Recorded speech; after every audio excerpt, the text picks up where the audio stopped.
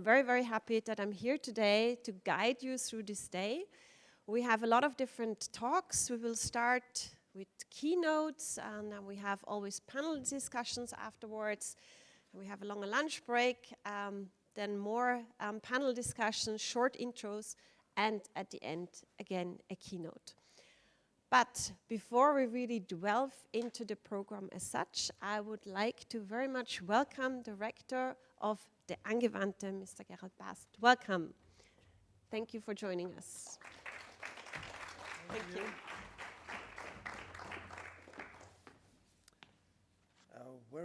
Welcome from my side as well. Ecosystems collapse, resources are becoming scarce, and there is urgent need for action to counteract these developments. Architecture plays a vital role in shaping our relationship with the world, bearing a significant responsibility, but also offering a promising opportunity for change. These words we could read in the invitation to our symposium now. But frankly spoken, this approach has not yet arrived in the mainstream of architecture, and certainly not in the mainstream of construction industry. Already in 1967, Hans Hollein wrote, "Architects must stop thinking only in terms of buildings." You should think about this sentence. It sounds a little bit strange coming from an architect. Even now it sounds strange. But this was a visionary architect. And this is true even more. Ecosystems collapse, resources are becoming scarce, and there is urgent need for change. The United Nations developed the so-called Sustainable Development Goals. 17 goals to change the world. The visualization of these 17 SDGs, maybe you have them in your mind. The visualization are 17 little boxes. One box for each goal. And this visualization is spread in schools, in universities, at discussions from politics. 17 boxes. One box for each goal. This is not the way to change the world. This is not the mindset we need to change the world. The future is not just an accumulation of several little boxes. May they be not even important. Maybe the future rather can be seen as kind of a quantum model. Non-linear, non-consecutive, ambiguous, multiform, even different forms sometimes at the same time, intertwined, overlapping. We have a big challenge. And this challenge is also a challenge, and none the least a challenge for the universities. And the change of mindset also is a topic for universities.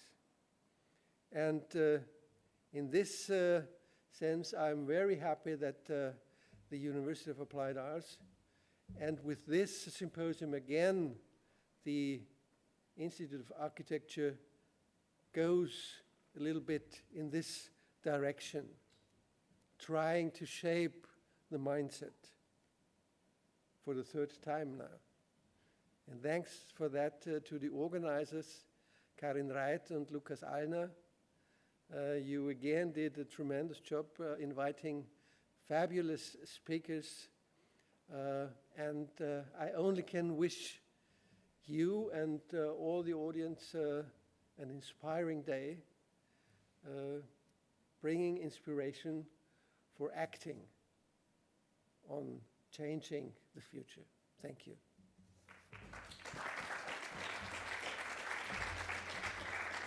Thank you very much. Thank you very much for these really nice introductory words. I think it already spans the arc of what we want to do today. And with this, I would like to invite Karin Raith and Lukas Allner onto the stage. Karin Raith, Head of Department of Building Construction at the Institute of Architecture, and Lukas Allner, a researcher at this very institute. He has been traveling and has been working abroad all the way to Shanghai, as I learned previously. Please have a seat. And we want to really start this, this symposium off with discussing a little bit why we are even here. I mean, that's the question to Karin. Do we need urgent action? And what does it mean? And why do we actually need it? Yes, indeed, we need urgent action. We experience the effects of climate change every day. So the heaviest monsoon falls and floods ever experienced in Pakistan, record temperatures in Europe this summer, all kinds of catastrophic climate effects.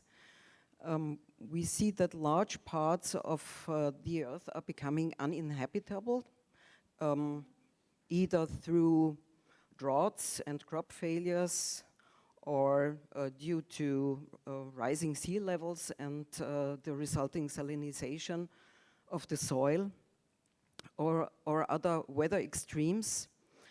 And this means that really massive migration flows will happen in the future years. The World Bank estimates that by 2050 there might be 143 million people that might become climate refugees. So this is really a humanitarian catastrophe, and it will even affect those rich countries in the global north that thought that climate change is none of their business. Austria is trying to do something about that. It has set itself the goal of being climate neutral by 2040. And by 2030, national emissions were supposed to drop to 35 million metric tons of CO2 equivalents.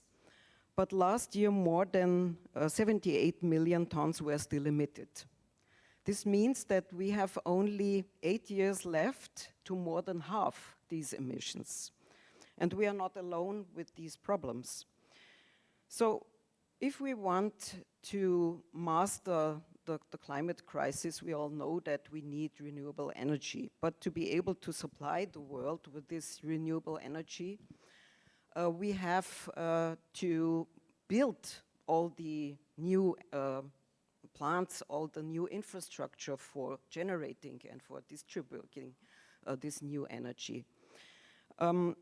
I remember Helga Weiss from the Potsdam Institute for Climate Impact Research that we had as a keynote speaker 2 years ago in our Circular Strategies Symposium. And she already pointed out that this is a major problem, that it needs really tremendous investments to build this infrastructure, because so far all our energy infrastructure was targeted at fossil fuels. And so there is enormous investments necessary in terms of financial means, in terms of energy, and in terms of material. And as far as the material is concerned, there might be a real bottleneck because there are a kind of critical metals and all sorts of rare earth that are really scarce on the world, and they are unevenly distributed all over the world. So the International Energy Agency has stated in a recent report that the demand for copper, for photovoltaics, for example, and also for these critical metals and rare earth needed for the green energy production and storage will soon exceed the availability of these materials. And what is more than that, the deposits, mining and processing of many minerals such as lithium and cobalt are concentrated on just a few countries, and more than 3/4 of the world's supply comes from just 3 producers. So this is a real dangerous situation because it creates enormous economic and political dependencies, and we are currently seeing in the case of Russian gas what that means. So this was just one of many arguments why we can't rely on one strategy only. It's not enough to simply replace fossil fuels by renewable energies.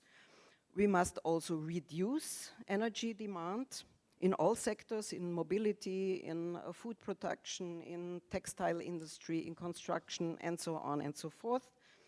We must also reduce the demand for materials. We urgently have to rethink the doctrine of economic growth. That's one of the topics that will be addressed today by Jeroen van den Bergh. We need to reorganize mobility, improve public transport, encourage walking and cycling. And this, of course, goes hand in hand with a reorganization of our urban agglomerations to transform them into cities of short distances, where everything that we need day for day is within comfortable walking distance, a topic that we will maybe address in our next symposium. And we need to save both the resources and their embodied energy by various measures. That will be the topic today. And one last comment. What's important to know, the production and operation of buildings, not including infrastructure, accounts for around 38% of global energy-related CO2 emissions and consumes about half of the raw material extracted from the earth worldwide. This is, of course, bad news, but I think at the same time it's also good news because it means that there is enormous potential for the energy transition and for a more future-oriented architecture. And that's something that concerns especially us architects. And I will now hand over to Lukas, who will tell you more about what is our concern and what also the symposium will be about. Thank you, Karin, for that. It sounds overwhelming. It sounds a little bit bleak. So the question is, Lukas, you're representing sort of the next generation of architects.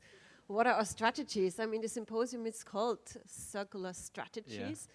So what are our strategies for the architects, the young architects that are sitting here? And can we even do anything? I think the real challenge is, we've seen it now in the introduction speech by Rector Bast, and also what Karin mentioned, it's an incredibly vast, complex field or containing many areas that might or might not need addressing. So the challenge is, which of these areas do we need to look at first, or which are perhaps more important than others? And which are the measures we can take, or which are the measures that are perhaps more effective than others? So with this symposium today, we're hoping to maybe add some guidance or assistance in finding answers to these questions. What comes first? What's maybe more important than something else? So we will see in the first keynote lecture an overview of the dire situation that we are in, and perhaps also get an understanding of where we need to look at most, and also how does that relate. This is then something more relating to the further process of this symposium. How does this relate to our architect's reality? What can we do? Which actions can we take? Which are more important than others, perhaps? And there's contradicting aims even within this context of sustainable building. Should we build new buildings with low energy standards, or should we refurbish or remodel, keep the existing at all costs? Should we build modular and design for disassembly, or should we build with maximum robustness, not to be changed, but to endure for a long time? Should we optimize material use, or should we plan with abundance and redundancy for future change and flexibility? Should we go for streamlined industrial processes and economics of scale, or should we go for participatory, self-built approaches? So the overall question we have for the symposium is aiming for a future-oriented architecture. Are there principles that can be generalized, so-called standards perhaps, in this sort of attitude? And which are the circumstances under which a specific context-related approach is necessary, beyond or outside standardized solutions? And we also want to earn, with this event, we want to widen the scope away from looking only at buildings themselves, which is the convention for architects in our current reality, to include a larger range of a time spectrum, also including to look at what was there before and what happens after. And lastly, I would also regard or beyond this sort of obligation and the direness of the situation, we also are interested in the potential for change or a renewal of architecture in regard to function or ways of inhabitation, but also aesthetics. So is there also not only a duty, but also a chance going forward? Okay, thank you very much. You're spanning sort of the arc now for this day.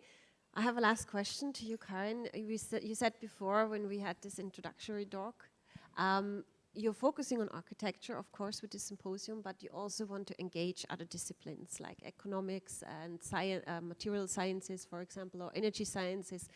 How do you tell your students and how do you engage them when you send them out into the field, into the industry, to engage with these other disciplines? How does that work? How would you see that? Well, I think we are maybe one of the few institutes, so our Institute of Architecture, where this thinking is already integrated into the education, that a lot of fields play into the projects into architectural design. Our students research very much. They look out of the boxes, from the boxes that Bast mentioned. And I think it's extremely important to combine all the knowledge, because we know that just one discipline cannot solve anything, and it needs that collaboration and that bringing together of a lot of knowledge from, be it economy, be it cultural history or philosophy, or we have a person from the social ecology here with us today, and a lot of more material sciences and social sciences and so on. So in my opinion, that's the only way that we can succeed.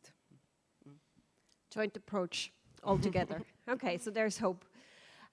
Thank you very much, Karin and Lukas. I will now ask my first key speaker to the stage, and we will see you later in the day. Thank you.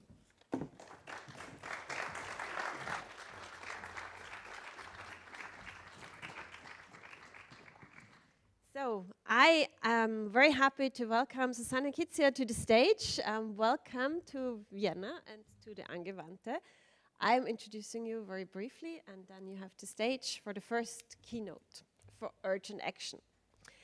Susanne completed her studies at the University of St. Gall with a PhD in the field of corporate environmental management and co-founded a consulting firm for environmental information management. After joining the research group for waste and resource management at the Swiss Federal Research Institute in 1995, she was elected assistant professor for regional resource management at the Swiss Federal Institute of Technology in Zurich. Since 2006, she has now been a professor for sustainability in construction at Eastern Switzerland University of Applied Sciences. Susanne, very much welcome to the stage and to the Angewandte, and we're looking forward to your speech. Thank you. Thank you very much.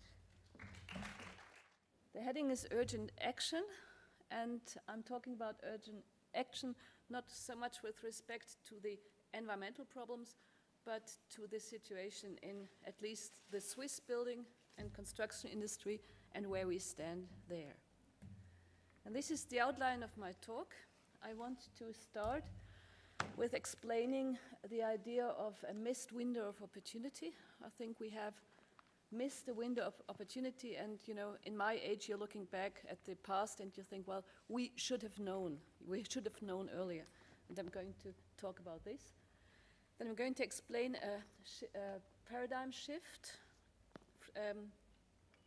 to the new focus on embodied greenhouse gas emission. This is also a new idea for me, because that's not where I came from, but I think this is the starting point for our thoughts about the built environment today. I'm going to present a vision to you we developed in a co-creation lab funded by the Swiss National Science Foundation. I'm going to talk about this. And then we're going to discuss how we actually are going to get there, and I'm going to show you some results from recent research program. So starting with this missed opportunity, I'm introducing, or I'm looking back in the beginning of this century. We had a crisis in construction. We had very few students in the construction sector, in civil engineering, also in architecture. And we had also this idea of builders should become more green, should become more engaged in sustainable development. And this was an article in a journal, from architectural journal actually, from the Swiss Society for Architects and Engineers, with a heading, Ist out, wer baut? It's a nice rhyme in German. In English, of course, it means if you're constructing, you're out. You're not in the mainstream, you're not moving into the right direction. And it was written by my former collaborator and also boss at some point. And he wrote, what visions do architects and engineers have for the development of the built environment? And the 3 points stand for no vision. For more than 20 years, builders have been on the defensive, not only for economic reasons. This sounds like today, doesn't it? It's kind of the situation 20 years ago, but he offered a solution to this, and he proposed the idea that builders are not the problem, but they are part of the solution.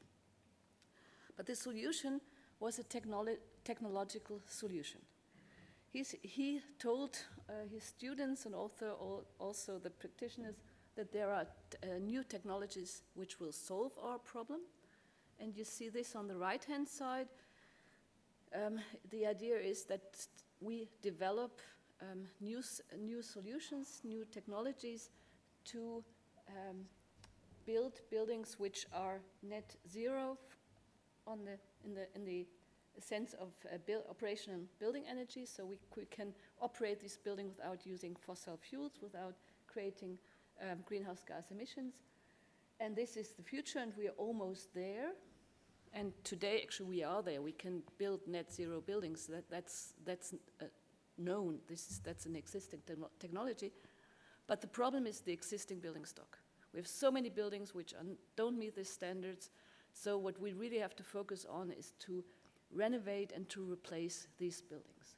So he said we have to intensify the renewal of the building stock. That's one of our main priorities. Also, we have to reduce demand, of course, that's always part of the sustainability discussions. And that's the main message, we have to use best available technologies for every construction project, not for the one where the owner is willing to pay, but for every construction project. So that was the story, and the Swiss real estate business and construction were very, very happy with this story because they had something to do, they had something to build. And then this process started. It always takes some time. This is, again, a journal article from 2006, where one of these projects is represented. It was one of the first projects for urban renewal by replacement. So they really demolished this an existing housing complex and built something new. And that's what the representative from the city of Zurich said it's time for replacement. We don't renovate anymore, we replace, because only with replacement we can implement this best available technology. And that was the spirit of the time, and it was also the spirit of we, the builders, the constructors, the civil engineers, we are the future, we are transforming the built environment towards sustainability. And I was really part of this discussion. I had a lot of talks about this and tried to convince people that this is the solution. But looking back at this, we have to ask ourselves, what did actually happen? I mean, this happened in a small niche of our built environment, but in the mainstream, and the overall part of our environment, we actually observed this. And this is a picture of my hometown. It's a small town in the area in the agglomeration of Zurich. What we observe is a very strong growth, and that's the main development. The urban settlement grew, and what you see here, the yellow spots are all buildings built since 2000, and on the top you see the entire settlement. And this is about 23% of all buildings, which we have in our town now, are constructed after 2000. And of course, this is also combined and also caused by an increasing population, but it is a significant growth. And this growth is not growth with best available technologies. It's growth with the minimum technological standard, which is required by regulation, and that's not net zero. You know this is probably the same in Austria. And it's also a degree of replacement where the overall appearance of the locality really changes in parts beyond recognition. So this is really stress to the people because they don't recognize their neighborhood anymore. I don't know whether this is also the case in Austria, but we have this in many places in urban areas in Switzerland where we really have this stress on the settlement area without getting where we wanted to get at the first place. So this is what I mean by the missed window of opportunity.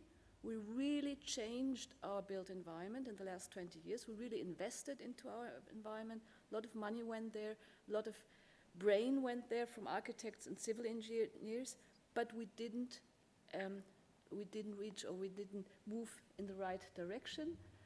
We didn't change the built environment, and we didn't change business models in construction and real estate in the right way, because the right way would be to adapt our settlement to counter climate change, mitigation as well as adaptation, to counter the loss of natural and cultural areas, which is still ongoing, the loss of natural resources, to counter the obsolescence of buildings and infrastructures, and also, and I think this is a big issue this winter, and it's already in the political discussion, the increasing inequality of distribution of income and capital this winter. We call this energy poverty, and I think probably you have a lot of discussion on this in Austria as well.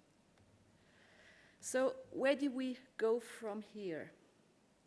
Of course, we could go back to the idea of the early of the beginning of the century said, well, the vision was right, we just didn't do it right. We didn't implement it right. So let's start all over again. We had the right idea there.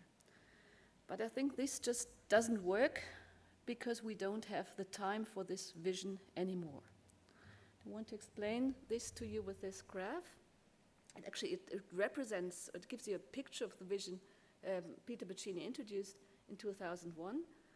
He said, normally, if we continue as we've been doing in the last decades, it would be the business as usual scenario, which would mean growing emissions, growing greenhouse gas emissions, and this is the cumulative emissions, meaning all the emissions from the past and up to now. And this red line would be the emissions caused by operational energy for buildings to operate the building stock. So Peter Boccini suggested we should go for the green line, we should have a deep renovation, could be replacement, could be any other kind of deep renovation. So we invest now, we produce building materials, we construct now, so we cause a lot of emissions now, but on the long run, we will save operational energy demand and we will save greenhouse gas emissions. So that was his idea. And at some point, we are going to have a break-even, and from this break-even, things are going to become better and we are actually going to save. And I think this would have been true in 2000, but now we have 2020. And if you ask yourself, when is this break-even point going to occur, I think it's going to occur in 20 to 30 years. But 20 to 30 years from now is too late. We are beyond 2050 and beyond the point where we have actually, really go into serious climate change problems. And as you mentioned, Karin, we are already too late. So this investment into the future is actually it's not an option for us any longer. So we really have to change our strategies moving forward. And in addition, this business as usual scenario from in the beginning of the century was based on the assumption that operational energy demand will be produced by fossil fuels. But in the last 20 years, we learned how to provide operational energy without fossil fuels. So we would have a new line where we can operate our building stocks with renewable energies. In Switzerland, it's mainly heat pumps, which are operated by electricity and are much more energy efficient. And with these new sources for operational energy demand, this break-even point is even further in the future, and the deep renovation scenario is even less attractive than it used to be. So we have to develop new strategies with the existing building stock and abandon the idea of replacement. That's our paradigm shift. And for me, actually, this is new because I've been one of the people talking about replacement and best available technologies for the last 30 or 20 years. So where are we going? This is our vision today, and it's a vision developed based on results from the from the National Research Program Sustainable Economy, and we're working on this as a team in a co-creation lab with researchers from different research teams, and our vision is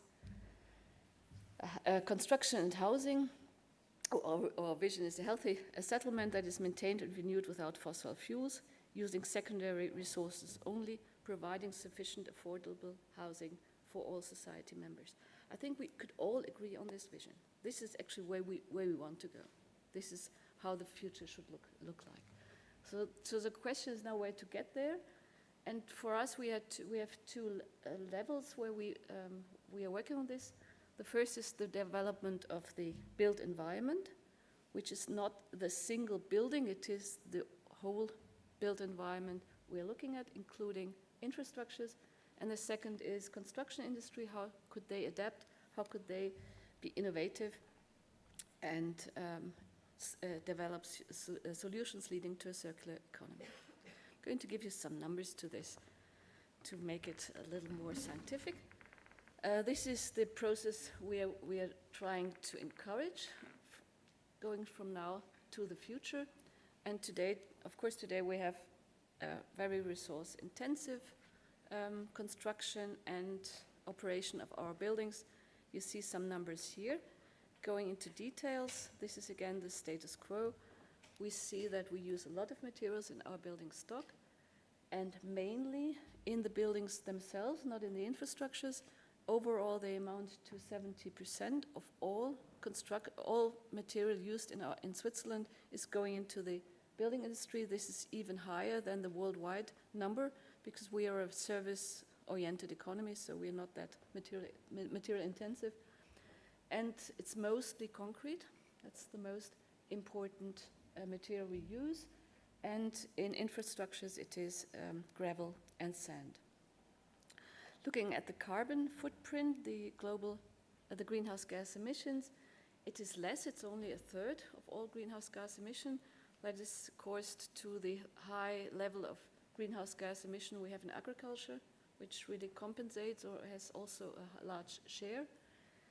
Greenhouse gas emissions are still caused by operational energy, so they are combustibles, oil and gas burned to heat the buildings, but building materials are already quite significant, especially again concrete. And if we look at waste, it's 60% of all waste is coming from the construction sector, and I think the important information given by this graph is how is the gap between construction needed today, or construction material needed today to build or to construct, which is the dotted line, and the amount of waste coming out of this building stock.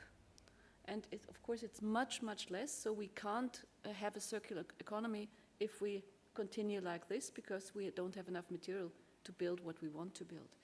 And what's happening to this material, it's going into the building stock. The building stock is still growing, so it's stored in the buildings, and we will have to wait for 50, 60, 70 years until it becomes available again. But today, it's not there. We can't work with this material. We're going to business as usual scenario. Business as usual scenario today, of course, is a scenario where we try to be more energy efficient. It's a scenario where we try to use more renewable energies. It's not the building as usual scenario we had at the beginning of this century. So if you look at this, we have an increased energy efficiency for heating by about 50%. We are getting much, much better even in the business as usual scenario, because these are our policies today. So we're kind of moving in the right direction. We're encouraging to use more wood in construction as a substitute to concrete, so this is also a good development.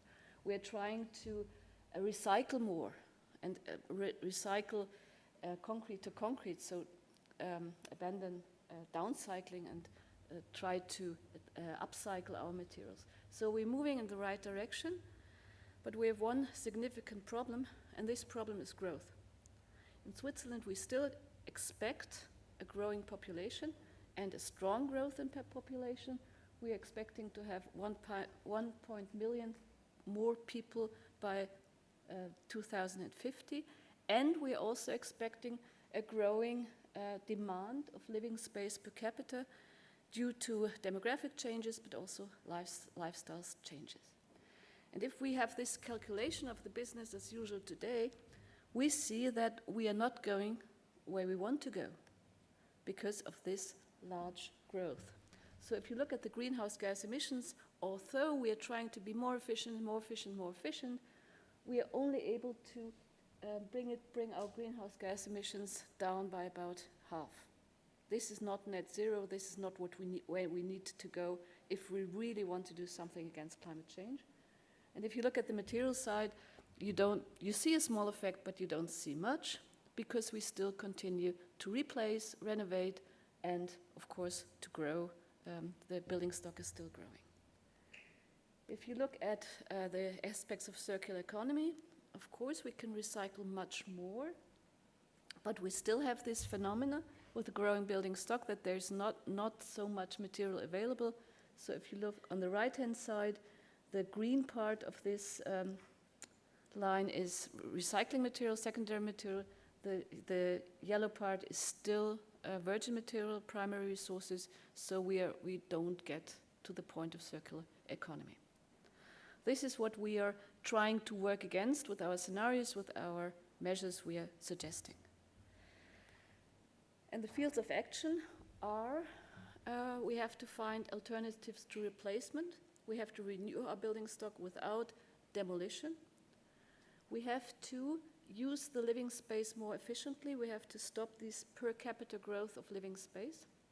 We have to optimize the value chain in the construction industry to really get better material, and also to use building materials in a more targeted manner. In Switzerland, this means don't use concrete for everything. There might be alternatives. To give you some pictures for this, alternatives to replacement, of course, also enlargement of buildings, reinforcements of structures, refurbishment. Alternatives to growing living space per capita are shared spaces for offices, shared spaces also in housing, maybe also smaller units we can live in. If we look at the optimization of the value chain, it's mostly focused on cement and concrete in Switzerland because that's our most important material we're working with. And to use building more in a more targeted way means use less concrete, use concrete only where you really need it, and use more biomass-based construction materials, especially because they also can function as a storage of greenhouse gas emission, so they will really help us to move into the right direction. Just to give you one small insight into this optimization of the value chain, because I've been working on this for quite some time with the concrete and cement industry. If we want to solve our problem, our greenhouse gas problem related to concrete, we have to have measures on all parts of the value chain. We have to build less, that would be the first one. We have to build with less concrete. We have to use less cement per cubic meter of concrete, and we use less clinker in the cement to have more alternative cementitious materials. And by doing so, we think that we could cut greenhouse gas emissions for concrete by about factor 3 if we really do this consequently and in every step. So that would be our best case scenario, what we are suggesting. And you see we are trying to get even more efficient, even more, substitute even more. We're kind of limited because there's not enough wood in Switzerland to really replace concrete by wood. And we are quite hopeful with respect to the energy mix. We think we can do it by 100% renewable. We think we can even be more energy efficient. And I think this is the most important. We are stopping to demolish and replace buildings, and we are trying to increase renovations. And we are suggesting to decrease the living space per capita by 15%. So we're going kind of changing the direction, going into the opposite. And I mean, this is a change from 46 square meters per person today to 41 square meters per person today. This is not really tough. I mean, we all could live happily with 41 square meters per person. So what is happening? And of course, the population growth is something we don't want to stop. We're not going to push foreigners out of Switzerland. We're going to still encourage the population to develop. So what's happening? We are successful with our climate goal if we go into this direction. You see this down there. We're not successful with the materials because we still need a lot of materials for infrastructures, and we didn't look into infrastructures because we think we will continue to need materials to renew and to rebuild our infrastructures. And we are again not successful with our circular economy strategies. Why? Because we stop demolish. So we not only decrease the input into the building stock, we also decrease the output. The structures remain in the building stock, so we're not going to solve this problem. Lessons learned from this very rough scenario calculation: net zero is possible if the building stock does stop to grow. It's operated in a climate-neutral manner, and construction industry is adapting. Adapting means there's a loser and a winner. The winner is wood, the loser is concrete. This might not surprise you at all. I think this is the direction we're going in. And the last one is that we can't close material cycles. And I'm very curious to hear more about this during the day, because I think there would be options to close material cycles. It's just, in it wasn't in our focus, so it would be interesting to hear more about this. What does it mean for planners?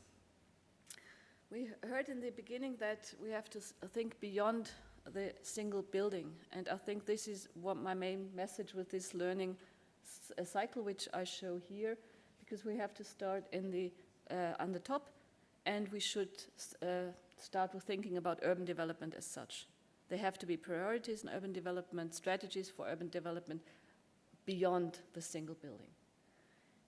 This creates additional requirements in urban planning and design, and that would be the starting point for an architect or a civil engineer to start thinking about an individual building.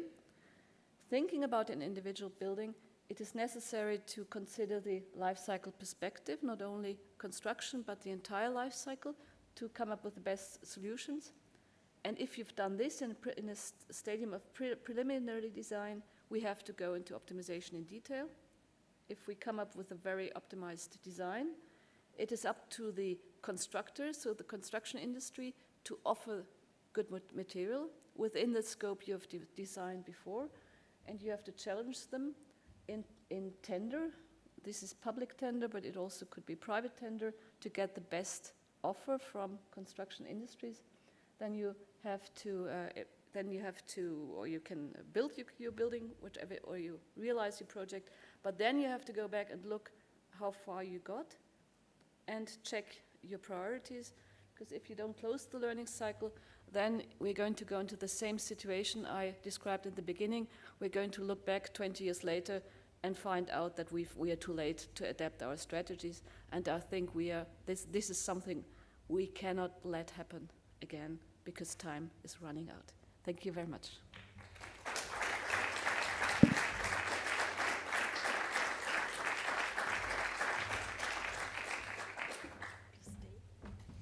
Well, thank you, Susanne, giving us the facts and the details and the data. I think that's very important to also quantify what we're always talking about, using more wood, using less concrete. But before we go into details with the questions, I would like to ask the respondents to the stage. Please stay with me. I would like to briefly introduce our key respondent to the key lecture, Willi Haas. Teaches and researches at the Institute of Social Ecology at the University of Natural Resources and Life Sciences, also known as the BOKU. He graduated as mechanical engineer and obtained his doctorate in philosophy, subject sociology. In his work, he investigates society-nature interactions across time and space, drawing on insights about the transition from agrarian to industrial societies to better understand the options for the next transition to a post-fossil and more circular society. Willi, please, we are looking forward to your response to this. Thank you. As you wish. Yeah, thank you for the very nice welcome, and I'm happy to be here. I have to say I'm not a respondent, I'm a correspondent maybe, because I think it was very impressive how you described the situation very precisely and with so many very useful details and discussions. And what I really want to emphasize, if the construction sector and the architects want not to be part of the problem, but want to become part of the solution, I think it's very important to engage in a very proactive approach. I think this is one of the issues I think can be learned here, because there are many discussions to be dealt with in order to understand what is the best strategy. And I think it's about the just transition we are talking about. And just to give you one issue, because I think we are now as society and in architecture and construction at a situation of at crossroads. So where do we really go? Yeah, and I think you showed a lot of different ways how it is promising to go, but there are of course a lot of kind of mainstream activities that go in a different direction. And one of the big questions: how do we arrange a change in that? I was looking up in our database just a few figures. I don't want to stress you now with figures too much, but looking at 1900, so that was a time when fossil fuels played far a reduced role to today. We had about 80% of material we turned over for non-construction purposes, and 20% went into buildings and infrastructures. Yeah. It was about 8 gigatons. I mean, you can't imagine how much 8 gigatons is, but to give you a figure of today, we are about turning over about 100 gigatons. So it has increased enormously. And nowadays we put about 60% of all the material on stocks in buildings, in infrastructure. So that is enormous, yeah. And this is at the same time only possible because we had, I have to say, we had an abundance of energy. So in 1900 it was a big challenge to turn over material because there was almost no energy. The people had to be fed and the horses had to be fed, and that was one of the main labor forces. Today, yeah, you can walk around the construction site. I'm not in that business, but I'm living in houses where there are a lot of construction sites around. You hear the machinery, but you don't see the people sitting up there in a crane or something. So there is a lot of energy around that turns over a lot of material with very little labor input. And I think that's one issue where we can think about when we look into the future. Do we really have a post-fossil future? That really means that we need to build the buildings with as little energy as possible. I mean, what you have showing, that's really, and this is an enormous transition of the whole society and the building sector. And the other option is that fossil fuels are a bit sticky, so we can't get rid of them, yeah? And this would mean a lot of real challenging climate impact. I mean, the climate impact we will have anyway, but they would increase enormously. And this means our property prices in the areas where buildings are at risk might drop. And I know a lot of modelers who are looking into that and are troubled now by the problem. Can we tell that the people, because then they interfere into the privacy of the people who own property, and there are huge discussions about that. But we are really in that situation that the one option is completely new thinking about buildings in that sense, or having a building stock that is further growing, but really at risk because of climate change. Yeah? And I think these are two challenges we have to face in that area. And in order to face that, I think one of the very important issues is that, as Rector Bast was saying, the boxes. Yeah, we can only address these issues if we have, on the one hand, a scale interaction, so between the national, the regional, the local, and the building level. So this needs to be thought together, and there is no tradition in doing that. Yeah, I mean it's really amazing how many examples I'm experiencing where these things go in different directions, and this increases the inefficiency of the whole material use in entire economies. So that is one issue, to go across scales, but also across sectors. So I mean, the common thing would be across boxes. Yeah. So the social issues, social policy, mobility, transport policy, economic policy, climate policies, they all need to be integrated. And all the studies we have done so far show there is no integration, and if there is integration, it goes in the wrong direction. I mean, we have seen that climate policy was more influenced by interest of other policies than climate policy became part of other. Just an example, when you talk about dietary changes, it was feasible for the Ministry of Agriculture to avoid any word of dietary changes in the climate policy.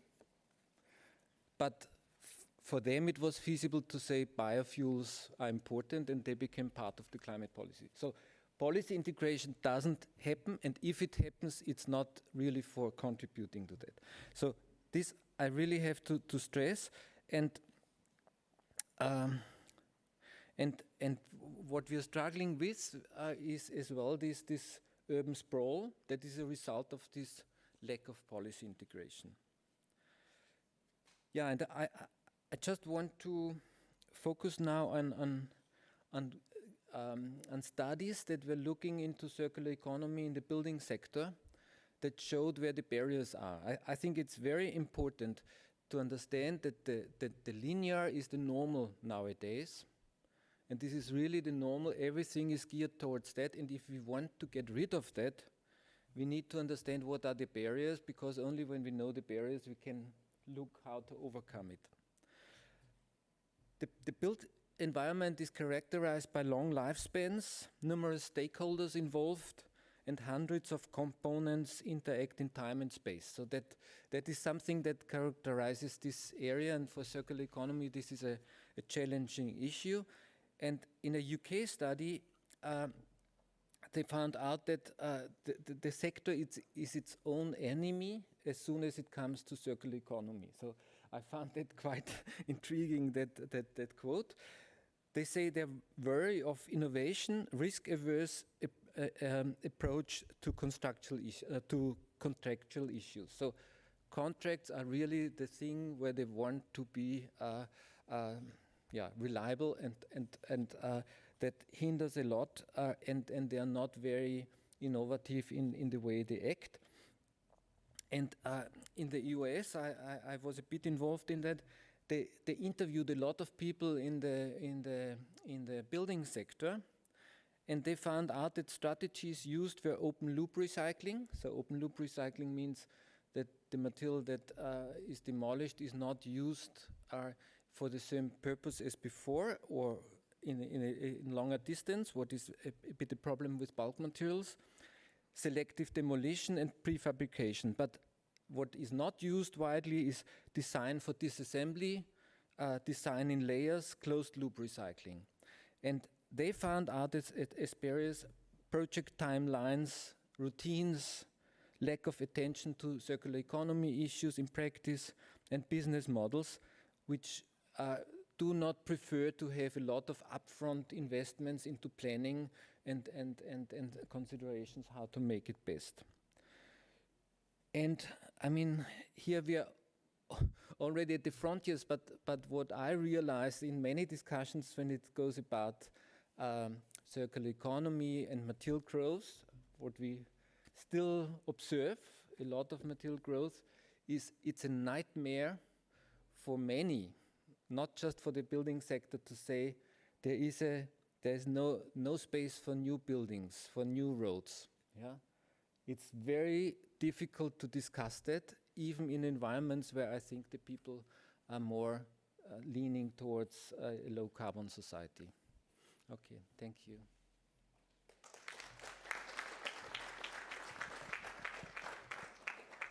Well, thank you very much, really, for this response. I understand it's a correspondence and not a respondence. But still, I have a first question, and then I would like to invite all of you to also ask or comment on what has been said. So what are you telling all the students that are here maybe today as well? No more new buildings, forget architecture in a sense of new building, focus on architecture in a sense of just reusing, rebuilding. Is that the message that you give the upcoming architects? Should we not build new anymore?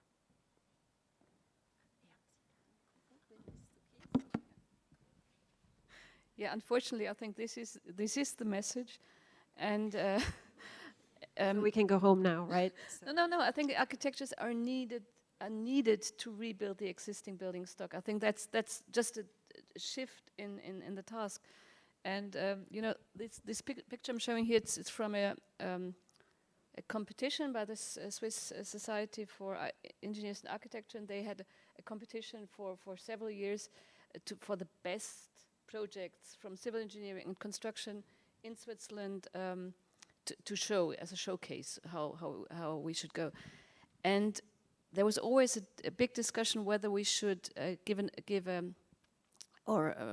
have new buildings in the winner as a winner of this competition, or whether it's only refurbishment or replacement, etc., etc. And this won the prize because it was a replacement project, although it is from an architectural point of view not outstanding at all. And they always suffered, you know, this jury always suffered. There were a lot of discussions, and architects didn't understand why we didn't give the prize to new construction. And I think this is really kind of situation we are in. What are we looking for? And architects want to build, they want to construct new buildings. And if we say this is not sustainable, well, we're in a controversy. So, but replacement means new, in a sense, no? In a way. So it's not refurbishment, is what you're saying. It's replacing. So we can still be creative in actually replacing things, and that still be okay? I think if a building has to be replaced, and there are definitely buildings that have to be replaced. I mean, if you go through a city, you see these buildings. They should be replaced. But it shouldn't be an excuse to demolish everything just to make money. And that's what happened in Switzerland. Okay. So that's the right clue for me to ask you a question before I turn to the audience. Money. So I would argue we have a lot of solutions already. We know how to refurbish, we know how to build renewable, we know plus energy, everything. We can do all this. We're lacking the money, or let's put it that way, we're lacking the money at the right places. Would you agree? Yeah, we are lacking the money at the right places. And I think it really needs a lot of, I would say, experiments to understand that money is spent well. Yeah, I just want to give a completely different example when we look into the Mahilferstraße, the project. Before it was done, no one could imagine how that will be a road without traffic there, and now no one can imagine how it was before. Yeah, so I think, and this I think is one of the I would assume this is one of the key competencies of architecture, to play around with these kind of built environments. Yeah, and if you can play around in a way that people get a kind of life experience with that, yeah, that might really change the way where it is more attractive to invest money into. Yeah, as long as you build the most advanced architecture that is skyscraping and everything else, yeah, of course this is the issue, the people get used to it, yeah. But I think that is one option of the architecture, to spend their energy, intelligence, competence, whatsoever, in order to create spaces where people can really see my quality of life is improving. I don't want to say despite it's sustainable, because it's sustainable. So we need to sell an image. Okay, I would like to invite you to comment on this, maybe give a response, maybe say, well, I totally agree, or I disagree, or if you have questions, please do so. Karin, you have a question. First question to Karin. The first thing is a comment. I think it's not a pity that students are not allowed to design new buildings anymore, because they're just the refurbishment or the repurposing of existing buildings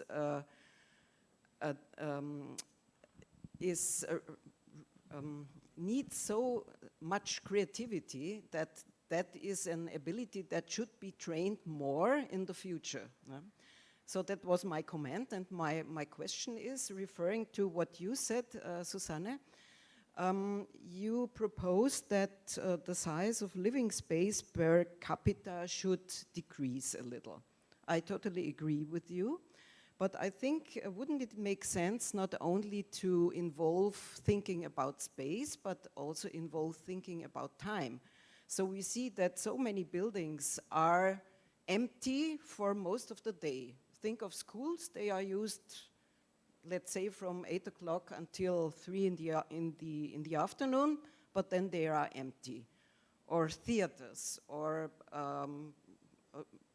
garages, or whatever, so many flats and so on. So I think this could be an interesting point to design architecture also in a way that it's used more intensely, time-wise. What do you say about that?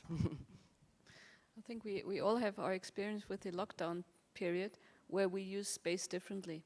And I think we should make most of these experience, because there were a lot of, also shared space experiments, at least in my region, when people had the lockdown situation, they used shared spaces in their home environment because they needed the space to work, and also kind of used their apartment differently, etc. And I think we should build upon this to think about the use of space.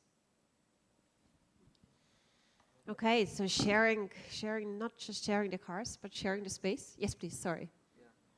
No, I completely agree. I mean, one problem we have as well is that some buildings or many buildings are in an area where no one wants to live. And in the areas we want to live, we are restricted with buildings. So that is a challenge as well, yeah? I mean, it's exactly the opposite of what you're saying, yeah? That there are buildings in the countryside built 20 years ago for 2-3 children who should live there and who do not live there. and so that's an additional challenge to what you're saying. Okay, thank you. So now, turning to the audience. Yes, please. Hi. Question or comment? I have 2 questions, or 2 comments in a way. They're somewhat unrelated, so maybe should I restrain myself to one? We still have time. That's fine. The first one is about the circular argument. And if I understood correctly what you said, even in the more optimistic or desirable scenario, we wouldn't have enough material to build what we need through a circularity approach. Is that correct? Did I understand that correctly? Yeah, I think it's kind of a decision you have to make. You either replace and move into a circular strategy, then you will have enough material to rebuild based on secondary materials. If you decide not to replace, but to just refurbish, then you probably have a problem with the material demand. But this is also caused by the fact that we are also considering infrastructure. So infrastructure in our scenario is the one who's really creating the demand. Oh, I see. Okay. So that's the problem. We really have to look into this deeper. Fine. Then I move to my second question, and that is really to do with the question whether we should not build anymore. And I believe this is very context specific. If you go to Switzerland, Austria, the UK, wherever it is, we have reached a saturation point. We are at a point, I believe, where we should not build anymore, or should build within the stock that we have and play with that. There's enough challenges in there, as Karin said. But if you go to other places in the world where rapid urbanization is still a big theme, Lagos, I read the other day, is going to grow by a factor of 2 in the next 10, 15 years. As architects, we need to develop answers for that, because otherwise we will have the strategies for dealing with Zurich, and they're nicely kind of carbon neutral, and we have absolutely no strategies for Mumbai or Lagos or Accra or wherever else we want to go. And I don't think that's good enough. I think we as a profession, architects, I'm an engineer, yeah, architects, engineers, we need to develop the approaches to that, to do that in a carbon neutral way. And I think that's a big challenge. New materials, different use of materials and all of that. I just put this into the wider forum, but I don't think saying we don't build anymore is the answer. So thanks. So context related, sorry, do you think, so what we need to teach a future architect is other climatic regions, how to build there, how to develop, how to go into urbanism there, but at home, no more new buildings? I think I'm trying to give you two answers as well. The one is that it's also a big opportunity that there's so much construction elsewhere. If you look at the construction companies, for example, if you look at Holcim, they know they're not making their money in Switzerland, so they're willing to experiment in Switzerland with carbon neutral cement because they're making their money in India and in China and wherever. So the opposition against these strategies in Europe is not as big as it would be if this would be their only market. So this is kind of an opportunity. From a construction point of view, I'm not sure, because I think, you know, architects and engineers in Europe should solve European problems, and maybe a small fraction of them is going to move abroad and trying to learn about problems there and trying to learn about solutions there. But there are architects and engineers in India and in China, and I think kind of we don't. I can't do that. I work for an international firm. We have offices in India. Yeah. We have offices in Africa. We can't do that. We can't just say we're Europeans. We don't do it. Well, then this is up to you. But if I'm, you know, I'm kind of I'm a teacher. You know, my students are Swiss, and I think that they should solve Swiss problems. But that's my point of view. What do you say to that? Yeah, I agree to that. When I did some studies on South Africa and on Singapore, and in South Africa the context is a different one, but it's not just building new, yeah. This is an extractive economy, yeah, and this extractive economy builds on a linear world model, yeah. And as soon as we really go into a more circular economy in the really advanced countries, that means they do not have such a big extractive economy. There is a lot of infrastructure that is not built there. It's one of the most unequal countries that has been built there in order to get the resources out of the country, but the services for the people are not there. So one of the big questions is how to use this abundancy of stocks that is geared towards extracting material for the service of the people. And this is one challenge there, and it's a completely different than in Europe. Yeah, I think you're completely right. It's very context specific.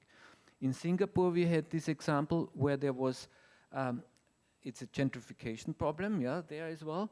There are buildings in the city center that were built at the time where there were not as many rich people, and then they built new, better buildings in the city center. But then there was a very nice initiatives where they looked into the old buildings they demolished. How can the components be used in order to give living space for people who are more closer to the poverty line? I think these are all very innovative approaches, and I think it's very context specific. But I agree what you, Karin, said. I think that the creativity of students in the field of architecture is really challenged, and it needs to be it needs a lot more time in investigating what is the starting point, what can we do, and it should not just pushed by economic growth and profit. So I think this is one of the big issues, and it needs different business models, and we are not there yet. Yeah. Money again. Yeah. Okay. There is another question. We have time for, at least one more.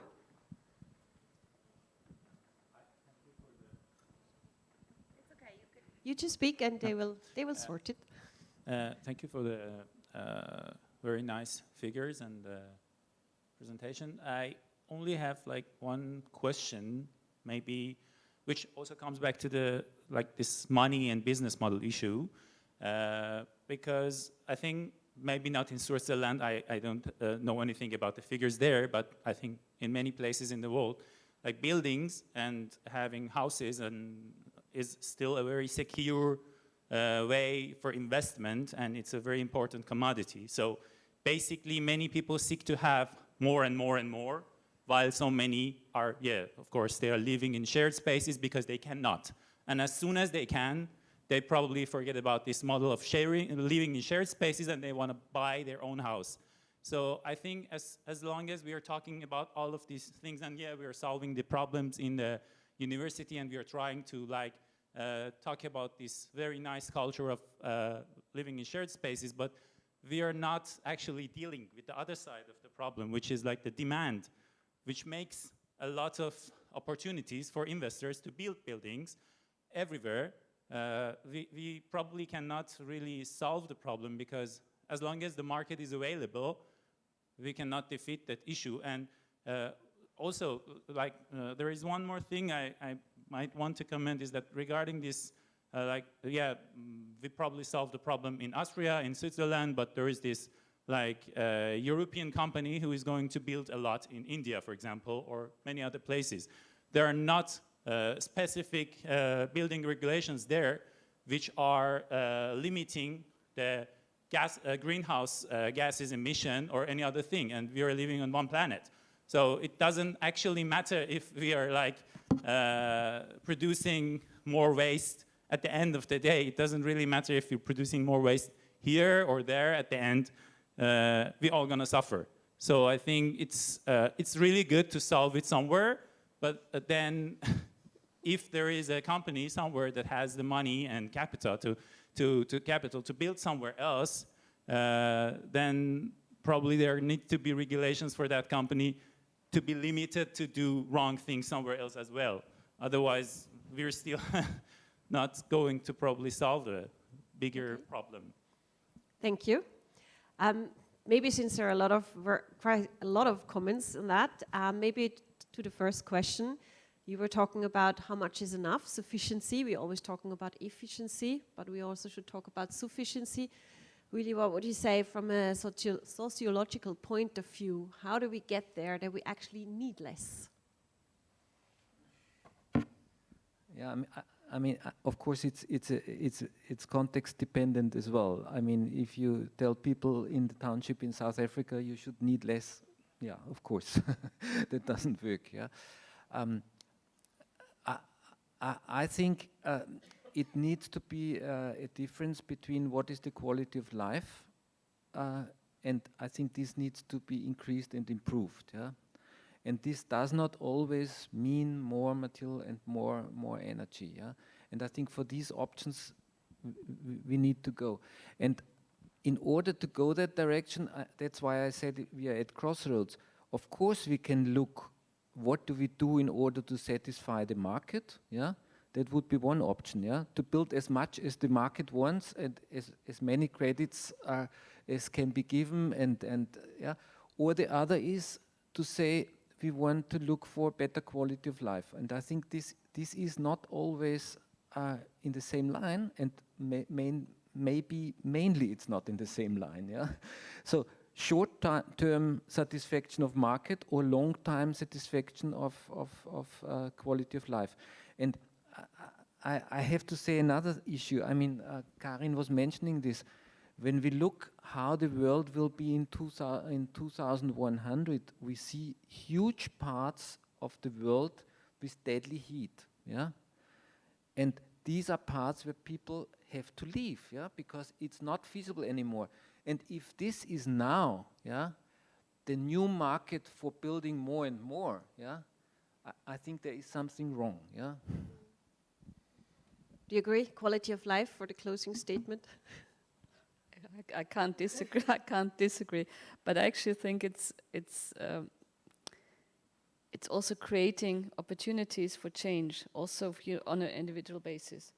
I mean, I'm in the age group where you have these houses which are too big because your children moved out, and we have to create opportunities of change for people who really want to move out, or encourage them to move out and to reduce their space. And I think there's there are people who are willing to do this if there's a good offer on the financial side, but also on an architectural side, a good space of living without reducing the quality. So thank God. So architects are still needed. I think that's the message here. And with this, I would like to thank you both very much, Susanne and Willi, for being here, for coming all the way. There is now a short break. You're staying for the break, so maybe if there are other questions, will you still be here for the break? Yes, so if you have 4 more questions, please do ask them. Give them a chance to have a coffee. 10 minutes break. We start sharp again at 12 o'clock, and then please be back. Thank you.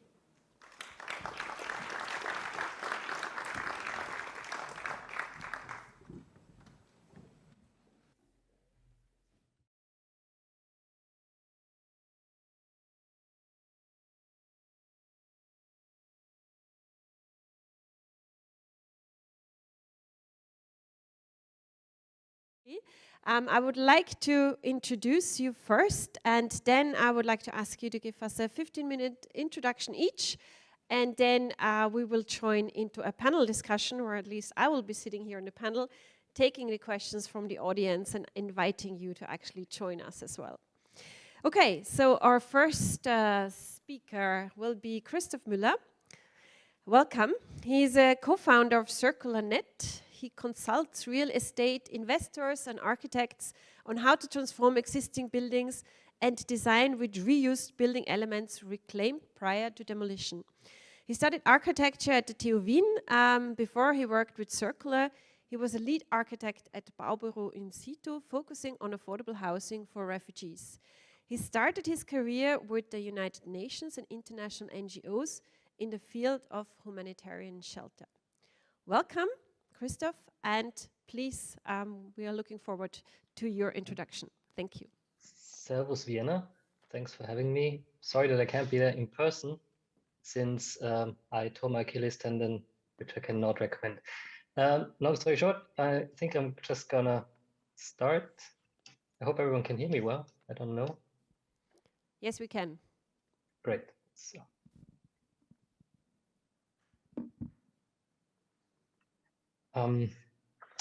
Catch of the day, building and planning with the existing. I think you've seen the title.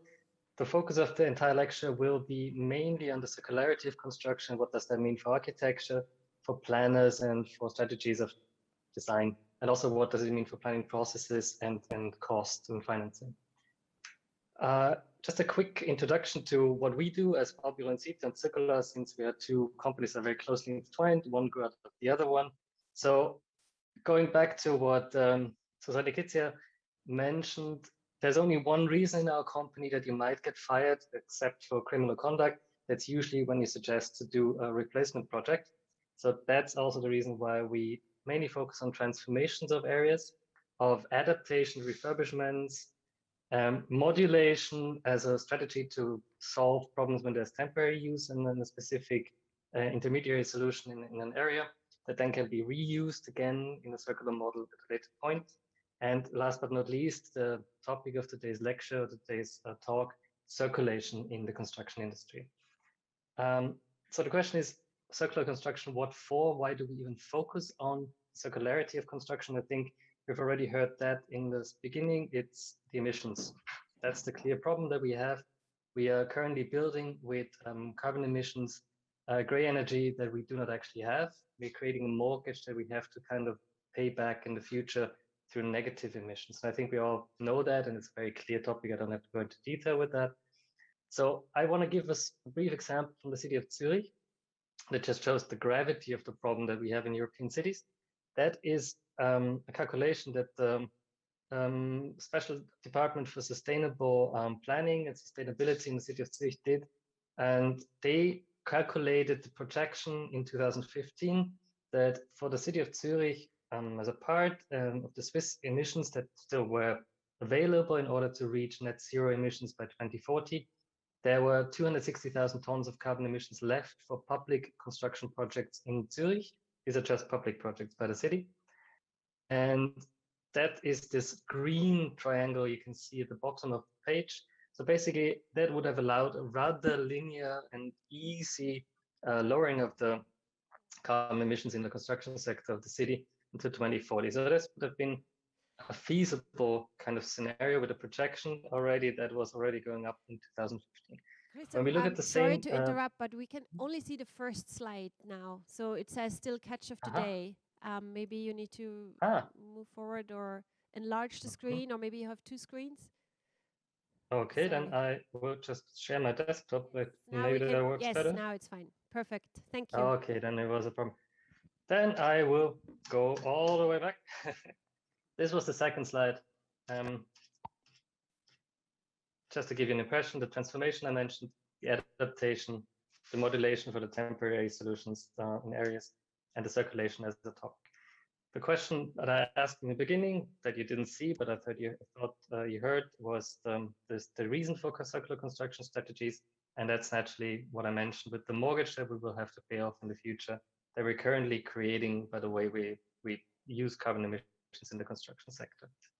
So the projection that I was talking about was here this rather slow and gradient and feasible reduction of carbon emissions in the public construction sector of Zurich, with the 260,000 tons of emissions that are still left for the city.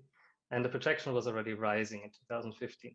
So when the city looked at the whole thing again in 2021, it became very, very clear very quickly that by the projection was rising even steeper, and that this gradient that the reduction, to reach net zero, was the leftover budget didn't last at all anymore, because the rising of the carbon emissions that were projected and already being built in the city had risen even steeper than expected. And therefore, if we would have been really honest in how long the emissions of the city still would reach, construction would have to entirely stop by 2026, 2027, which we all know is not going to happen. So we have this challenge, and we will have to basically admit that it's too late and that we have to change the way we plan, the way architecture operates, and the project that architecture creates. So what does that mean? At least it's our opinion, and circular. Our opinion is that when we look at existing building structures, this is, for example, a housing estate in the city of Zurich from the 70s, which will now be replaced and has been around for a very long time. And the replacement project that won and will be done is this project. I'm not saying this is bad architecture. All I'm saying is a replacement strategy, as we have seen, can no longer work, and therefore we need less of the replacement strategies and designs for replacing, but we need more of something like this: a densification of existing structures and extension of existing structures. And I think in the Vylder will know this project. It's 8,000 Agency, which is like a group of students that also came out of the ETH program there, and that just did a study to show what else could we do with this kind of estate instead of a replacement strategy. And they came up with some really elegant solutions how this could be refurbished and used in the future. So I think this is the direction we have to go into. But how do we still improve that?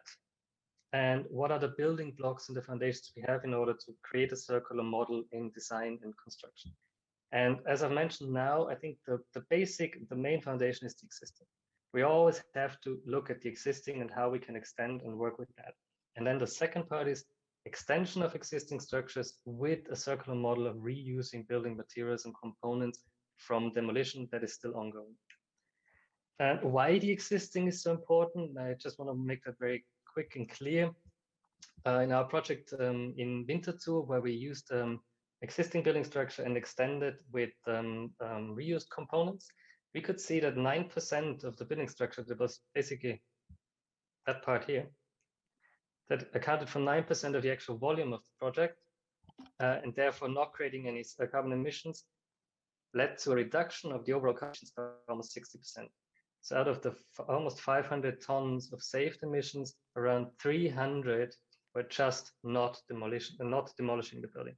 And then the rest, we can see that even the recycling concrete, which is 8% of the volume, amounted for 23% of emissions. So I think it just shows you the relation of what can be done with what kind of measures. And then we also looked into the reduction, or like a comparison between refurbishment projects, which we have up here, and replacement projects, which we have down here. And just to make it quick and short, the worst case refurbishment and extension of an existing structure is still significantly better than the best case replacement project when you look at carbon emissions per square meter of carbon emissions expended. So therefore, what we can say is like a demolition in sense of gray energy and carbon emissions can never be compensated, no matter how well and how much reuse, how much circularity a new project, a replacement project, will be done with. So I want to give you a quick example with the project that I mentioned before, the Kopfbach 118 in Winterthur that I mentioned. And here we see that 30 kilograms per square meter per year, that's the average emissions that come out of a normal project that is comparable in use to the one that we did. And we've basically cut everything by 66% by reusing the existing and reusing components from other projects and demolitions. So it's just like what we can do. This is the possible scenario. What does that mean for the design process for us as architects? I think, surprise again, the existing, that's where we start. I think this is the one thing we cannot get around anymore.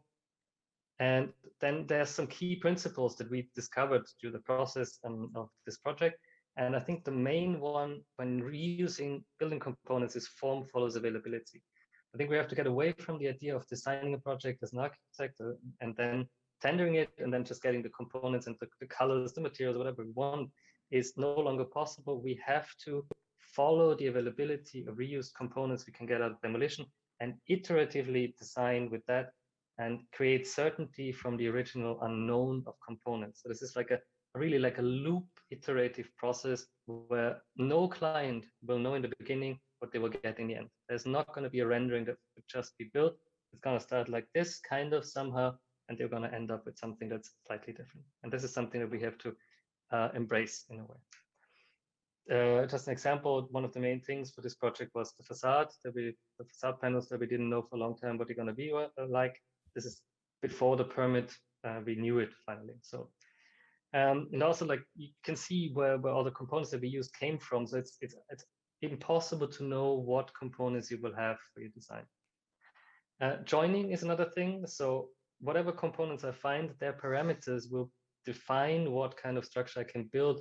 And therefore I have to join these components depending on what I find.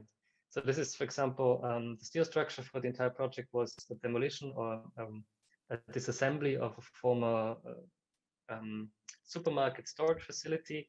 And these were just the beams we had. So therefore the joining had to work with these kind of beams in the way we found them. This is the way it was cut out and also disassembled on site. Another thing very important is design with leeway and adaptability. So we have to be able to react to changing parameters of building components, especially with windows. For example, if I have a facade that has a certain certain window size, I will have to plan with a certain leeway in case the windows I find have a certain difference to that. Then you can see this here, especially that was one of our main mines, as we call them, where we extract the building components, especially the windows as well. It was an administrative building that was demolished after 28 years, which those components, those windows were triple glazed, almost up to a normal modern standards. That's what the recycling that's usually talked about looks like on site in the end. But this is what you could also do. You could also disassemble systematically and reuse those high quality windows in the form that you found them. Same goes for this steel staircase that we used on the outside as the main circulation and means of circulation through the building, apart from the elevator. And that's how it's going to be implemented in the end. And we had to also create leeway here to adapt to certain heights of the platforms. Designing in loops goes back to the iterative process where we see that we just have to be able to have joints and design principles that can be changed when you go back finding a different component. So you will always have to be able to change things retroactively and adapt to things. That was also true for these granite plates that proved not to hold up to the standards that we wanted. So we had to create a different kind of platform underneath in order to be able to use them. And another important thing is layer and decouple. So the more layers you can work with separately, the easier it is to react to building components you find. So for example, if this is one component in total, it will be very hard to change a single piece of that component. But if you have several layers that can be treated independently, you have a lot of leeway in order to change materials and adapt to found components. This is how the whole thing, naturally the wooden structure looks, the timber structure looks more solid in real life. It was a museum piece, but just to show the concept of the layering, how the whole thing was put together. And I think it gives a lot of credit also to systematic kind of prefabricated building methods that we work with. And that's how the whole thing looked in real life, with the timber construction, prefabrication. I could react to all the changing components until more or less last minute. Also, the way it was then put in place. And what does that mean in the end? I think for carbon emissions, we could see in the calculations at the end that we, on average, reduce the carbon emissions used for building components by 80 to 90% on average, which is massive. And I think it shows huge potential how to reduce building carbon emissions in construction in the future. So the conclusion actually is construction for net zero is timber, straw, clay, bio-based materials, and everything that you can find, everything that's already there. And then we have a slight chance of reaching net zero. What does the whole thing mean for the planning process? Because that's always an important point. I try to keep it as simple as possible. The conclusion is everything starts a phase earlier than usual, because you will have to do your initial design, tell the client what it might look like and what it might cost, and that they have to basically give you a budget to start buying your building components, even though they don't have a Kostenvorschlag, so basically a cost calculation plus minus 10%. So they will have to go into financial risk earlier, but in order to get the building components and have this iterative process of design, this has to start from the very beginning, and it's a constant interchange between client, architect, and special planner for the reuse components. And then it's also important to set a certain stop point where you stop searching, otherwise you go nuts and you go in endless circles and you just have to go to a mental institution. The rest from then on out, if you include it in the tendering process with the components you found, it's surprisingly similar to a usual construction process in the end. So actually everything that you have to look into are the phases before the tendering process and the way you integrate reuse components into the tendering process. A quick word still for costs. As I mentioned, financial risk starts earlier. We have to start buying our components earlier, not after the tendering when the construction starts. But what does that mean? And I think that's a very interesting thing about local value chains is that all these kind of costs are more labor-based, less material-based, and they shift value chains away from countries where the raw materials are extracted and components are produced to a local economy where I have craftsmen that disassemble and regain those components. I think it's a shift in the value chain that can be very beneficial also for local economies in Austria, Switzerland, and in Europe in general. Quick thing on the cost versus emissions versus savings. Sorry. Yeah, that's the last. Reuse as is the only option, because you will create high costs if you try to change the components, so it doesn't make sense. Your emission savings will just cost through the roof. I will go through that later in the conversation.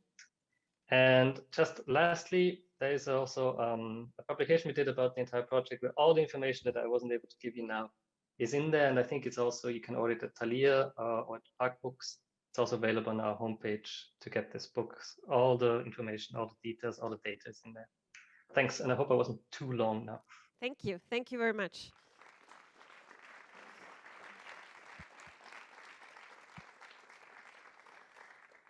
Thank you, Christoph. Please stay online for the discussion afterwards. But before that, I would like to invite, virtually at least, our next speaker from the group Inge Wick and Jan de Vylder, co-founders of former Architekten de Vylder, Vink Tailleux. You correct me from the correct presentation, please, later on, are now running an award-winning multidisciplinary practice of making and thinking based in Ghent. They understand architecture as open-ended, even as an invitation to change. Through surprising interventions in existing structures, they stimulate new perspectives and turn problems into qualities.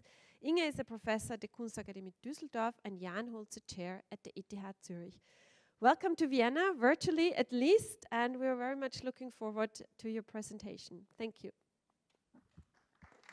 Thank you. So I thank you for being with you. Unfortunately, excuse me for not being with you, but that's also how it goes nowadays. I don't think we ever started any lecture, how short, how long it can be without this title about this, about that, and also, and so on, as I believe that any word that is connected to architecture, like, for example, the architecture of reuse, is always less than architecture is. That's why we want to talk about everything.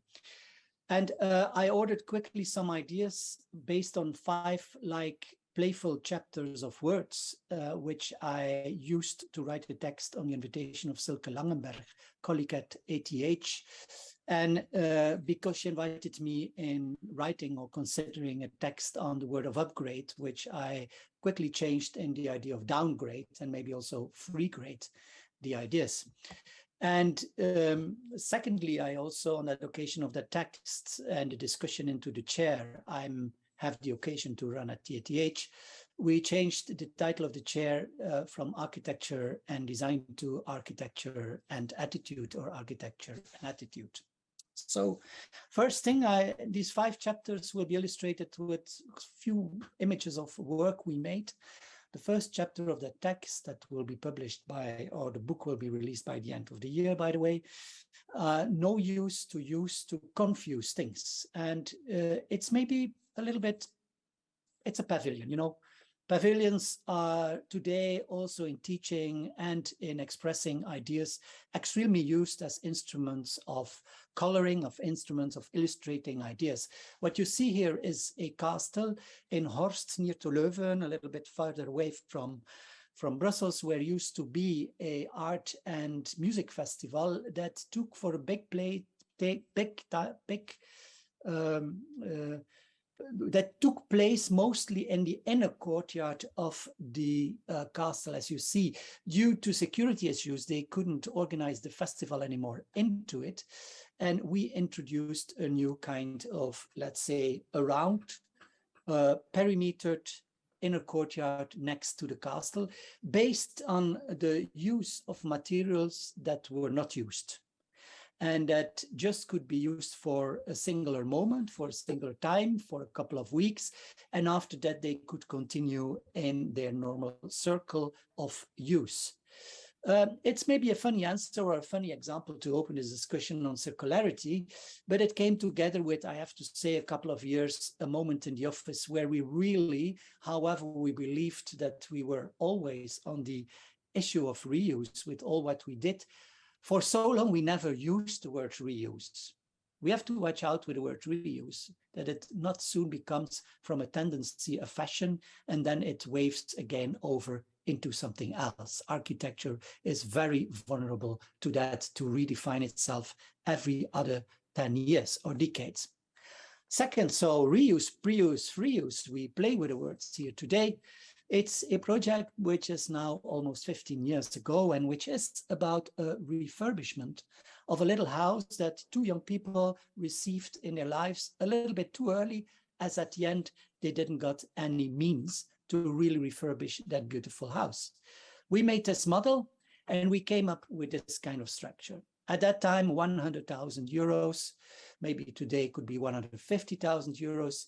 We helped them to build their house themselves, do it yourself, by changing the whole project or the whole budget into a project of materials instead of the project of labor, in which we worked with them on Sunday afternoons into a project of engagement. And it delivers this. It's a kind like of glazed house into an existing house. We used for casting the construction beams to keep it all together, the old floors, and so on and so on. But mostly I bring it today to the discussion or the title that's saying, well, probably it's not a miss example in the discussion of reuse, but it's also an example in the idea of pre-use. This house was in the family for generations. And Peter and Ellen left the house today. The question immediately raised at the start is, what will be the next generation? Peter and Ellen worked himself through a building system we call the Meccano, of even a brand which is worldwide known in Switzerland, with Doka systematics. We built floors, not to make concrete floors above, but to just keep it with the formwork normally used to make houses. Quite strange. In concrete, you always build a house twice. So this house is here in this discourse to say, like, well, still actually today, the house is still on the move. The house changes constantly. Sooner or later, kids will move out the house and parts of the house will be deconstructed, will be constructed differently. Secondly, also, I bring this house here into the image because I will list up later what are basics. Are there standards or are there basics? Do we need standards or do we need basics? And how can we live basics?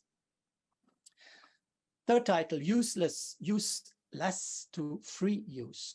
This is a project for the psychiatric clinic here near to Ghent in Malle.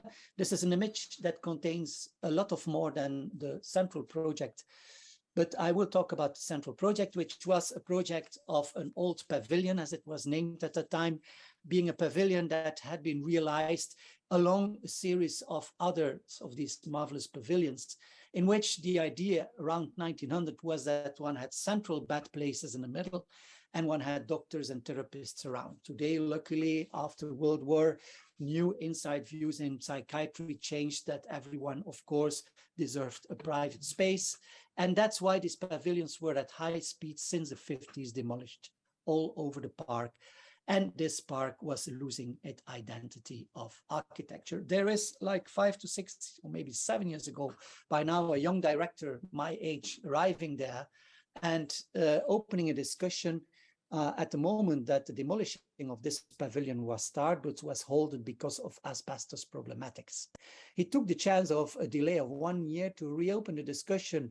On one hand saying, listen, not discussing whether these buildings can be made properly appropriate to the nowadays standards, but to look whether the loss of this building, on one hand, heritage, but on the other hand, also psychiatry has a lot to do with the understanding of space, whether there was not an opportunity to think about space differently. This is how we found it at the moment of the competition. Roof tiles gone, rain going in, bulldozer drives through, and that's the status of the competition.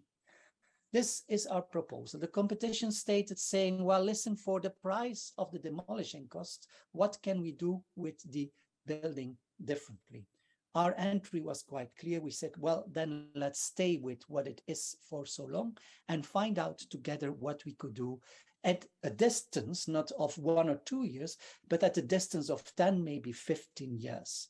So one of the answers we give to the competition, however, the question was not raised, that we said we want to engage as an architect differently, not from start to delivery, but from start to change. Finally, after some debates, we came to this result. Of course, we opened the building totally. We put away the upstands under the windows. We did some restorations, but from a kind of, let's say, traces are what they are. And on the other hand, we introduced some ephemeral buildings in between to, let's say, stretch the season of use from early spring to late autumn instead of only the summer. We opened it so the building can breathe, could breathe, still breathes, and we opened the ground floor so when rain, snow comes down, it could infiltrate easily. We opened one of the floors between the basement and the ground floor that it was a kind of stability issue and took the occasion to introduce a small auditorium. This project is in fact a project one could say is almost the contrary of a conscious project. It doesn't have a program, it doesn't have a specific standards in energy expectations or whatever, it's just space.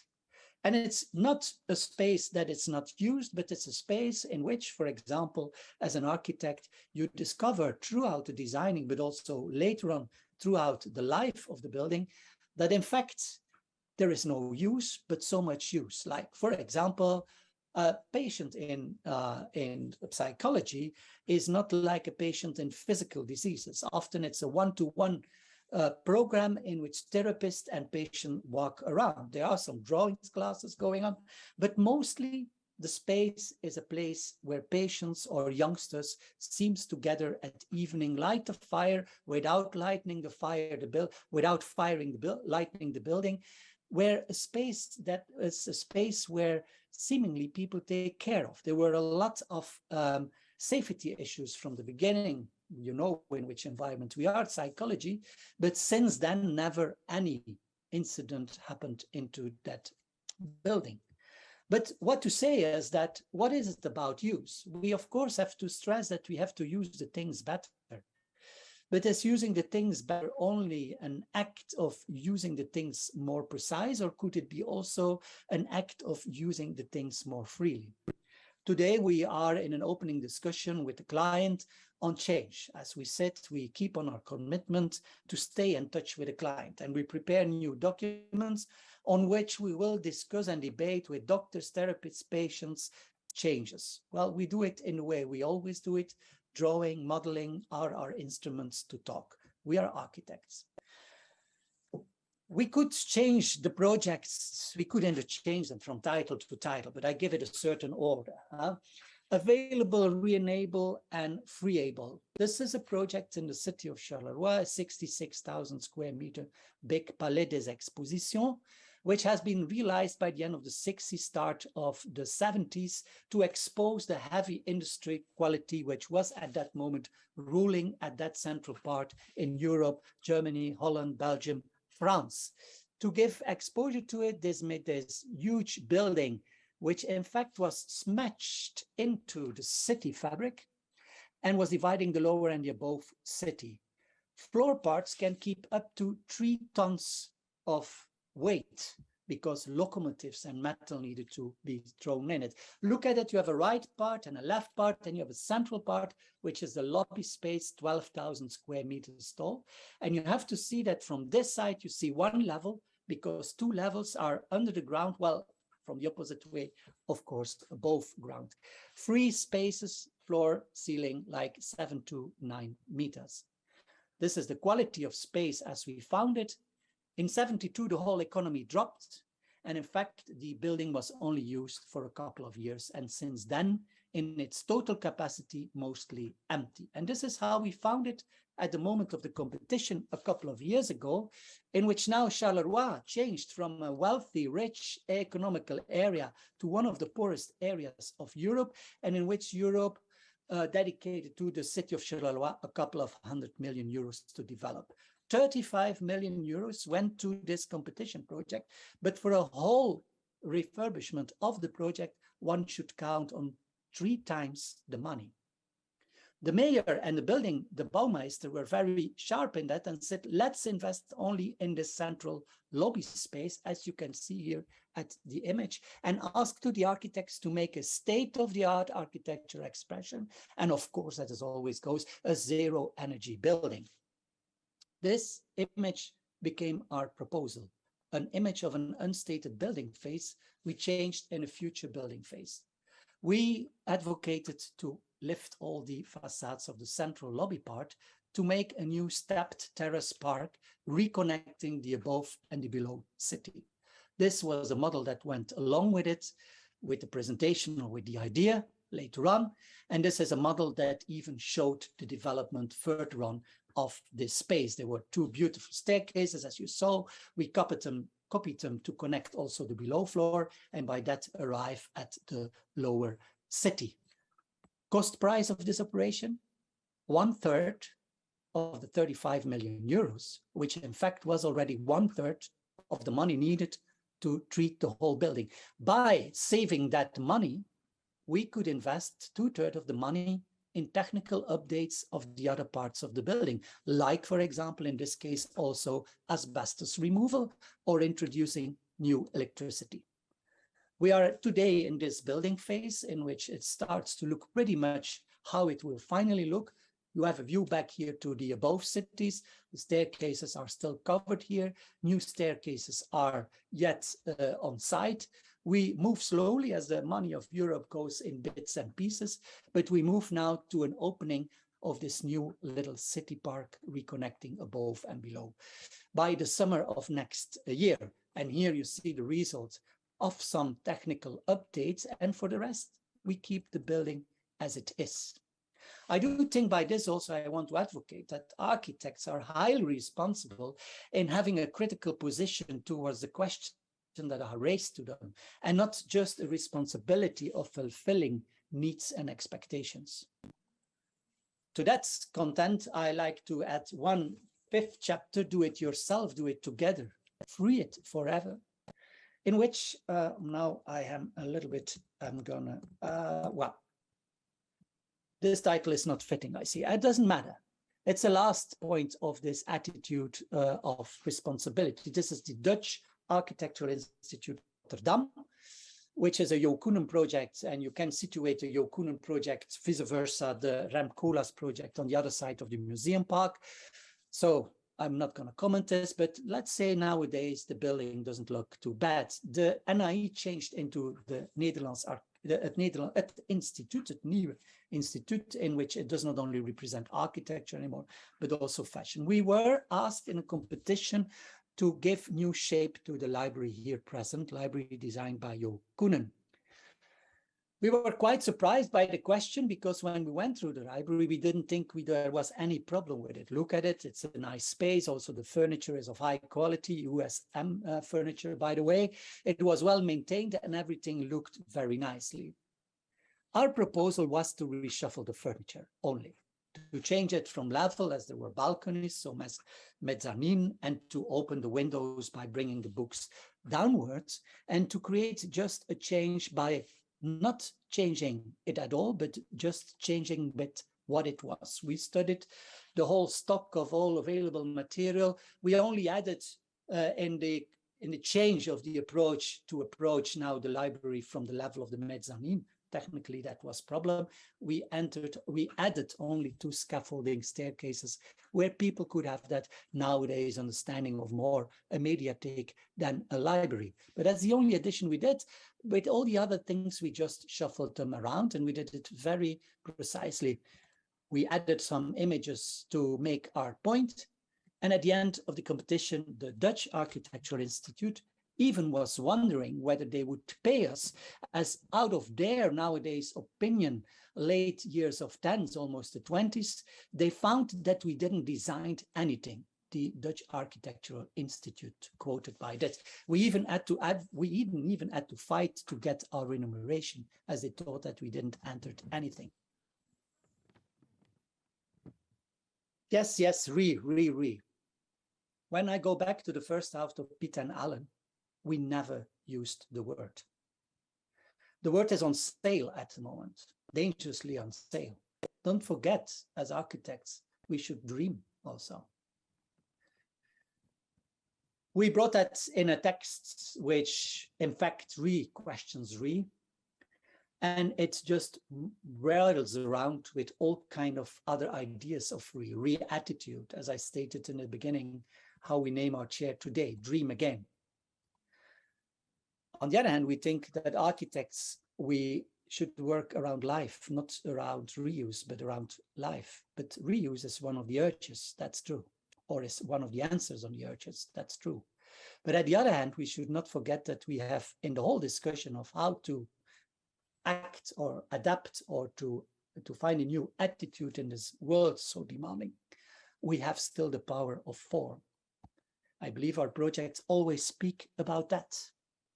Recently, we are working on a new text, which is about, is it about action or attitude, about labor or engagement, about standards or basic knowledge or intuition, general or particular, need of poetry, material and human, radical and contextual. I have to say, I was listening in to the previous debate, and I was quite a little bit unnerved by this discussion on countries and the world. I think there is a big difference between locality and the world instead of countries and the world. There was one firm mentioned. Indeed, it gives a nice image in the country. It is now seated, but it continues in not being cooperative around the world. Sometimes doing something political can become poetic. Sometimes doing something poetic can become political. It's a statement of Francis Alice, the Belgian artist based in Mexico City nowadays, representing in the Belgian pavilion, by the way, today. I wished I had written this sentence myself. Of course, it comes to Francis Alice to write it. Architects should more dare to take risks.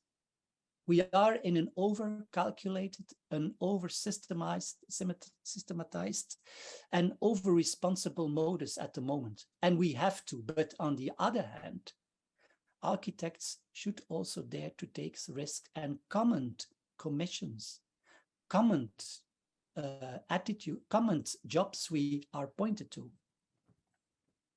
Last maybe thing to add on with this is, or no, I have something else. Lieven de Kouter is a Belgian philosopher stating these three sentences. Pessimism in theory, optimism in practice. We are architects. We have to act, we have to define an attitude, and by that allow the form of poetry into it. As been mentioned before, we're running a chair at ATH. Indeed, 8,000 agency is part of our chair. One of the guys was part of our chair in a studio a couple of years ago, in which we, based on the Charleroi experience of 33% of the budget available downsizing to another 33%, we believed we should make a study of architecture or study of architecture into the ATH. We studied it a couple of years ago in a Belgian region. We started now since 2 years to restudy Zurich, in which we indeed interfere in projects in Zurich today. Here you see the 8,000 agency, and in which we try to change even in the ongoing changing projects or the planned projects, still to interfere with students and try to make 33% of the existing available on site, not as a reuse towards another site, but to keep the existence still available on site. Jan, can I ask you to come to an end, please, so that we can This is still the have a end. discussion? That is the end. Yeah. Perfect. Thank you very much.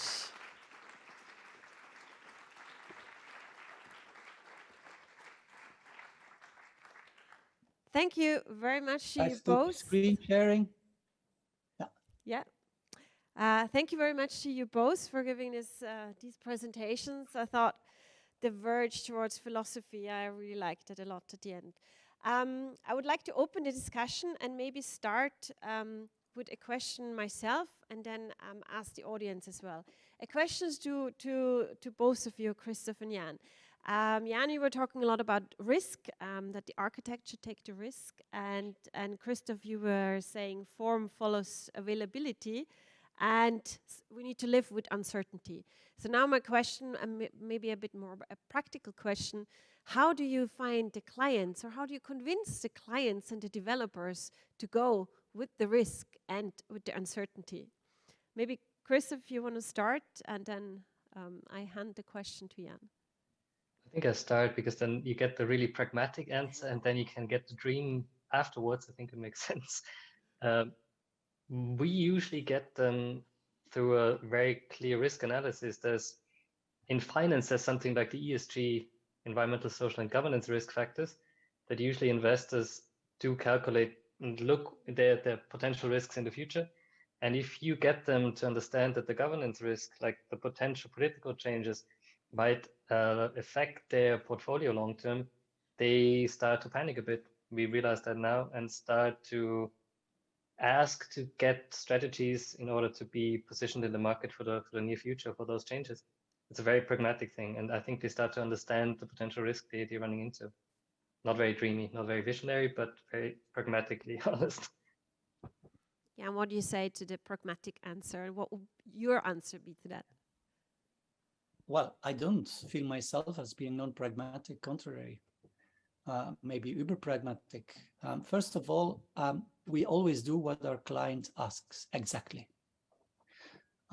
We do also a cost efficiency calculation at the start, at the end, and We never anywhere crossed any budget. To contrary, like I showed you, we even learn our clients to say that in fact the budget is not a question. The attitude is the questions. And I think that all projects here listed or shown and many others, they are always about understanding the economy versus the ecology versus the ergonomy of things. There is no such thing as being poetic. Poetic is just arriving at the end. A poem only exists by the right position of its reading marks and nothing else. But before, it's a tough job to get it done. And I believe that all our work we are making are just a result of economy thinking and ecology thinking.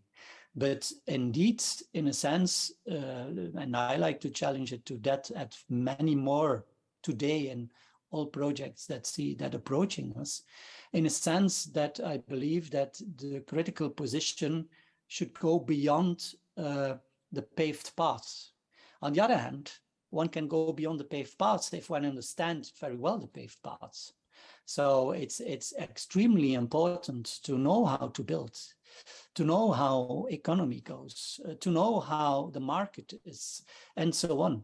So I don't feel in that sense me opposite to circular in that sense. We might pronounce it a little different maybe. But at the end also I could say it's in that sense, and I see this for the challenge of the talk, sometimes a pity that circular does not talk so enough about beauty and about poetry in their work and so on. So I want to say there, we have to watch out as architects that we don't start to use a specific slang to sell ourselves. Because at the end, the basic things of what these guys are doing to me is that they are making bloody good projects, which you should be able to explain beyond that strategy. And that's very important, I believe. Okay, thank you. Bloody good projects. I take that cue. I asked the audience to questions, comments, and remarks on this. What do you think?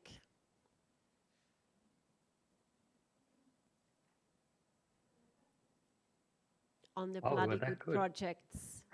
You're all overwhelmed with this, I guess, and with the poetry. Yes? No? I might have something to add, if I may. Hold on, we need to get you a microphone, otherwise I don't think they will hear you.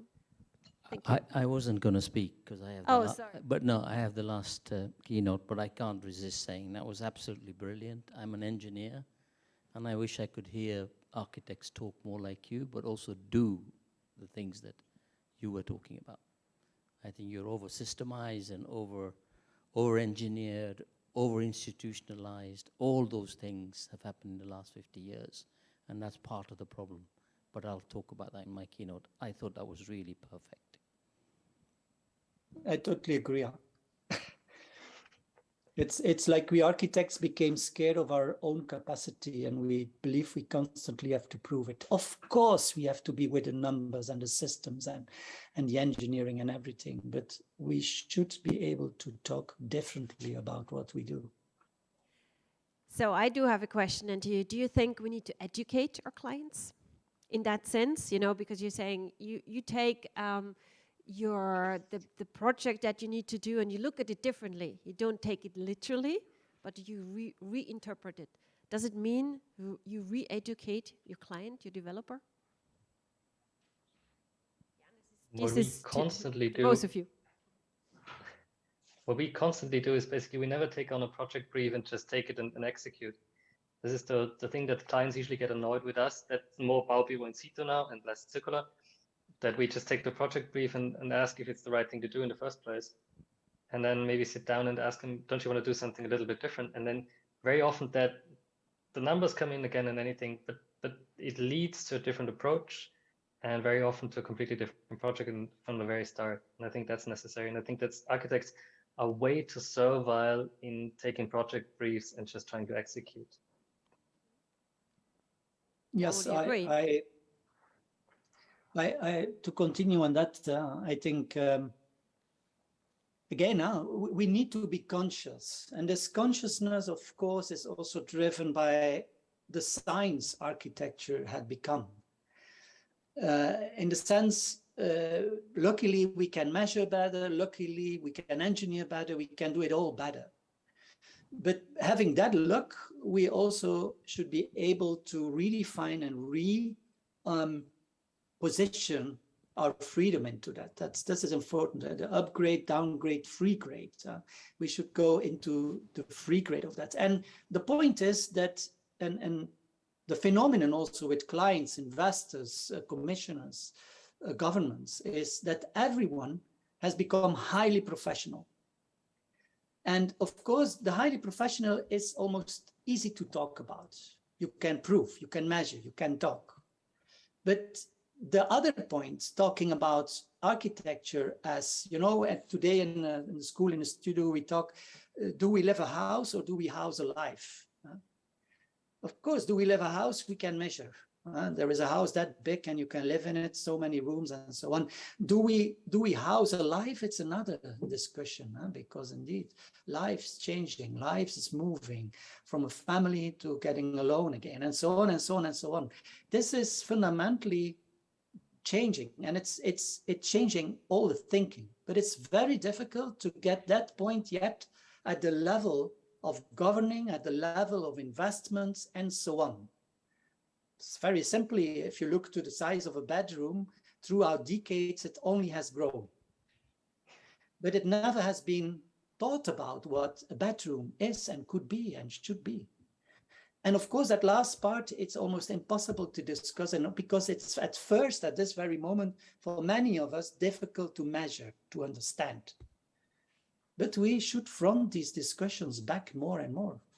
I do think that if we, for example, I do it for the sake of the debate, if we cover the same volume and square meters with reused material, honestly, to say we didn't change anything. We just changed where the material comes from. We changed a lot of things in an interesting way, but we did not change life by it. We might save carbon, true.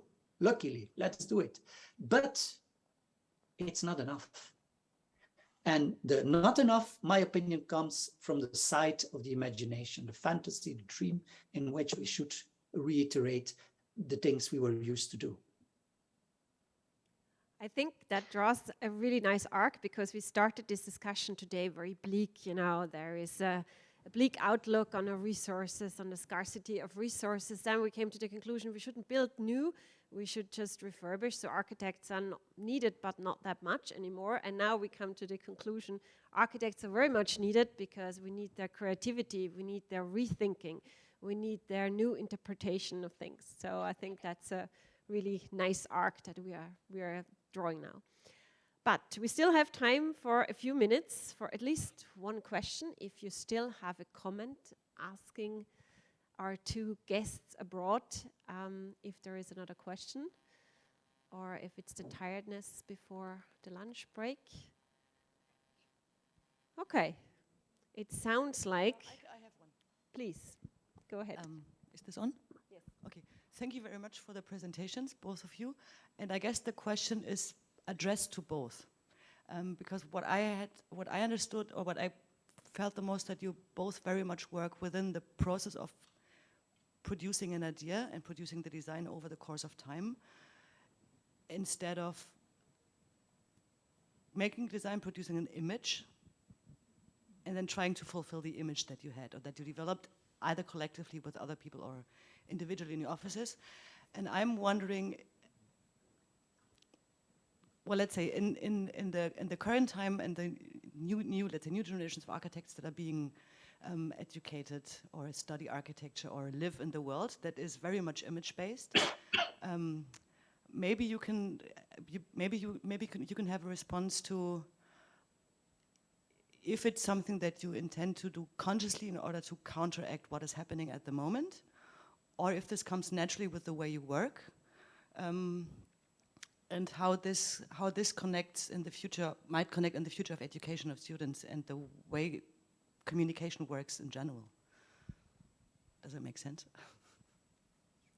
Who wants to start? Jan, do you want to start? I try to understand the question a little better. I think to me, my job or my craft or my profession has always been a matter of questioning things.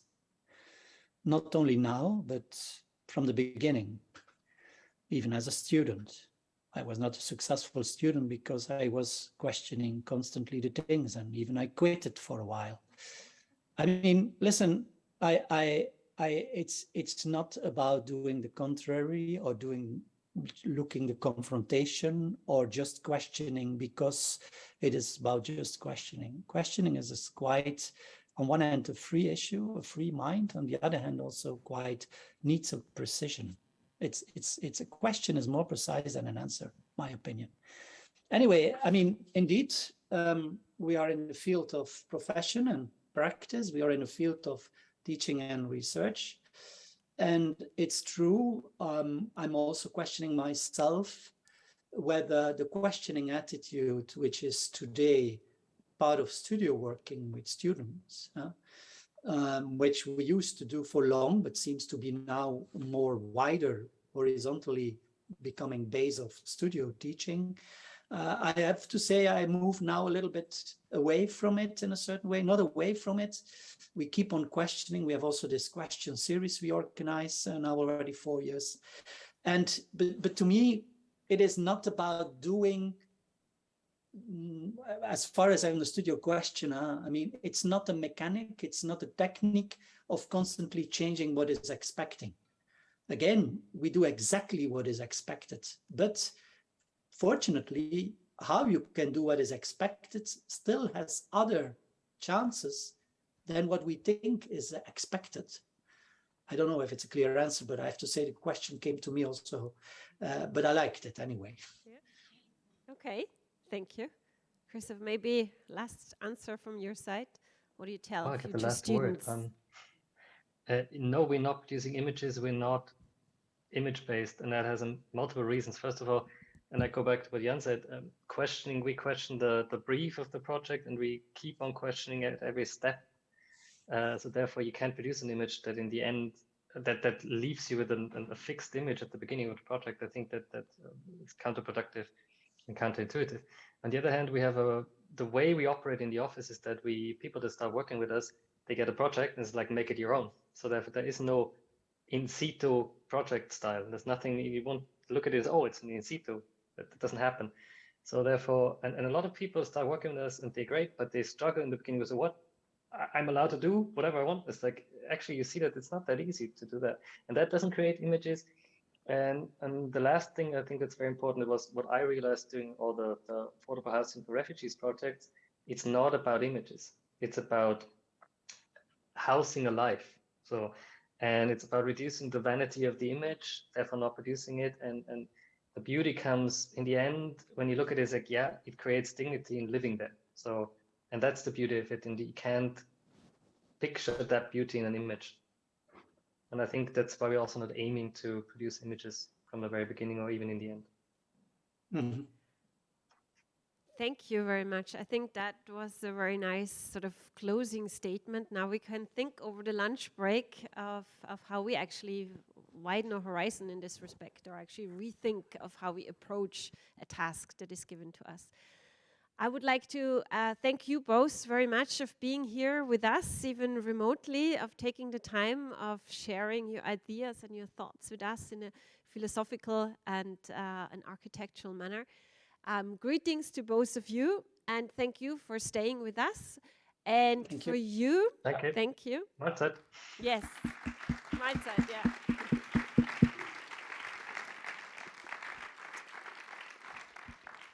So I have the pleasure now to invite you for a lunch break. We take an hour lunch break, so we come back at 2 o'clock sharp.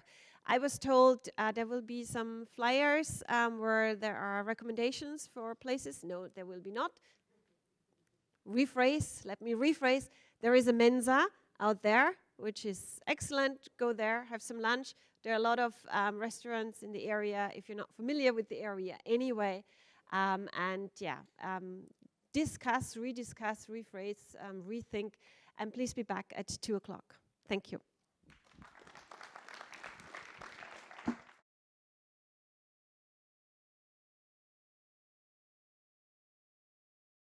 difficult moment of my day to get you back after lunch. It's always tricky, I know. Lunch break is the long break, and then to come back, and we have all eaten well, and yeah. Nevertheless, we have now 4 speakers that will give a short introduction to that topic. So I'm very happy 3 of those are online. We have 1 live with us, which is very nice.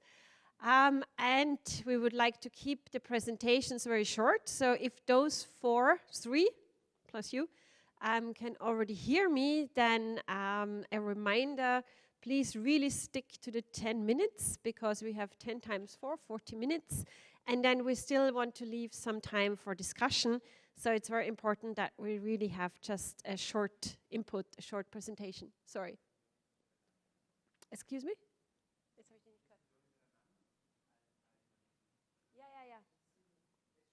About questions, yeah, for the questions, I thought that we just stick to them. And I cannot really cut them short because they're not here, so it's more difficult for me, except for 1. Okay, so let us start with the first speaker of the afternoon, Jeroen van den Bergh. Please, I'm happy for correction of the pronunciation.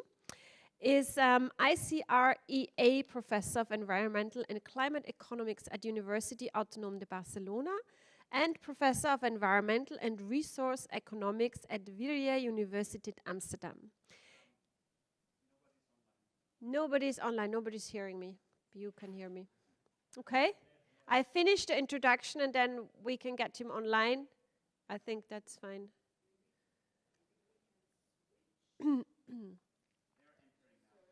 Okay. Now then, let me know when they're. Well. Okay. So those 3 speakers that can hear me online, I cannot see you yet, but I hope, as I've been told, you're already online and there. Oh, hello. Good to see you. Hi. Yes, now they're here. Very good. 1, 2. Third one will follow suit. So I was just starting this 3rd session on systemic change and individual approaches, and I would like to welcome our speaker who is here, Søren, and the other 2 who are online. And would like to welcome to the Angewandte, to Vienna, at least virtually, and to this session. And I just started with introducing the first speaker. I would like to ask you to keep really your presentations short to the 10 minutes so that we still have time for questions afterwards. That would be great because the audience always wants to ask questions, and I would like to give them the time to do so as well. So now I start briefly again, since now you're online as well. Let me introduce Jeroen van den Bergh. ICREA Professor of Environmental and Climate Economics at University Autonome de Barcelona, as already said, and Professor of Environmental and Resource Economics at Vylder University Amsterdam. He was Editor-in-Chief of the journal Environmental Innovation and Societal Transitions and received the Royal Shell Prize 2002 for Sustainability Research, IA Centre de Environmental Prize 2011, an ERC Advanced Grant in 2017, and an honorary doctorate from the Dutch Open University 2019. Jeroen, welcome. And yes, we're looking forward to your presentation. Thank you very much. Perfect. Thank you. So I'm going to talk about the relationship between these 3 elements in the title, which is quite a challenge because I'm not an expert on architecture or maybe not even circularity, but let's see how far I get. So I want to start with the growth debate. This is a long-standing debate in the history about growth versus environment. And it has a really long history. You can go back to Malthus in the 18th century. This name is familiar, I think, to many of you. We have the concept of Malthusian limits to growth, which derives from his name. He was talking about population growth and food. And in the 20th century, the debate moved more to environment broadly and scarce resources like minerals. The first author in this respect was John Kenneth Galbraith, a Harvard professor, who wrote the book The Affluent Society, in which he expressed concern about economic growth, especially also because he felt the benefits were not worth the environmental cost. And of course, the most famous report has been the Limits to Growth report in 1972 for the Club of Rome, written by a team of people led by Dennis Meadows. There are many other people in economics, for instance. This debate has received a lot of attention, evidently because economic growth is about the economy. So this debate revolves about three questions. First, is economic growth desirable? And this is basically a question about social or psychological limits. The second question, is economic growth feasible? Which is about physical and biological limits. And three, is economic growth controllable? Which is about governance limits. I guess for this audience, question 2 is the most relevant. And you could say that the growth debate has recently been revived by climate change. And in fact, given that we are not able to solve climate change, the closer we get to the targets, which have now been embraced internationally through the Paris Agreement, the targets of 1.5 and 2 degrees, the closer we get to these targets, the higher the chance this debate will intensify. And you see already a lot of movement in society where people question the need for growth. So two challenges here are important. First of all, climate change may create a lot of damage to the economy in terms of health, in terms of economic losses, and climate policy as the solution also is seen as a threat to the economy because it might increase the cost of production and even put limits on consumption. Nevertheless, despite the fact that we're not solving climate change, optimism prevails. So many people like to use the term green growth. And the main argument here is that there is still a lot of growth possible in terms of innovation and intellectual capacity of humans. And in fact, if you look at the history of humans, we show that we can do a lot. We can invent a lot of technologies. But economically, these have been especially successful in areas where we improved product quality or created new functions. And take, for instance, the mobile phone. It became extremely successful because suddenly you could phone anybody, you could reach anybody directly on the planet without a cable. And moreover, with the additional apps, you can do so many things. I tune my guitar with my phone now. Previously, I needed an apparatus which cost me like 80 euros to buy.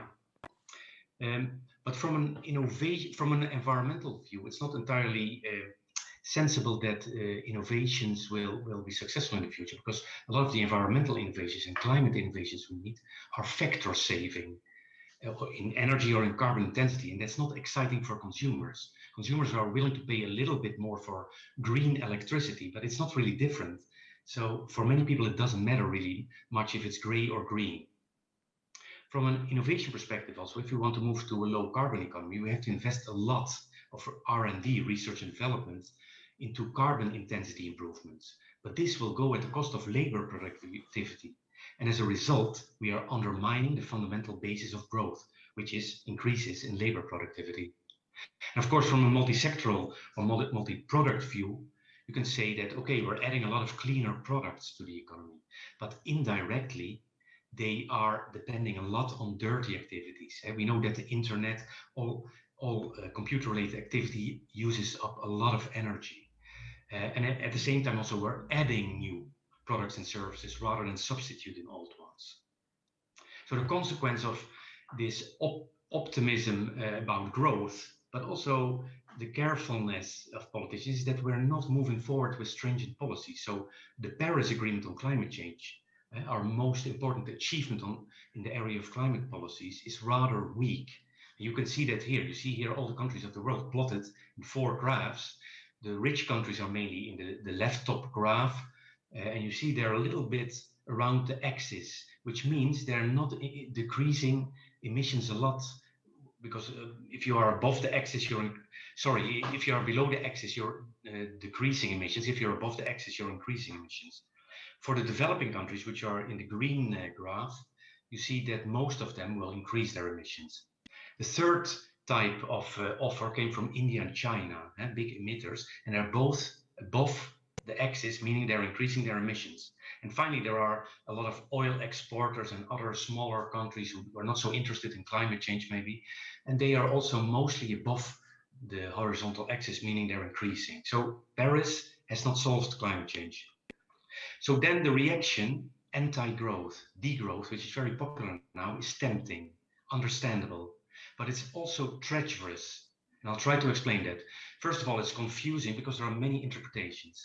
Shrinking the market economy, negative GDP growth, less consumption, anti-capitalism. So first of all, the idea of GDP growth being negative, income going down effectively, is political suicide. If you put this as an absolute goal, politically it's not going to work. The idea of less consumption is also not a very good idea, I think, because what does less consumption mean in weight, in volume, in money terms? But none of these measures will guarantee a good reduction of environmental problems or emissions. It's not an effective approach. Many other factors than growth and scale influence emissions: technology, input mix, the structure of sectors of production and demand, international trade. And this suggests we need a policy approach that guarantees emissions reduction and then triggers changes, but we don't know beforehand how these changes will be distributed over these multiple factors. I think also that anti-growth or degrowth reverses causality. It may be true that good policies that attain climate goals will reduce income, but that does not imply that any income reduction is an effective climate strategy. And I think it's also overly pessimistic because we still haven't tried out very serious climate policies. And of course, regarding anti-capitalism, I would raise the question, which capitalism? There are so many types of capitalism in the world. We have not pure capitalism in many countries, we have kind of a socialist capitalism. And do we have a credible alternative?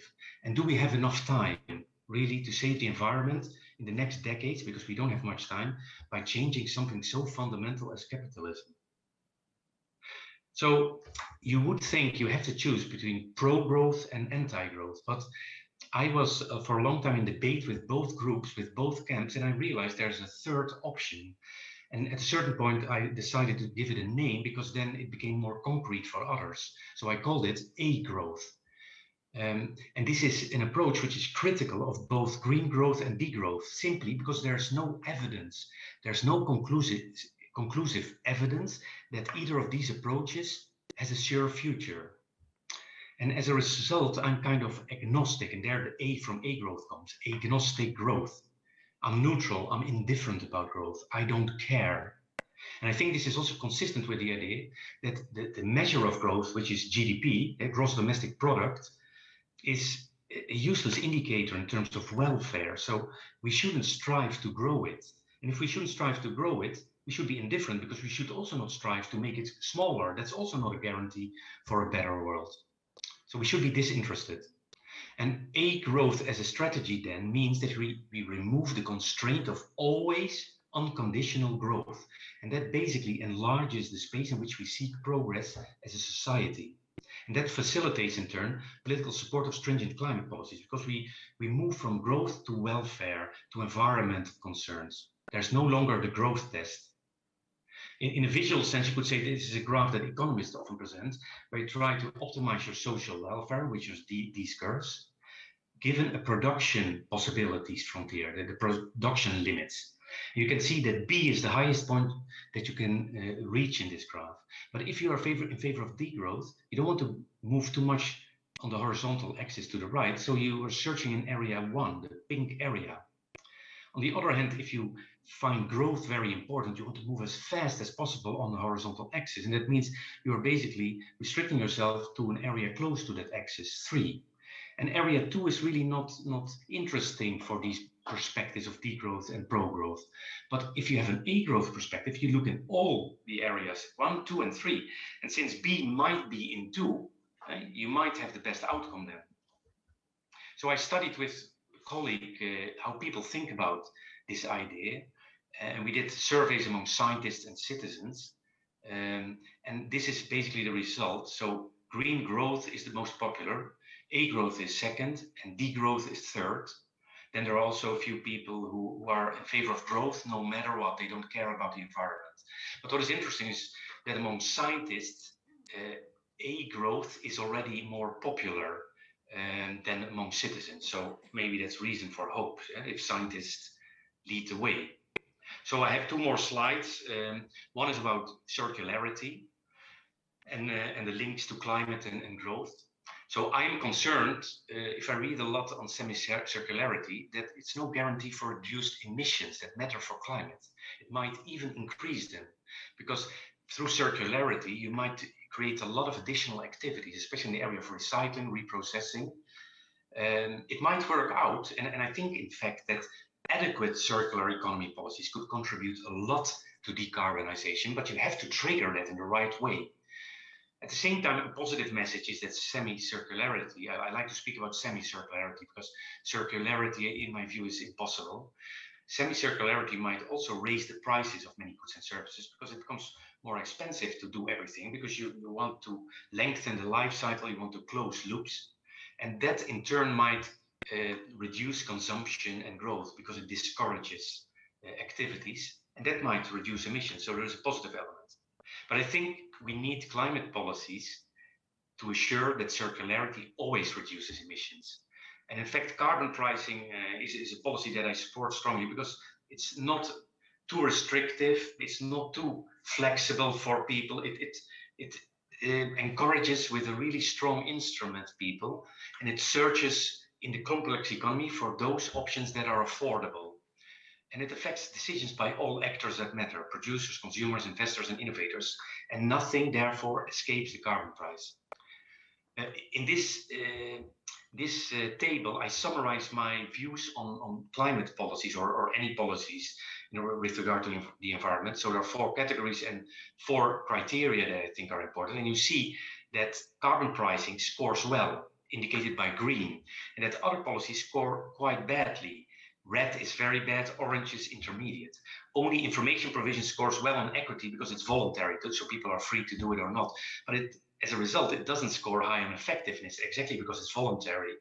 And reviews indicate that information provision will never reduce emissions with more than 5 to 10%. Maybe effectiveness and equity need comment for carbon pricing. Why is effectiveness high? Because carbon pricing controls rebound effects, which in my view are a serious reason why we're not seeing emissions reduction at the global level, even though we see a lot of emissions reductions locally, but there's a lot of rebound at the macro level. And equity is high, although people think that carbon pricing cannot be equitable, because carbon pricing generates revenues which can be used exactly to compensate for inequitable effects, for instance, to compensate energy poor households. So my final slide is related to architecture. I have no expertise, but I come from a family with constructors and architects, so I know a little about it, and I have a strong interest in architecture because I think architecture tries to combine important things: functionality, aesthetics, and affordability. And this also means that there are conflicting pressures and conditions. And that, in fact, I think complicates easily environmental performance of buildings. And I think that architects and constructors and people around them, technicians, they must try to adopt a broader systems vision to assure that we are making the best decisions with regard to buildings. But they also need to be guided by systemic policies, both with regard to circular and climate policies. And I think to illustrate that, there are 3 items that make me concerned. First of all, I've mentioned it already: rebound, energy and carbon rebound. Well, why is that? Because if we build a house, we can think of the emissions during the building process, but what happens after that, if the building is used, matters. So if, for instance, you make a very efficient house and it doesn't use a lot of energy, then people who live in it may save so much energy that they start respending their savings, or they might use the heating system too much, or they might leave the doors open in winter easily, etc., etc. There might be all kinds of effects that undo the aggregate effect.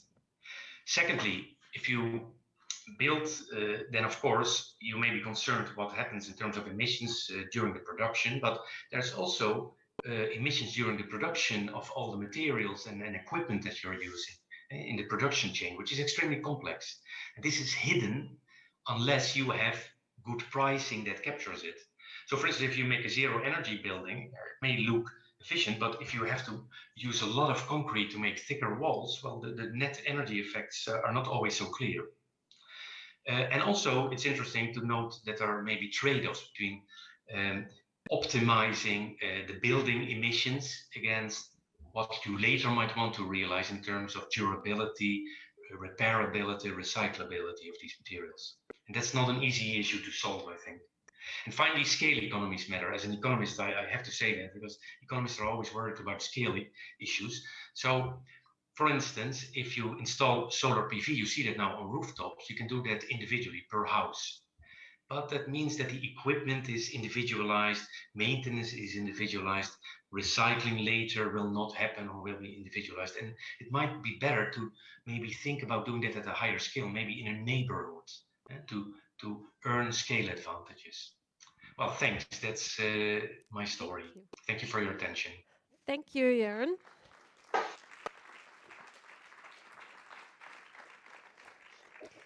Thank you very much. Please stay online. We have a few questions afterwards. You have the panel discussion anyway. Thank you. Okay, thank you. We come to our second speaker today. Welcome, DK Osseo-Asare and Ryan Bollom. I think DK Osseo-Asare is here with us. Thanks for joining us. I will briefly introduce you, and then we're looking forward to having your speech. Co-founded Low Design Office, a transatlantic architecture and integrated design practice based in Austin, Texas, and Tema, Ghana. Low DO bridges design and fabrication to realize more with less, demonstrating that spaces shape well-being, that humans and ecologies perform best at low stress levels, and that optimizing efficiency with harmony can maximize the power of the built environment. DK also teaches as an assistant professor of architecture and engineering design at Penn State. So welcome, DK. Before we start, 2 questions. Where are you joining us from? Is that I'm in Austin? I'm in my lab here at Penn State. I'm actually, because of the timing, we'll have to run immediately into a class and teach. But okay. So yeah, I'm here. Very good. I thought maybe it was distracting, so I just blurred the background. Fine. And the second thing, what does DK stand for? We were arguing before. DK is sort of, I don't know, it's just a name that people gave me since I was a kid, but it's ostensibly derived from my middle name, which is Dankwa. That's explained. It's a name from Ghana. Thank you so much. Please, you're welcome at Vienna, the Angewandte. I know the time is early for you then. Welcome, and we're looking forward to your presentation.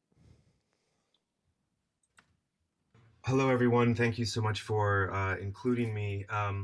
I said actually I would talk today about what I called humanitarian design and material revolution. I'll try and kind of maybe speak to this through a few stories, mostly just pictures. To start off with some, as was said, you know, Lodo, we're based between, as a practice between Ghana in West Africa and sort of Austin and Texas, hill country west of Texas. And so I'll speak across these projects, but we've built a lot of houses. This is actually the Beauregard residence in San Antonio, which is in a sort of nice neighborhood and was reclaimed originally to be our office by Ryan and his wife, Ashley. But then through circumstance, ended up sort of turning it into an Airbnb. It's one of the most popular sort of Airbnbs in the city, and it's partly because of the story. So this was actually originally a bed and breakfast, you know, many, many decades ago, and went through many different forms of ownership, and uncovering the history and really just sort of allowing the materials of its past to speak as something that people sort of are naturally attracted to or drawn to. Just in terms of some of the other projects, one thing that we found ourselves doing more and more is building houses as modular systems. And even if it's for a single family, oftentimes these are designed as sort of multiple dwellings within a sort of single building or compound. And we found that now over years, the homeowners are sort of able to take advantage of this sort of modularity and repurpose them. So a front office can become extra bedrooms as the family expands, or also understanding in a way about the implications of climate change and things like flooding, and how the need to mitigate certain kinds of climate risks also opens up possibilities for alternative sort of spatial typologies. Or even sort of multiple houses within a single house. So we did this for a while until we realized we should perhaps try and systematize this. So this is, I guess, our first attempt to formalize this. This was actually a competition entry for LA with KDI, Conquer Design Initiative. And we proposed a system called Flex Appeal, which was taking these ideas of kind of modular, incremental growth, sort of oriented housing, and allowing it to become an approach to rethink, for example, a major American city, and trying to understand these are sort of micro typologies that KDI sort of helped to come up with in sort of conversation, but things like a garage or a kiosk or what they called a dock, which are flexible sort of infrastructural elements within the neighborhood that community members can access in addition to their own residences. But ultimately what this was really an excuse for us to do was to do these sort of studies of evolutionary systems. So to actually think about a residence as not just a single bounded box that can exchange as property between multiple owners, but to actually think about it as a series of smaller spaces that can themselves exchange hand between owners. So you could actually sell off a room or a sort of extension or part of your own house to a neighbor. And this allows for much more integrative neighborhood communities when you have obviously people from a whole range of economic backgrounds, as well as economic transformations over their own lifetime. So to pivot in my last kind of 5 minutes to some of the work in West Africa, you know, we call ourselves Lodo because we recognize that typically sort of high design, high art architecture always steals from the street, from the grassroots context, repackages things, and suddenly they become sort of high value. And we're interested in lowness to say not just designing for poor people in quotes or something like this, or only affordable housing, but rather to think about a kind of ultra pure approach to minimalism, to think about how can we, for the least cost and the least sort of stress, understood as planetary stress, as well as human societal stress, how can we maximize the impact for this? That's what lowness means to us. So really quickly, this is just 2 projects. You may have heard of we have a project called the AMP, the Agrowth Makerspace platform, which we co-launched with Pan Urban, a sort of strategic design consultancy out of Paris. And this is on the left, you probably can't even quite read it, but this is all on the internet, is our original theory of change map, where we started to think about how can we start with a certain constellation of issues on the ground, nominally organized around the sort of so-called wicked problem of e-waste in the global south in the context of Ghana, and a particular scrapyard called Agrowth.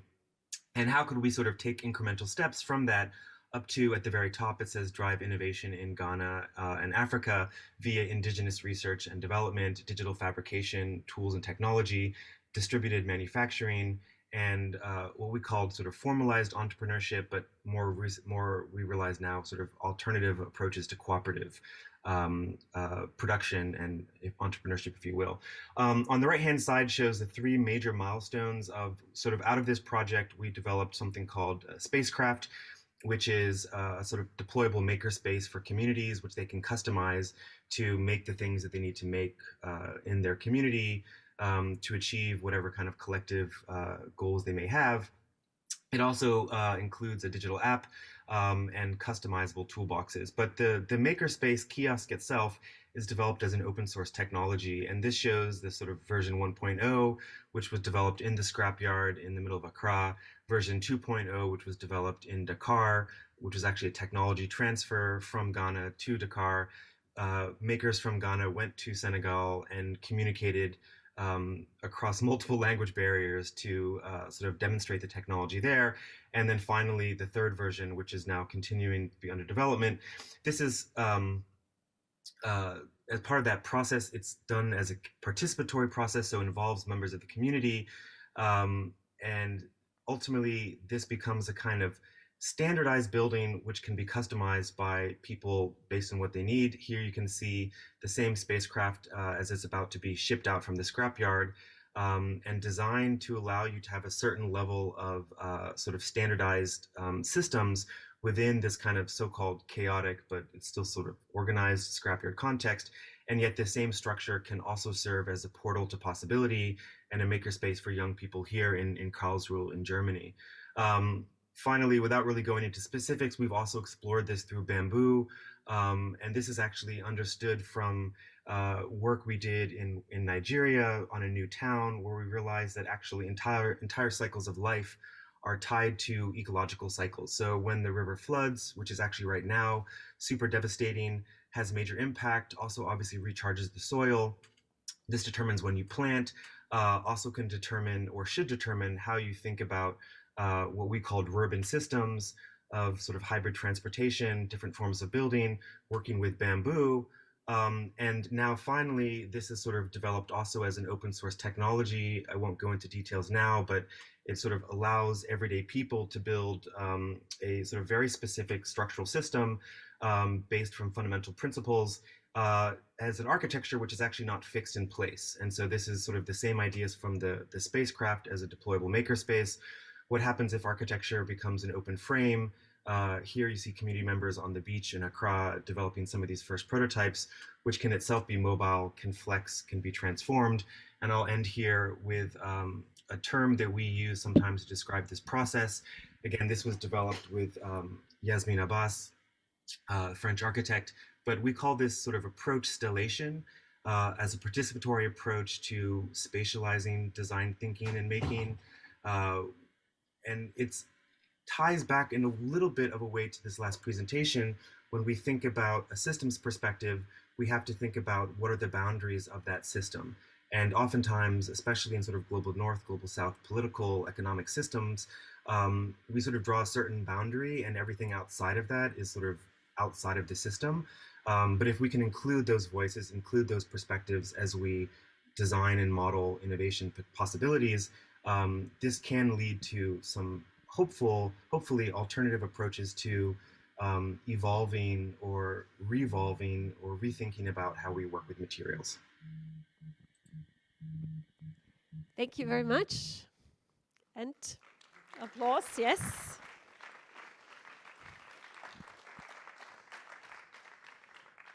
Thank you, DK, for this very inspiring and presentation. And now we're moving from the theoretical to the practical, which is great. Please stay with us for some questions and later for the discussion. Thank you. Of course. Now I would like to invite my third speaker for this session, Søren Nielsen. We're very glad that you're here, all the way from Denmark. I'm introducing you very briefly, and then we're looking forward to your presentation. Søren Nielsen is a partner at Van Gunsten Architects in Copenhagen, one of the country's leading socially and environmentally engaged businesses. He received his M.Arch from the Royal Academy of Copenhagen, where he holds a position as external lecturer. Responsible for Van Gunsten's R&D activities, Nielsen is devoted to design strategies for sustainability, in particular resource protection, reuse, as well as social and cultural aspects of circularity. Welcome to Vienna and to the Angewandte, and we're looking forward to your talk. Thank you. Thank you very much. Thanks for the invitation. I decided to come here to stay with you in the flesh, so to speak. Van Gunsten is 50 years old, and we are about 100 architects, but we are both critical and pragmatic at the same time. And then I've been working with circularity for the last 15 years, and some of the philosophy we have tried to systematize a bit. So I will go to that straight ahead. How can we turn as architect, how can we turn circularity into something aesthetical? Because I agreed with Dr. what is it? Mr.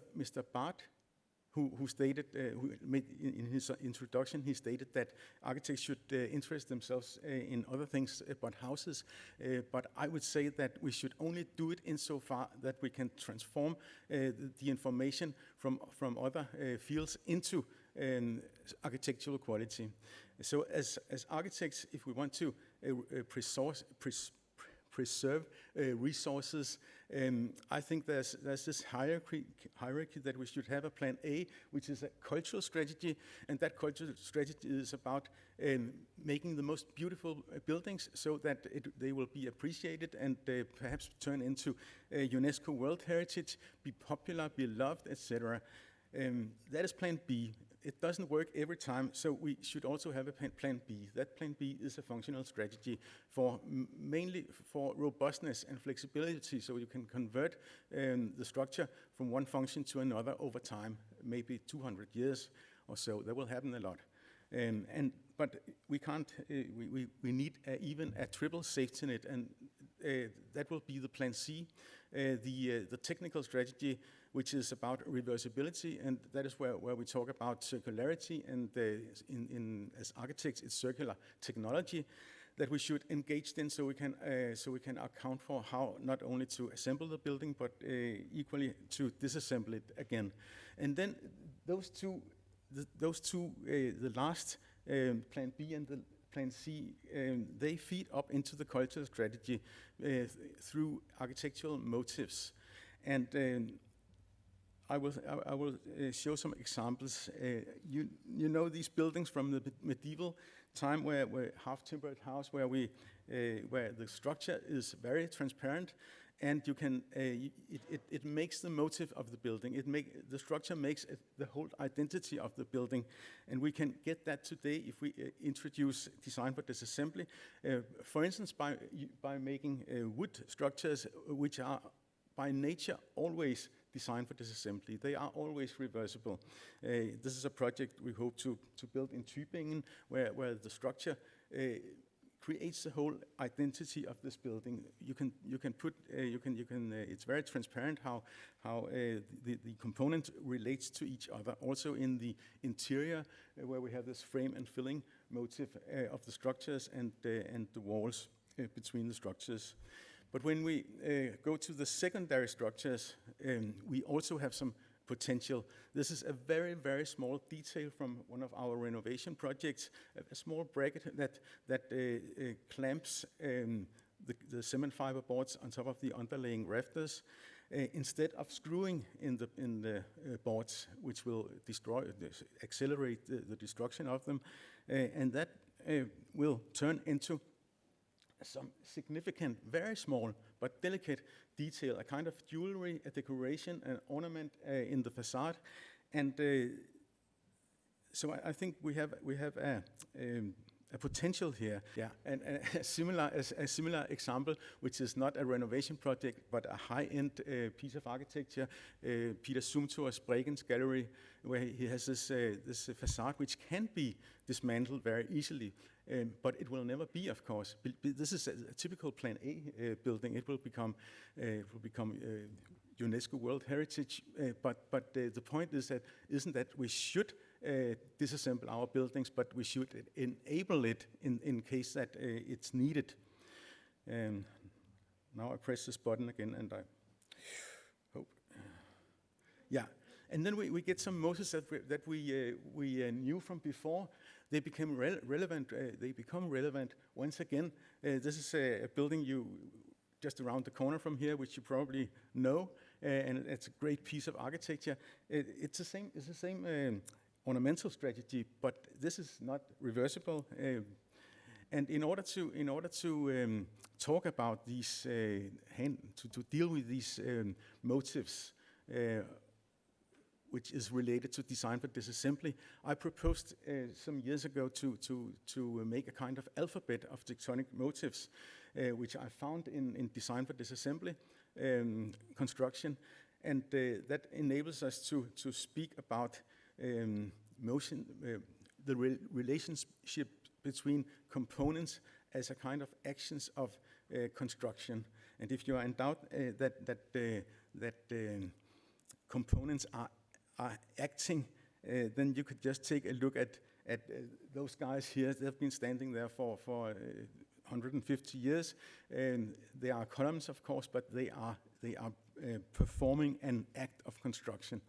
And if if you analyze a detail for instance, in a facade like this, you will find that there are technical principles to the right side, and along with these technical principles, we have tectonic principles. So I think it's very important as architects that we are not focused on not only the technical principles, they provide the solutions that could be engineered solutions, but what we should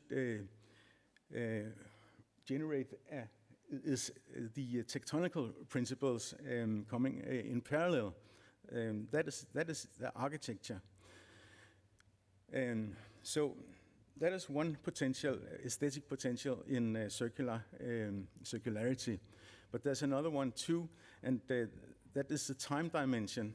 For some reason, we take photos like this as architects, and I know why we do it, because this is a very beautiful composition. It's really nice. It's something you can never create in your studio. You can't decide anything like that. We can only try to do it, and we won't succeed really. But all these traces of history and life and change and weathering, etc., that is really something that we like as human beings, I would argue. And in my office, we've tried to do that from our very first project 50 years ago.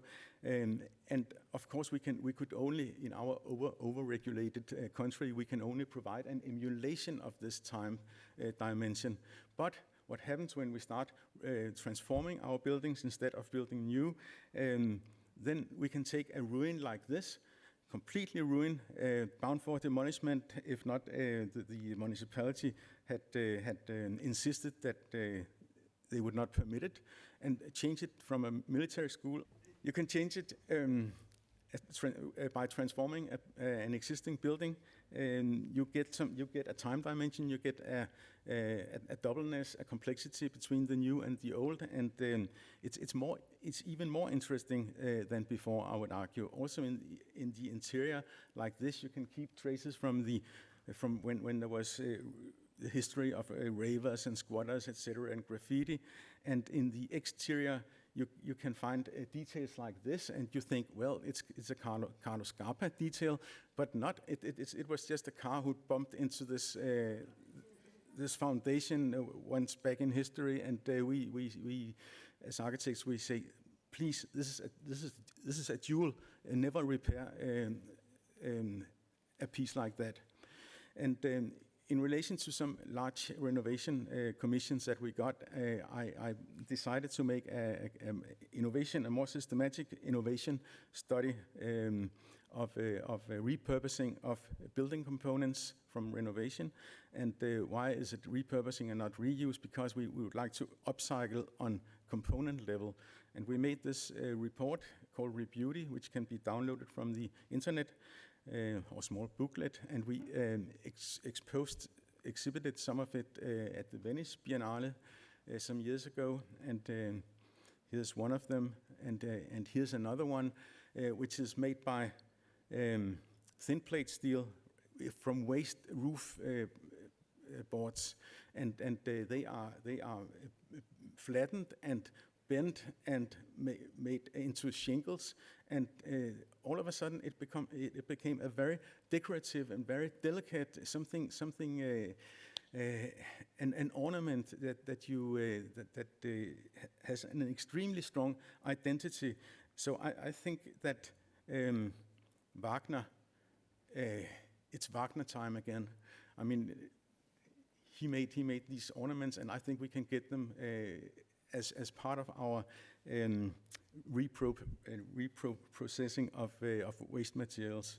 We also exhibited this, where we put a wall system made of doors and decorative wood together with pieces of Scandinavian furniture, because these furniture they take very high prices on auctions. The value increases over time, and we would like to state that the same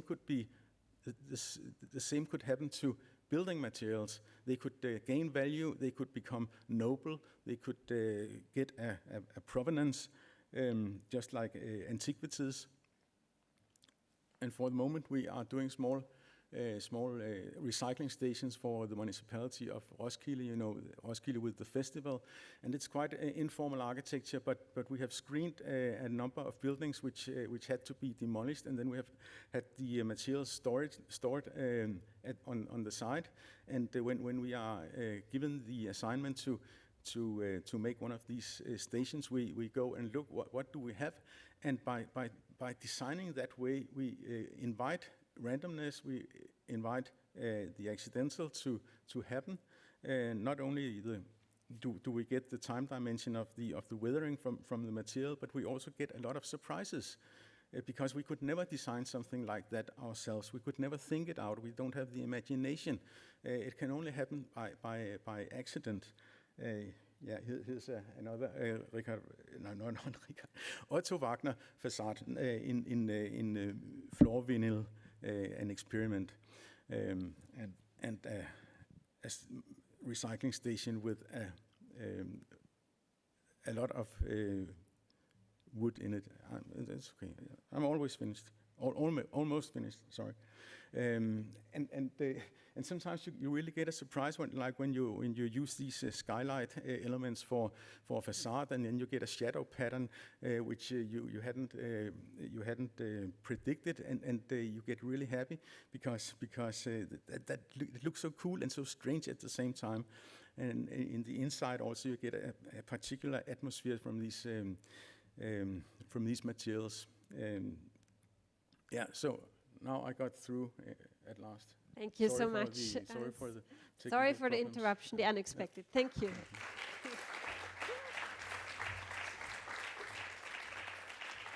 Thanks.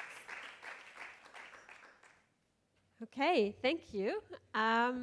We are coming to the fourth and last speaker for this session before we go into a short break and then into the discussion. Hello, Susanne Witzgall. You're joining us from Switzerland. From Munich. I was so focused on Switzerland today. There were so many colleagues from Switzerland, so sorry. Yeah. Welcome to Vienna, virtually, and to the Angewandte. I will briefly introduce you, and then we're looking forward to your presentation. Susanne Witzgall is Senior Lecturer for Transdisciplinary Studies of the Academy of Fine Arts in Munich, not Switzerland. My fault, where she has directed the CX Centrum for Interdisciplinary Studien since 2011. She's the author and editor of numerous books and essays on contemporary art, on the relationship between art and science, and on current interdisciplinary discourses. These also include the anthologies of Power and Material, Politics of Materiality, and Hybrid Ecologies. We are very much looking forward to your presentation. Please, if you can, stick to 10 minutes, and afterwards we have a discussion. Thank you. Thank you very much, and thank you very much for having me. And I wanted to come to Vienna, but Corona made it impossible, so thanks a lot. I will talk about a material-based and situated standardization. I will vote for material-based and situated standardization, and I will explain this referring to some neomaterialist ideas and an artistic project. And the latter is not an architectural one, but I think it can nevertheless serve as a thinking model for the architectural context as well. During the last 3 decades, neomaterialist approaches have fostered an understanding of the process of making that differs significantly from the conventional view known in philosophy as hylomorphism. And the latter is usually shaped by the idealistic idea that the making of artifact practitioners impose a form internal to the mind on inert matter or homogeneous raw material distinct from the realm of imagination and meaning.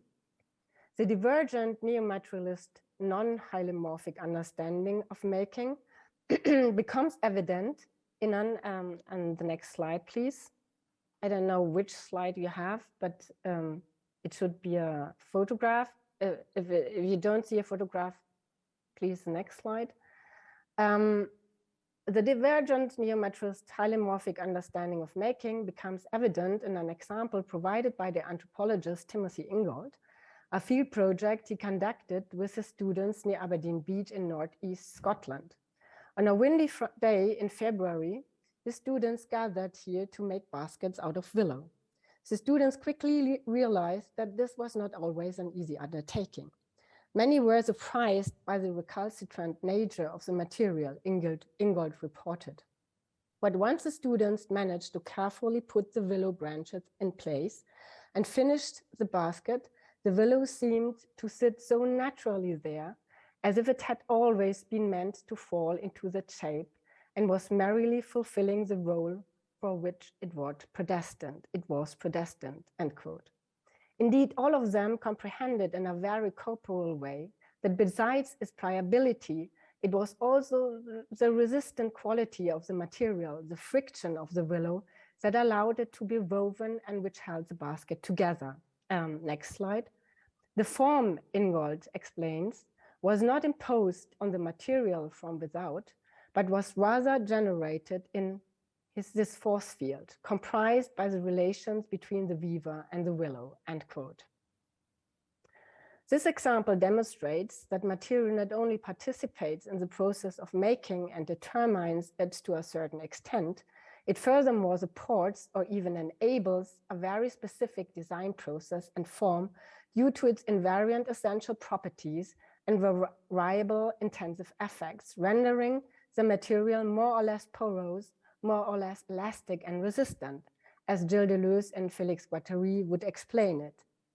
In the case of traditional basketry, the craft technique is often attuned so perfectly to the existing features of the material that it comes together with them in a smooth way, and the skillful and sensitive interaction between maker and material gives rise to what is at least temporarily a sturdy shape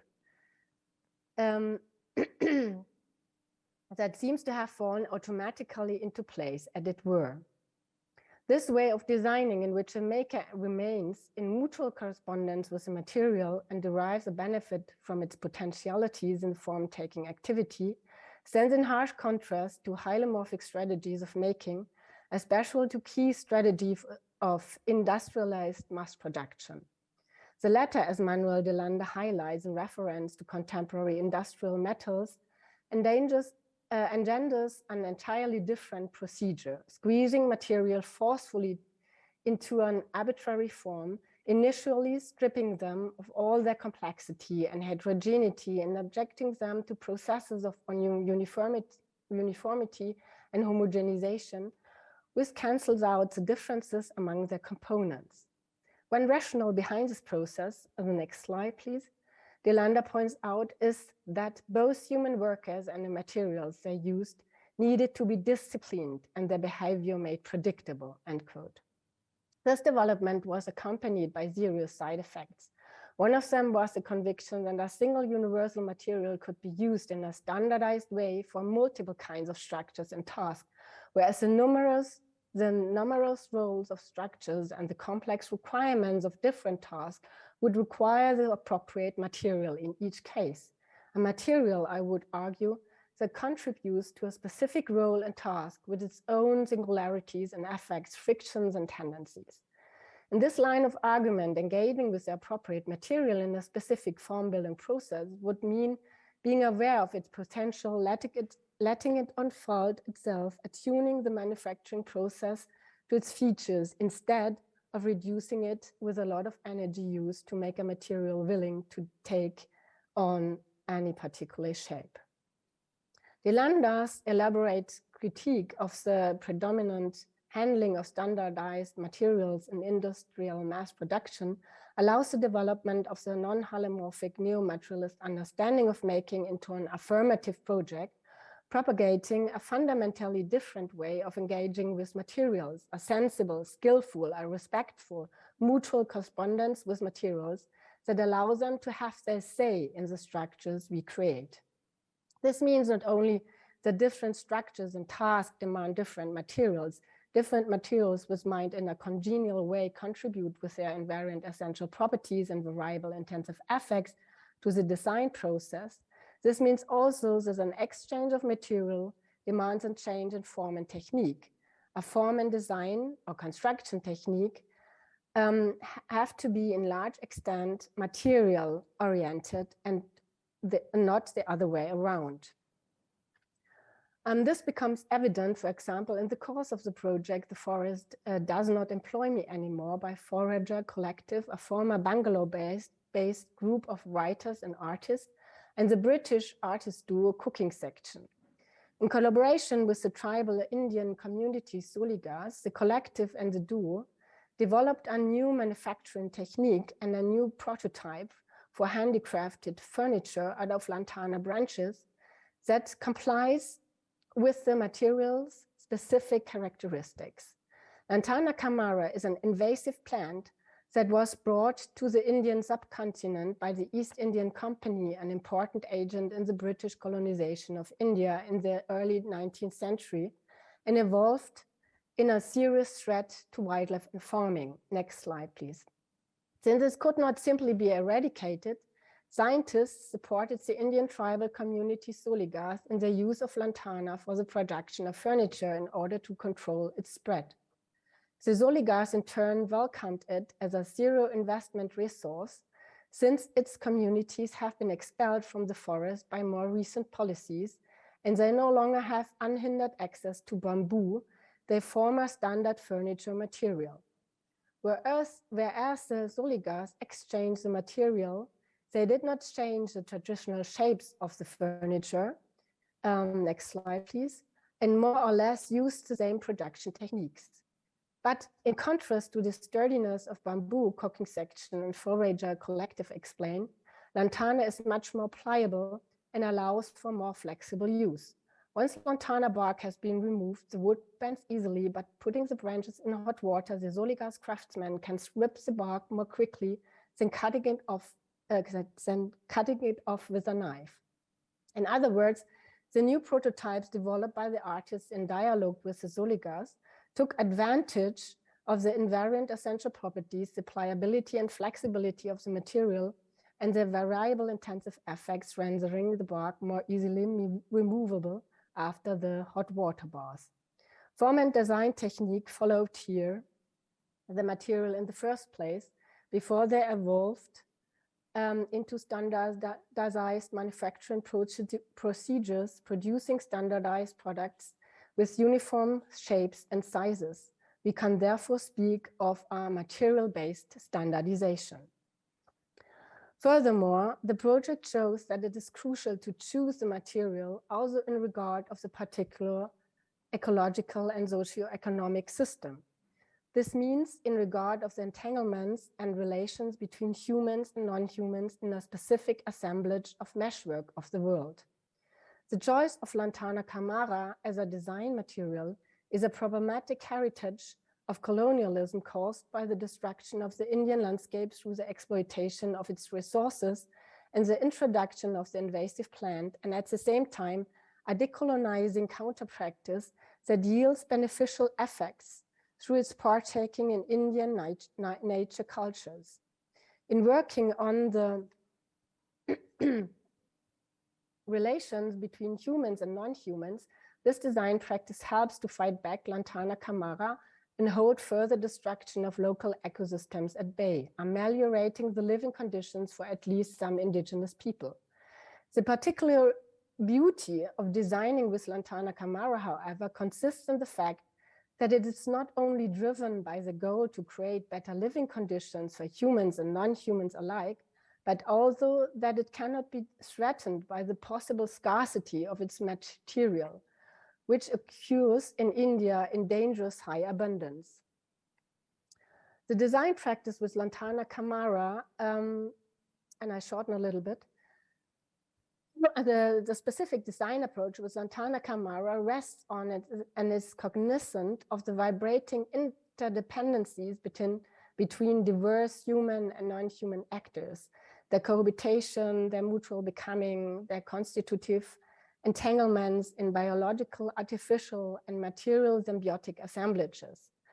It can therefore be designated as relational, as a design practice saturated by a relational thinking, which is central for neomaterialist or new ecological approaches. It is a situated design practice, taking the specific ecological and socioeconomic needs of a locality into account.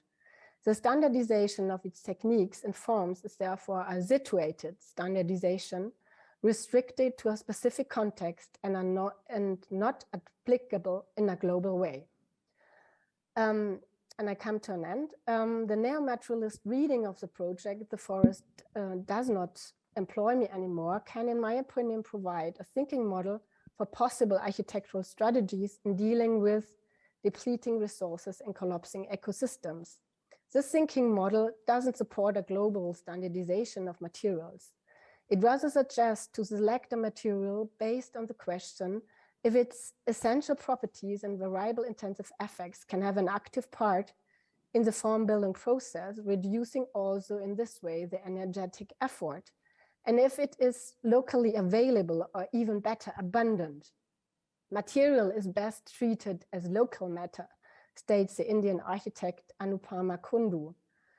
Furthermore, this thinking model votes for material-based and situated standardization of building processes and forms, taking not only the special characteristics of the materials into account, but also the complex socio-ecological conditions, the entangled relations between human and non-human, which are established and shaped through design and architectural practices.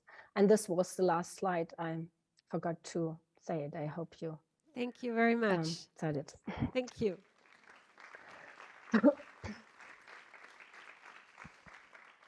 Thank you, Susanne. Despite the technical issues, it's all certain we could hear you very well. Thank you for joining us. And now I would like to invite Lukas to actually lead the next discussion. And I would like to invite our guests online and Søren here in the auditorium to actually join the discussion. So I would like to ask Jeroen again into the online discussion, DK as well. And Susanne is joining us online. And Søren is here, and Lukas will lead the discussion into the next session. Thank you.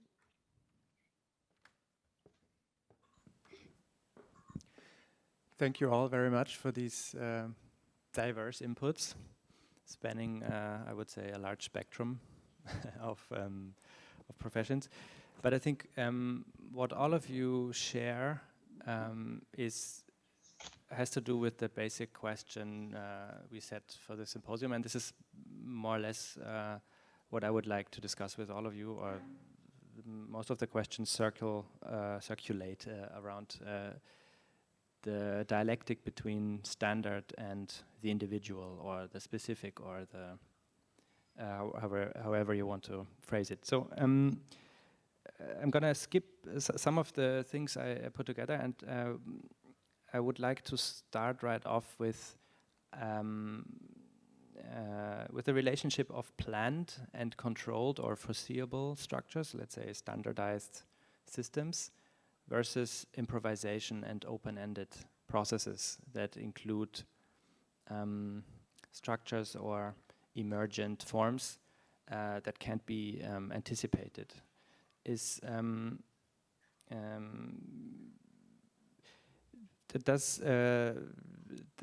this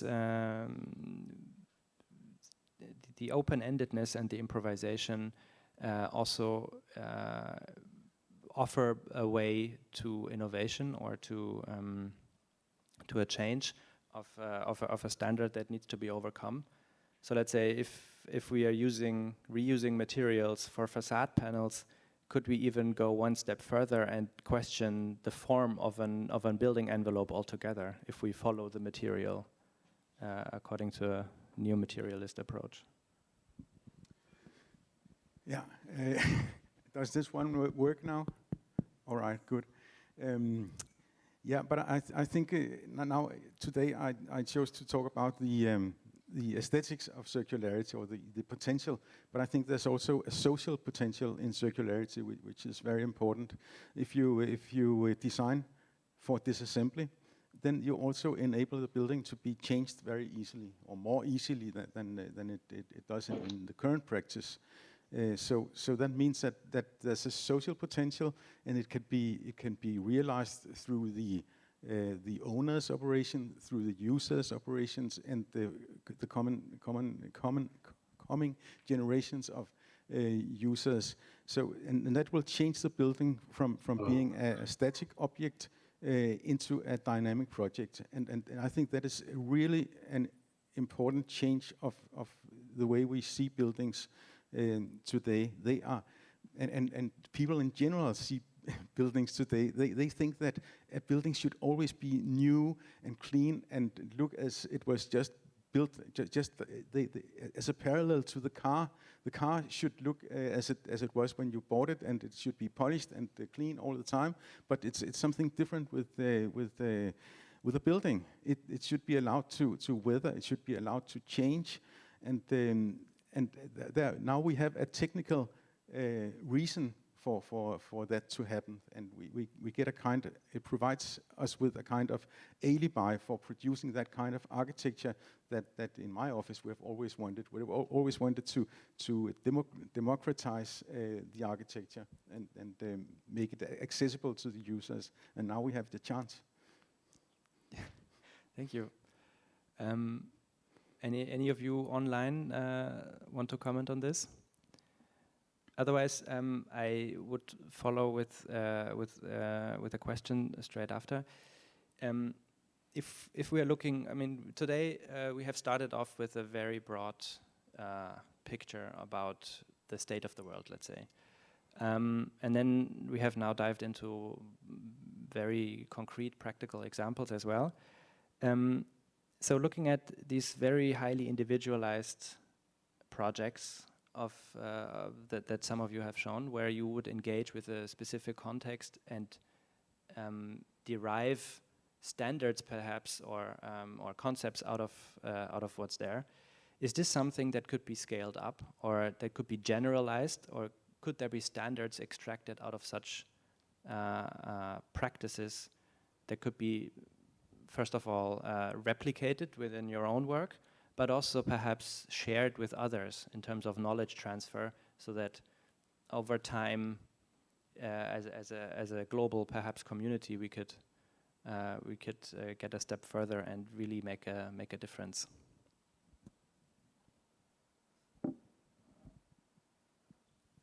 DK maybe. So the question really is this scalable in a way?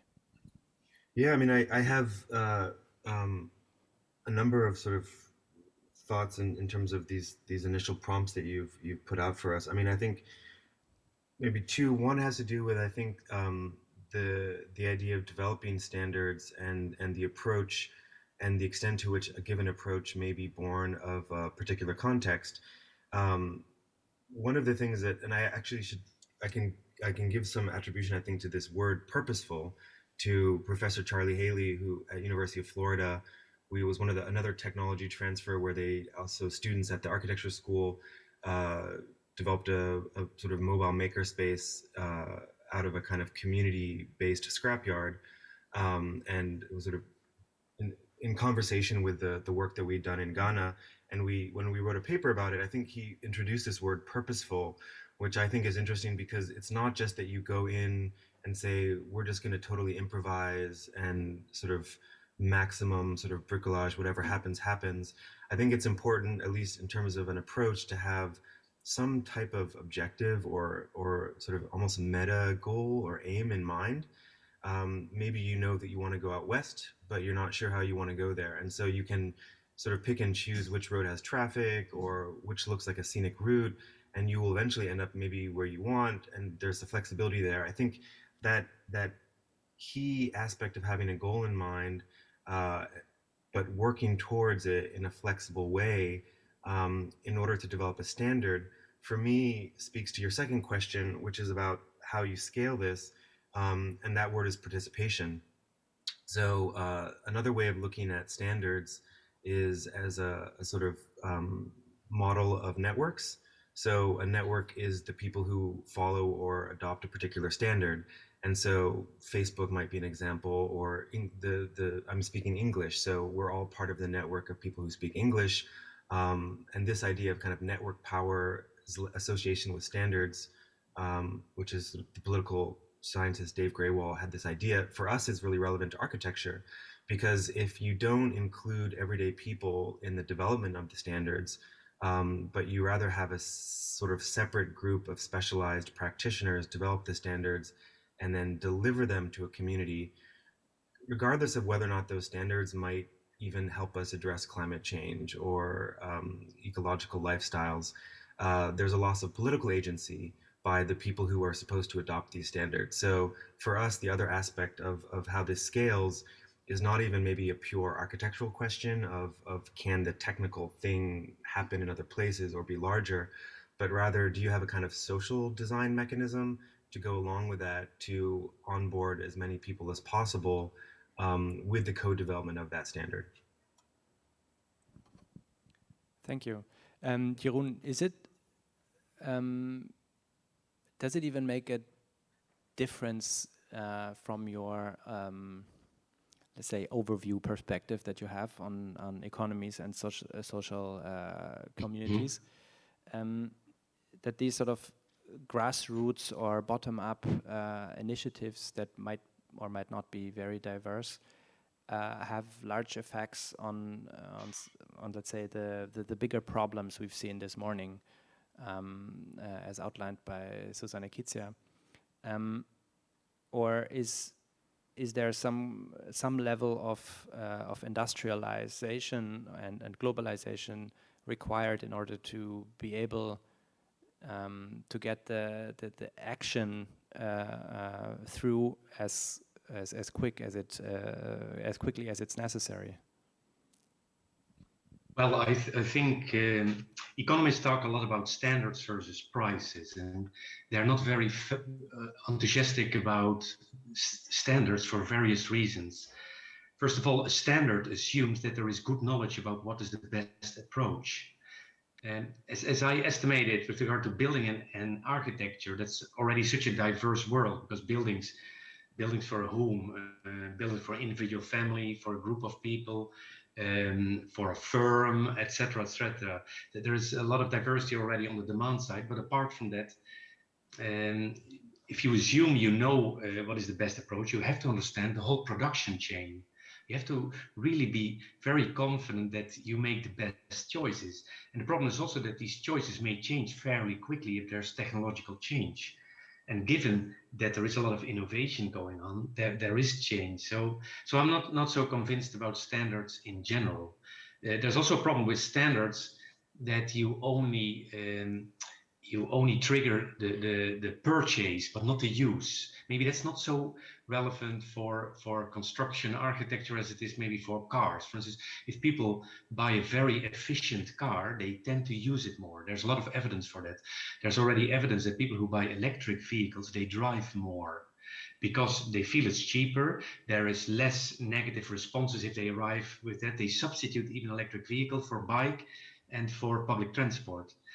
For architecture, the examples are maybe less clear, so maybe that's not so relevant, but still, I think standards have a disadvantage. And if I think about the alternative prices, if we through prices, especially with relation to emissions that relate to all production phases behind complex buildings, if through prices we control the emissions, then buildings that have a huge emission over the whole life cycle, they will just be more expensive.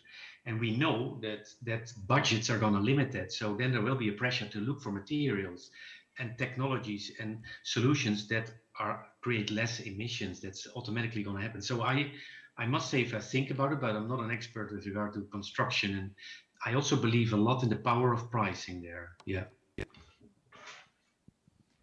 So ultimately, if I from what I know from your work, your main concern is the relationship of policy as a tool or a lever to affect change, and the relationship to public support for these sort of policies or measures.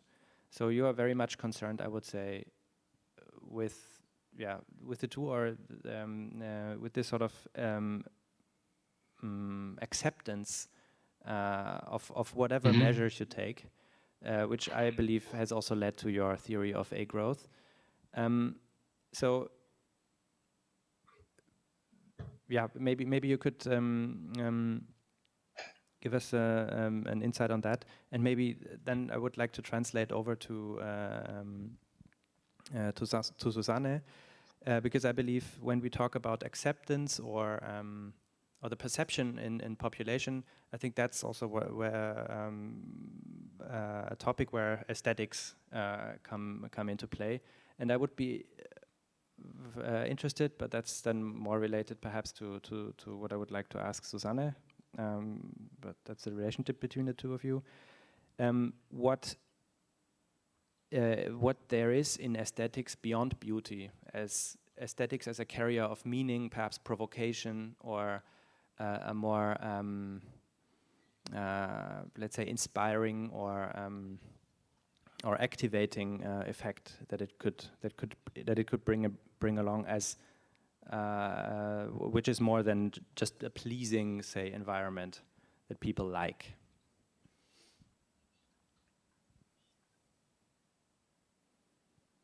So is the so back to you, Jeroen. Is the okay? Yes, the Agrowth. No, I wasn't. Okay, yes. Well, I think an Agrowth strategy will result in shifting the emphasis in politics from growth concerns to well-being concerns, and in that sense, also other disciplines will play a role. We will have more information from psychology, health sciences, and sociology. We will focus more on happiness, and there's a lot of research on happiness nowadays and what makes people happy. So it's not only for the environment, but also for making people really happier. It's good because now we're striving in our society for a lot of things that are not good for the environment, but also don't make people necessarily happier. And to give an example, it would be good, for instance, to think about status. A lot of the luxury consumption we have is status driven. People look at others and they imitate, or they want to be better. So we could have status taxes. Taxes on status goods would be a thing that would become logical if you move away from a pure growth perspective. Might also mean that maybe you focus on smaller houses or different types of houses, which is also part of the discussion about sustainable housing, I think. But we all like a house with some space, you know. So there is a. Whether we get happier from that, I don't know, actually. You probably have more information on that. If we want something, we want a higher income, we want more consumption, we want a bigger house, do we actually get happier from it? There's a lot of knowledge from happiness researchers that suggest that people adapt. So the prospect for something different makes them happy, but once they have it, they adapt to the old level of happiness. Men and women are a bit different in that. That's also interesting. Of course, in status, men and women are also a little bit different. Men seek more status through income, through prestigious goods, cars, and so on. Women are less sensitive to that. So houses, I don't know if a bigger house is something that is something more striven for by men. But I think all these issues might also be put in the picture if you want to talk about which strategy is best. Yeah.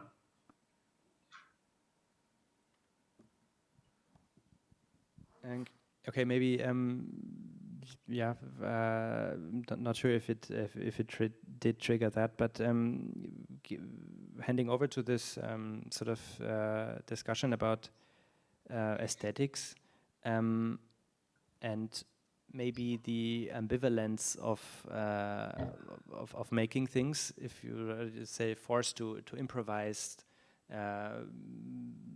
When you have to look at, as a sort of, to give an example, to design a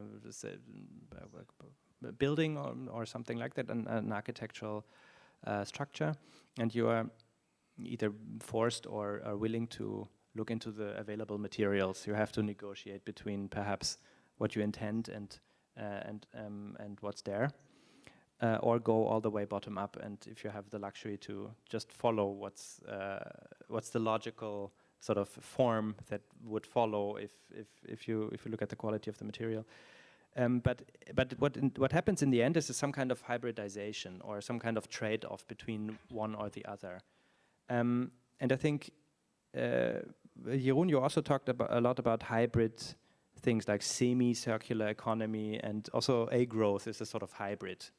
My question is not only to you but also to Susanne and the others. Are those hybrids only poor compromises, or is there an own, let's say, new distinct quality that emerges in itself, just from the fact that it has to be negotiated or mediated between different extremes. So let's say if we take a building, is it a building from reused cladding materials? Is it an okay or more or less acceptable solution to an otherwise less ideal building? Or is I mean, you would argue this sort of aesthetic that would come in through this reuse introduces a whole new level of quality and is in fact the better new than the previously conceived. Yeah, that is my approach to this. But I know that it's difficult to meet people where they are. It's like 30 years ago, no one in Europe ate sushi. It was considered a strange thing to eat raw fish. But now we have all learned it, and I think that there will be, now we are in an extremely unstable period. It's culturally unstable, it's technically unstable, everything is in play, and I think new standards, they will emerge sooner or later in this play between cultural frames and technical frames and political frames, and then there will be a. I mean, I have this idea that we can politically frame our production and establish conditions for our design in such a way that we could allow the wild forces of the market to in a Darwinist evolutionary competition to develop new standards which are better. I think it will be a play between political framework and the forces of capitalism. I'm not a socialist, but I'm absolutely not a neoliberalist either. But I think it's between these factors that we will see new standards arrive, and perhaps and hopefully stabilize themselves in a new more green reality. So the in between is the way forward, neither or of the extremes, perhaps. DK, I called out a quote from one of your project descriptions that I really much liked, which goes, for this LA project, which was, I think, a competition entry, if I'm right, so not to be realized, but a concept of a building, and you were intending to provide low maintenance techniques for the structures instead of no maintenance, which is maybe the standard in the building construction, to encourage or to build tangible connections and a sense of caring. So also there is this sort of hybrid between no care or caring for structures, which also has to do with the support of the public, if you like, of architectural ideas. Maybe you could say something about this idea. Well, I was actually looking for, I thought Susanne was going to make a sort of comment to some of these things. So you should also jump in, Susanne, and in a way I would maybe link it back to some of the things that you spoke about, because I'm still in a way in favor of the notion of standards, but I think maybe we have to be more radical in not just sort of like having a new standard for high performance windows, but sort of redefining what a wall might even be or what enclosure would be. So for this, I think we're interested still in standards, and it links with the materials. In my mind, I'm still sort of captivated by this sort of little bit you shared, Susanne, about the kind of idea of hylomorphism, because I think for us, the materials are so central. I didn't really speak to it so much because 10 minutes is so short, but the work in a scrapyard, which is sort of world famous because it's the notion of e-waste, and there are these sort of young Africans, these black bodies working with sort of dead electronics, and often some of those electronics began their life, well, in Asia, and then lived a life in Europe, and now they're in this sort of scrapyard in the tropical sun. You know, that was a way that many people in the sort of global north have seen the project, but in reality, even more so through our participation for now almost 10 years, we've come to understand that actually many of the people working in the scrapyard are actually from one tribe, from the north of Ghana, but these communities have worked with metals for millennia. And in fact, the words that we use, like chemistry, are derived from these ancient Kemetic understandings that materials were alive and active. And sort of the sort of founders of European natural philosophy learned the basics of this in North Africa and the Levant, but somehow that discourse has mutated, again, speaking mainly towards like Western Europe, kind of in a certain sense around this idea that materials are dead and lifeless, and there's this sort of rational, scientific universalism that pervades, but the actual original sort of natural philosophical foundations of this entire understanding of materials is that they're alive, and that they have not just like little brains or something like this, but they're involved in these sort of much more, now through quantum, we talk about projection. So it's like higher orders of reality, which are sort of projected onto our 3-dimensional, 4-dimensional, and 2-dimensional understandings of reality. And so in the scrapyard, working with these communities of people who work with materials, we realize that these materials have spiritual dimensions, at least within the kind of cultural context with which they're in. And then similarly with the work with bamboo, a lot of that has been working with artists more recently. I mean, even now the Ghana Pavilion at the Venice Biennale is made of these structures that were co-developed with sort of grassroots makers.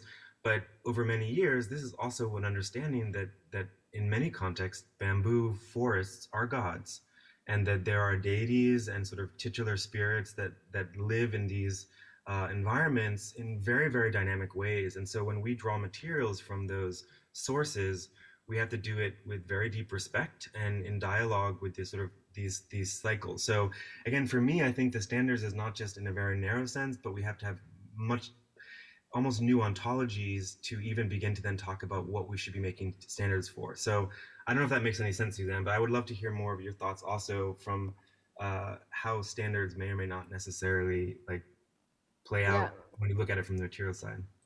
Yeah, thank you very much. I can agree. I can't agree more to all what you said, because and I think that's why it's also so important to consult especially vernacular strategies of manufacturing, processes of manufacturing, because they have this intimate dialogue with the material, and they have all the knowledge they gathered through decades or centuries, and in dialogue with the material. And I think we can learn much from it. Yeah. And also the cultural or spiritual dimension you mentioned, and I think so that's very important. And the knowledge transfer was mentioned earlier. I think it's also very the knowledge transfer between new scientific technologies, for example, and vernacular strategies. This knowledge transfer is very, very important, in my opinion. And yes, coming back to the question standardization or non-standardization, I think I'm also very critical about standardization, but I think standardization can be a tool to make things, to make the manufacturing process, for example, cheaper, or to make it quicker, or to make some forms exchangeable and so on. But it has always be context-based and very situated in ecological system, as you mentioned, that you have to be aware about the relations between the humans and the non-humans in the specific ecological network, and how you shape and maybe or destroy or also re-entangle these relations with your specific architectural processes or your manufacturing processes, and also with the architecture you built. Thank you. Is there a question that you would like to ask from the? Yes, I would like to ask a question, because now that we have this discussion, I think it's also important to know. Or sorry, it's in the room. No, no, you go first. I'm a bit of an outsider, but I wonder sometimes. Two questions I have, two short questions. Is it, do all of you think it is easy to impose standards that really will be effective in controlling environmental impacts? And secondly, are there any of these standards already? Do you feel constrained in your designs, in your architecture, in your construction? Do you feel constrained by environmental regulations very much, or are we still far away from that?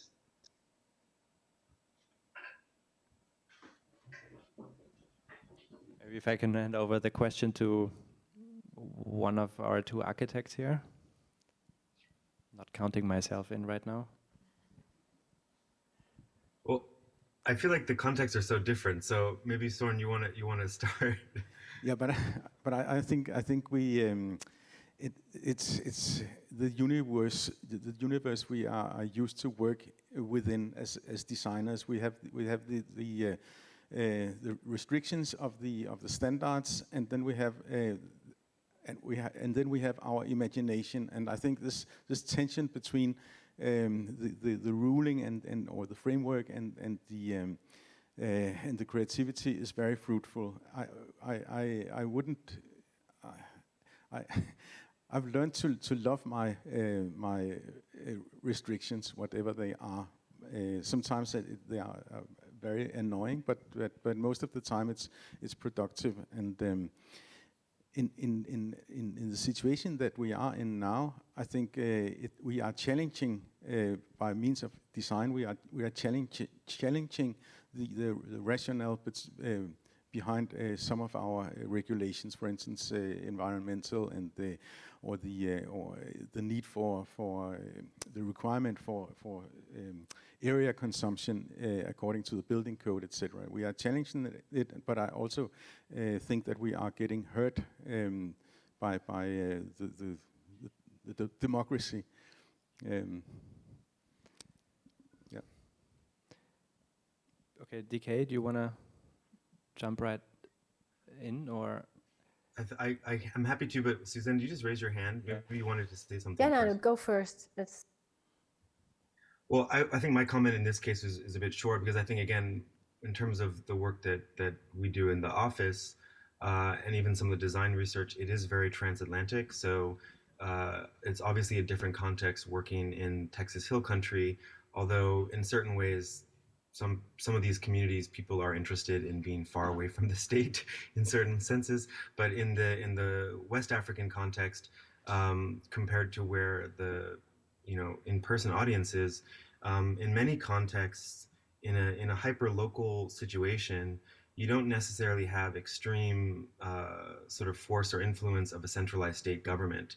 So the actual kind of power that the kind of state imposes over its territory is not necessarily weak, but it's not evenly distributed.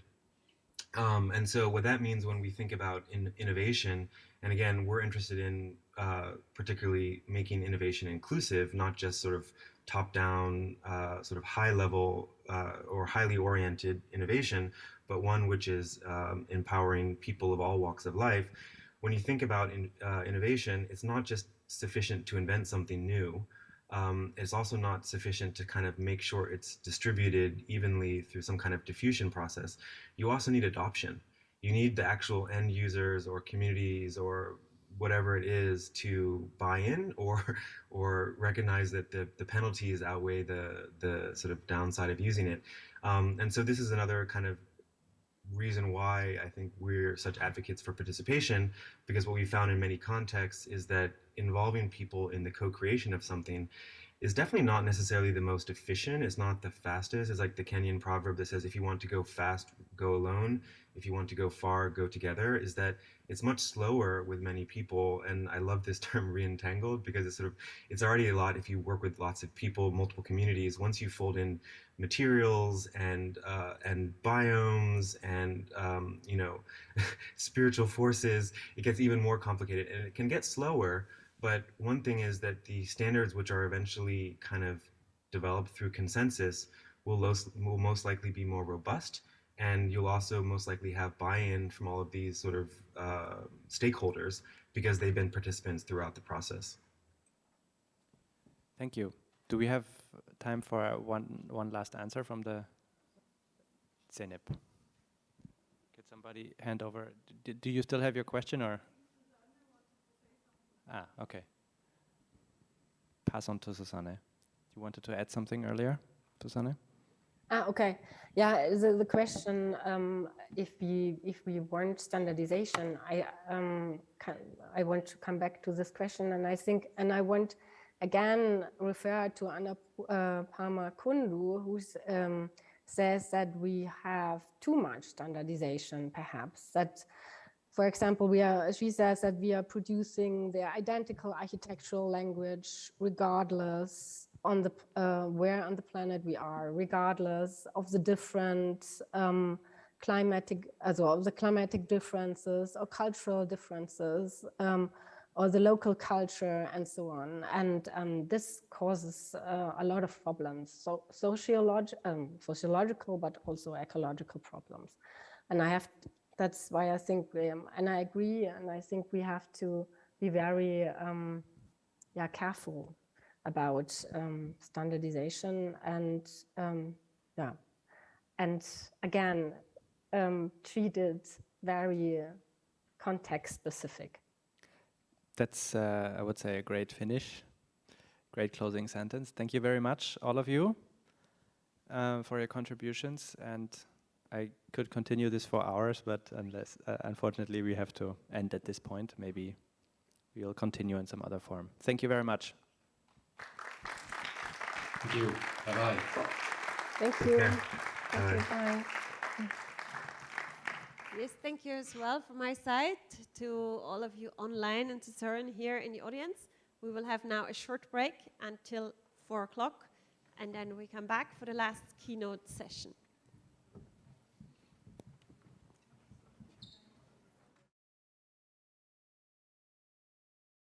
Such as the Aga Khan Network and the World Architecture Festival, as well as for UK industry bodies such as the Design Council and the National Infrastructure Commission.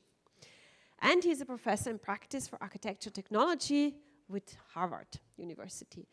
We are very happy that you're here. Welcome to Vienna and to the Angewandte, and we're very much looking forward to your presentation. Thank you. Okay, thank you. So I have the first difficult task is to keep you awake.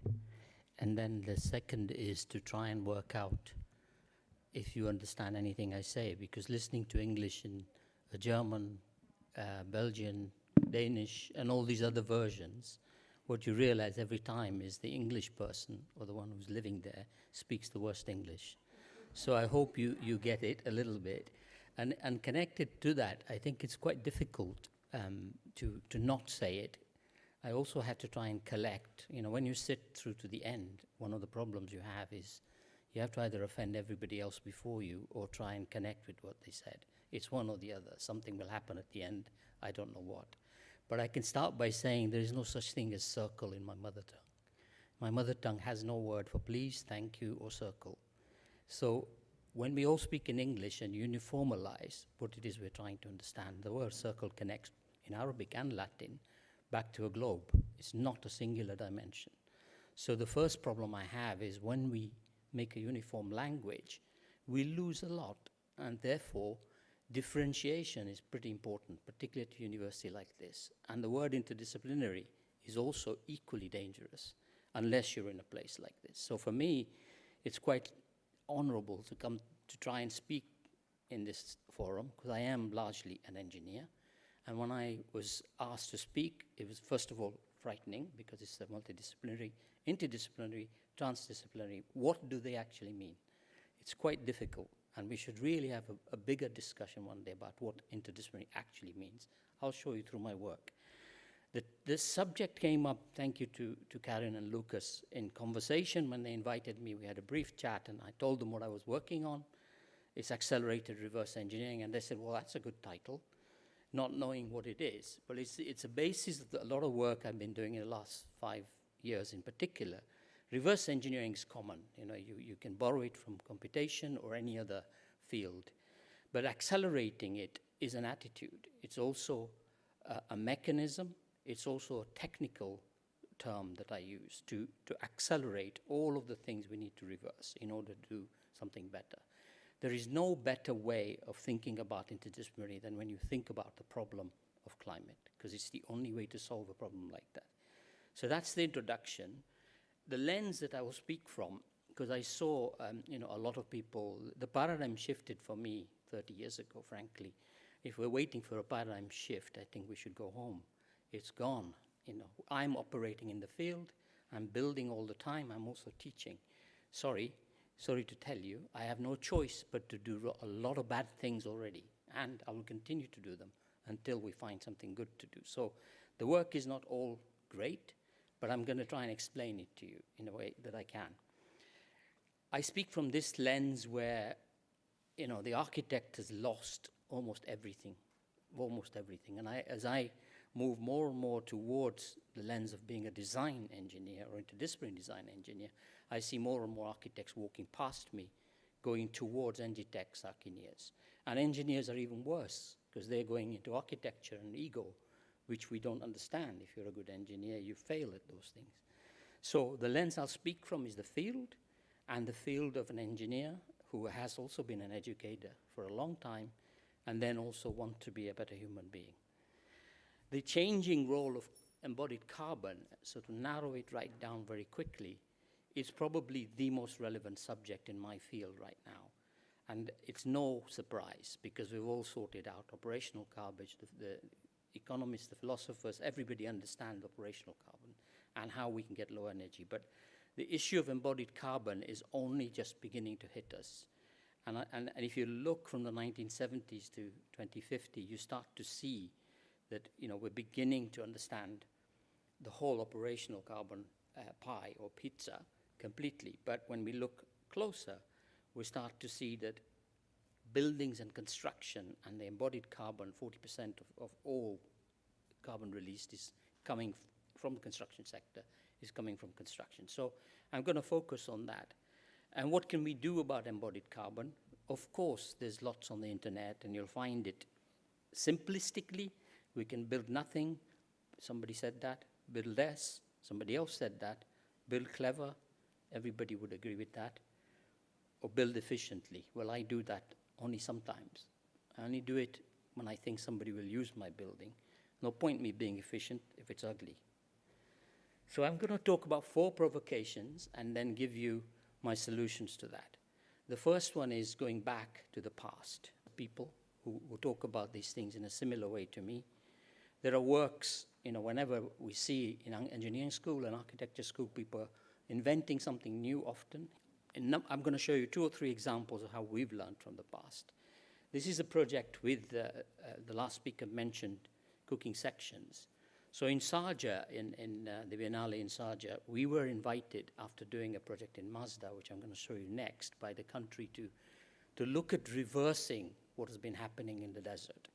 So although I'm a structural engineer, the way of thinking was that you must be able to re-examine how the desert used to treat plants. How can you heal the desert again?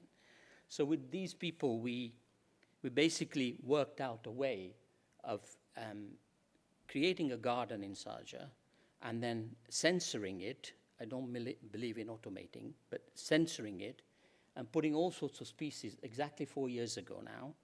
And with cooking sections, who are an interdisciplinary designer, I must be clear, they're not an artist or an architect. We worked together to try and find the species that have disappeared, and the conditions were they have to have disappeared totally, but we know of them, so we could find them and then see what environments we could create around the space. And I can tell you, very proudly that 3 years on, we're seeing quite a lot of these growing back. So one of the things is going back into anthropology and all the other issues that we could go into, or disciplines we could go into, try and understand what was the nature of plants, what was the nature of the desert 4,000 years ago, and how might we replicate and reverse some of that, the problems we've created. The first one is a psychological one. Something that is a powerful fascination for many of us. which is that non-modernization, in my opinion, threatens ecology. It does threaten ecology. Sometimes you have to modernize it, sometimes you don't. So we have to accept that the concept of ecology is switching sides. And with the climate where it's going today, we need to follow that as technical people.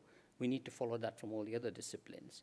I'd just been to visit that city up in the north to look at how they had worked, because I'd been fortunate enough to be invited across, I think it's 15 universities that would look at the first zero-carbon city, which today is called Mazda. And the only time you could really do research like that is if you bring together all these minds and somebody pays for it. Money comes into it, and somebody has to have access to economy and also the power to connect all these competitive organizations. So we'd invented already the Mazda city, and you learn a phenomenal amount of things, not only all the great things they did, but from a lens of technology, how we could simplify some of the things they did. So when we were moving fast on Mazda, we obviously knew all the systems, and we obviously knew how to orientate and change and which way to point the city. All those things are pretty simple. But what we wanted to get to is, using those tools, how do we do a prototype, a real prototype for the city? So as well as building the underground, which is a magnetic electric moving car that would take you around the whole city, we built the first neighborhood, which actually is MIST, or the equivalent of MIT, and it's a research facility. So very simple idea, taking from Yemen again, blocks that are very close to each other in order to be passive ventilated, but also pushing some things below ground, and so on and so on. So to fast forward that very quickly, having been involved in the research and first neighborhood construction, what was really clear or clearer was how you could take stories from the past and connect them through certain technologies and see the things we don't see unless we have certain technologies. So the design itself was pretty simple, but what I can tell you is the outcome is incredible. And today, Foster & Partners, who are the architect, are still measuring the building physics, so you also need the tools, post-occupancy tools, to make sure what you say will not be a lie. There's a temperature difference of something like 5 degrees C between equivalent parts in the same country nearby and our streets. That is a major success if you think that we are trying to stop the world getting warmer by 1.5 to 2 degrees.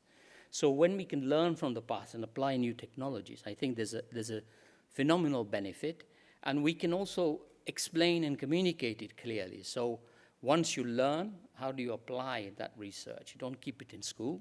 How do you actually take it out, apply it, and what are the techniques and methodologies, and how do you take certain materials that they may never use over there? I don't have time to go through all the materials to do it.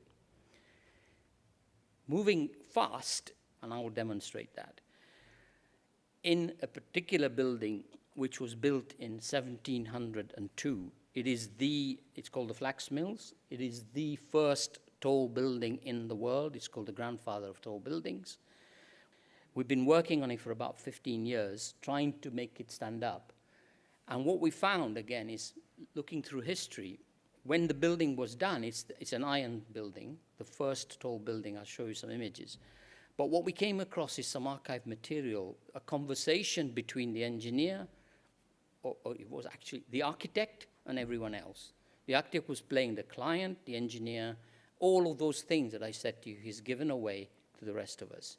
And in the letters, we can see that what he was proposing was highly risky, highly innovative, quite difficult, and responding to a particular challenge of its time, which was how do you make dense local workspaces, in this case, flax mills.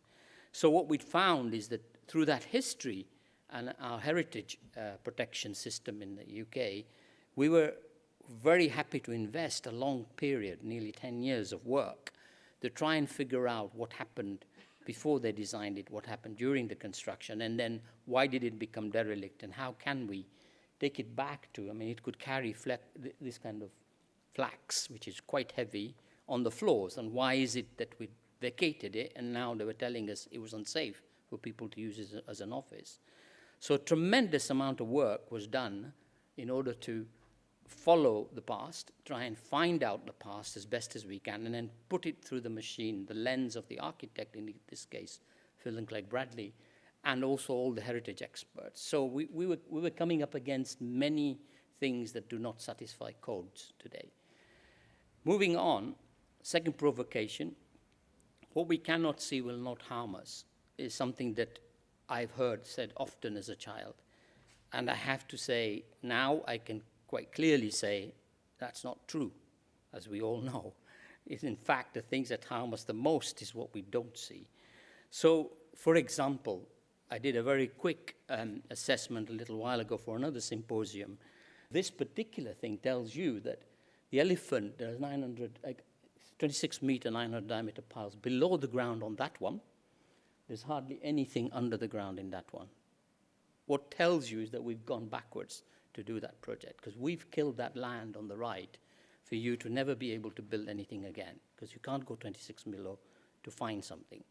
So the provocation really is that how can we bring those truths together, and what are the tools that we've got, and what can we really see?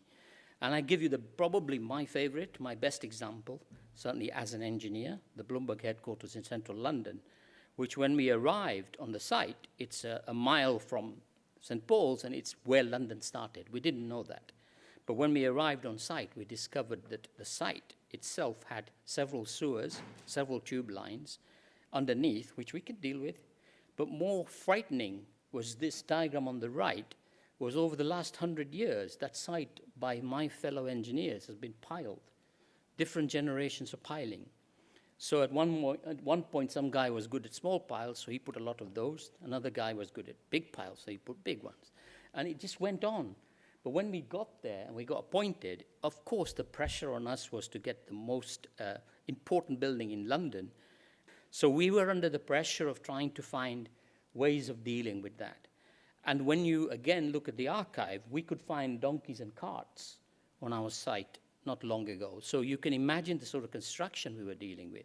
How do you propose new, or how do you use the archaeology that engineers have left behind? What you can't see. What you can't see, you have to test and find out. And what we built in the end was a fantastic building with a new street. It kind of brings back some of the Romanness. But this is what it took to build it. The grey is what we had to fight with. It was there. We couldn't do anything. Only the red is what we had to add. You can imagine how complicated that is, but what it took us is really to begin to understand the piling and the geotechnics a lot better with Imperial College. And what we were lucky, because both the client and architect were tolerant when we found this. We said the first thing we're going to do is shut the site down for 2 years, because the Museum of London went in, and there are a lot of statistics, but all I can say to you is that the Roman London was found under here.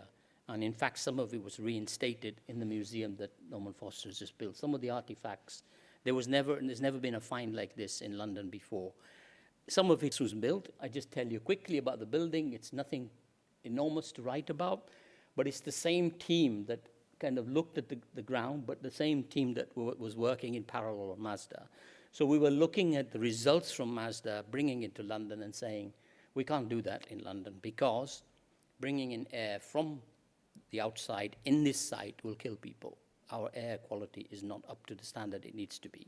So one of the first discoveries was, okay, if we design for passive ventilation and better air quality, how do we allow for it as and when London comes up to the level of our building? So the building is way ahead and preparing itself for 60 years from now, when the air quality might get us to where we are. This takes a lot of stuff, a lot of tools that the architect, us, and the mechanical engineers have. But it's not the tools and the pervasive analytical, colorful diagrams that you see at university. It's really how you apply this stuff and different techniques, from data to real physical modeling, and also going to the site and examining it closely. Most of all, this kind of project draws in one of the things we've lost as disciplines, which is the construction people. Because when you challenge construction people with some of the fineness of what we wanted to do here, they rise up. They charge you for it, but the client has to accept that. In order to innovate at this scale, you have to do that. So it's gone on to become, one of the favorite buildings. In my opinion, not anybody could have spent that kind of money as well as he did, or this client did on the site. So I'm quite happy that it won the Sterling Prize. And nicely, every measure of what we consider to be sustainable has been tested on this building. So we have to post-occupy and go back and test again.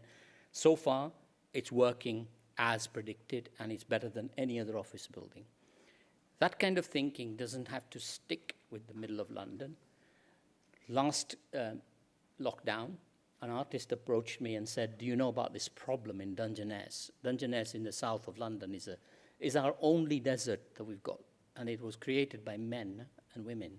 We built a power station on the water, just to the north, which has just been decommissioned, and the water, as it goes past, started to dump the desert that you see where the red dot is over the last 30 years.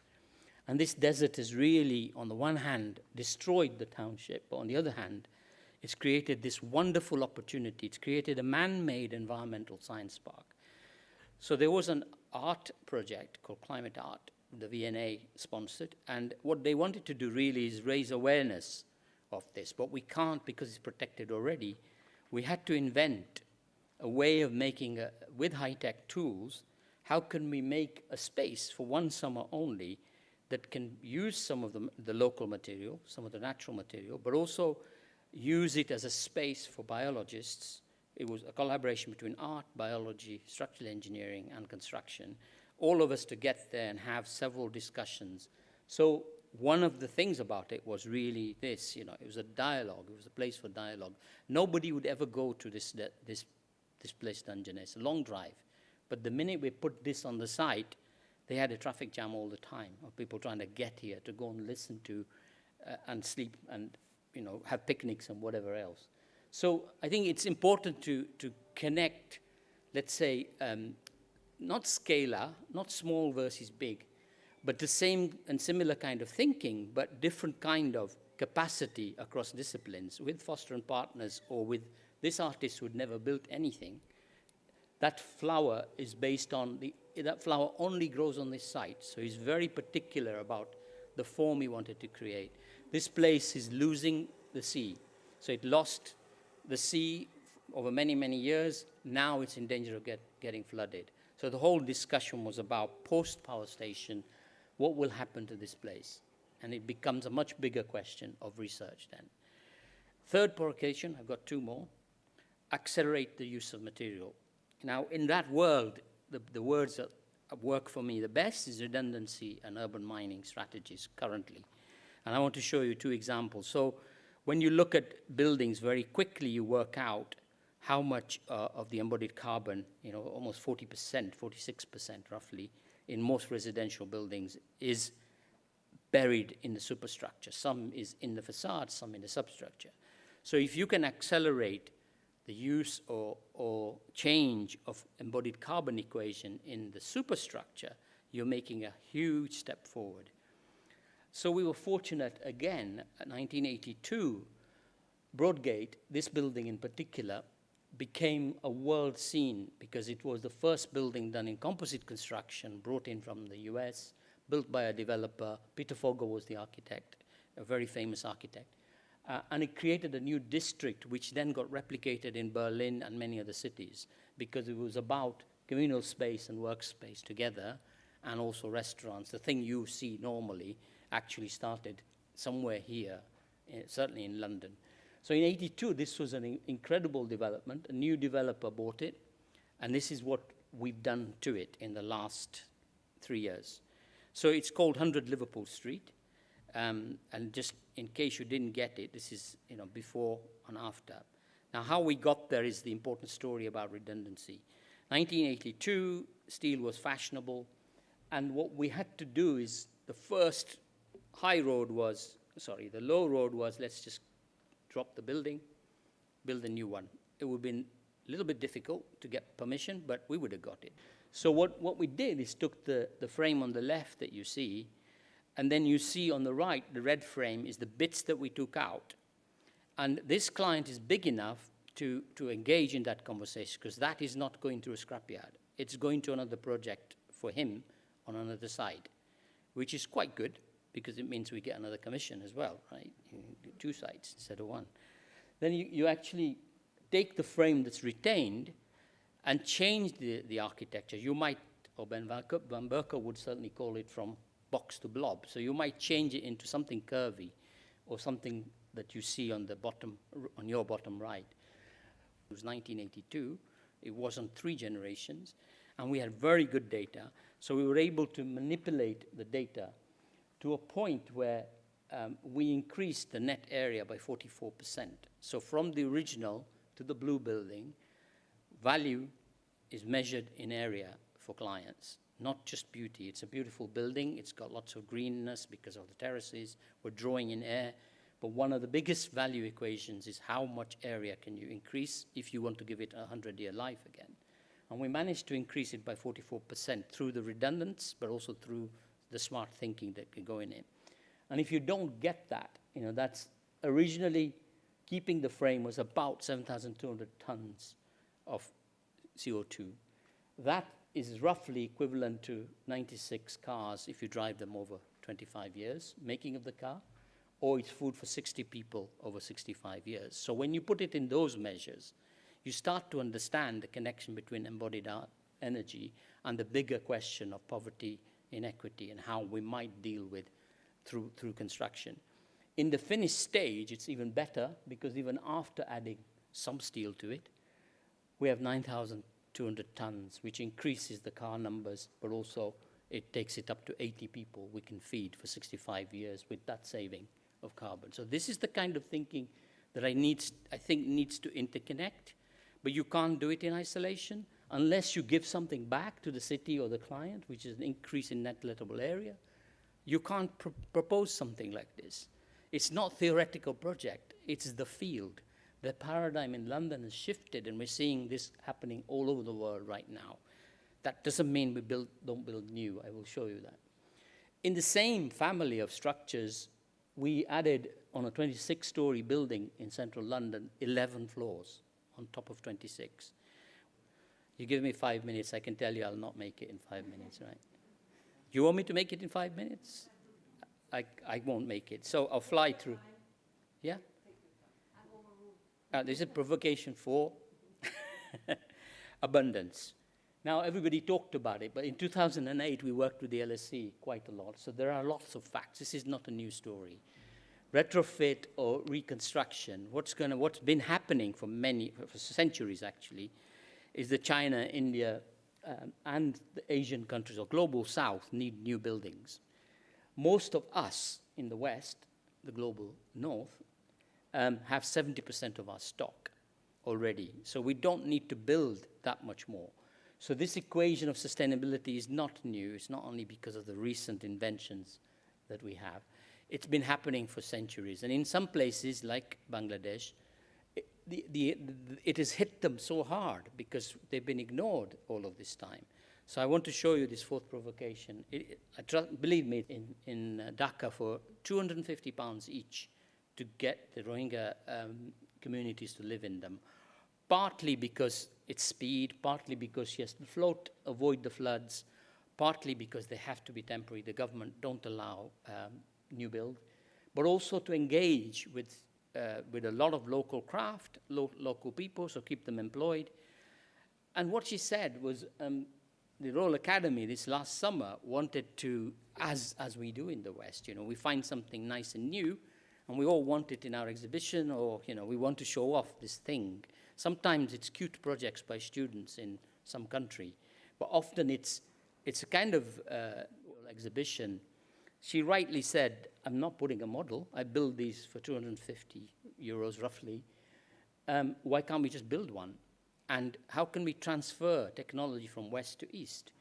And if you look closely, all the architecture is in the joint. It's not in what it's made of, but it's in the joint. The UK does not have the bamboo.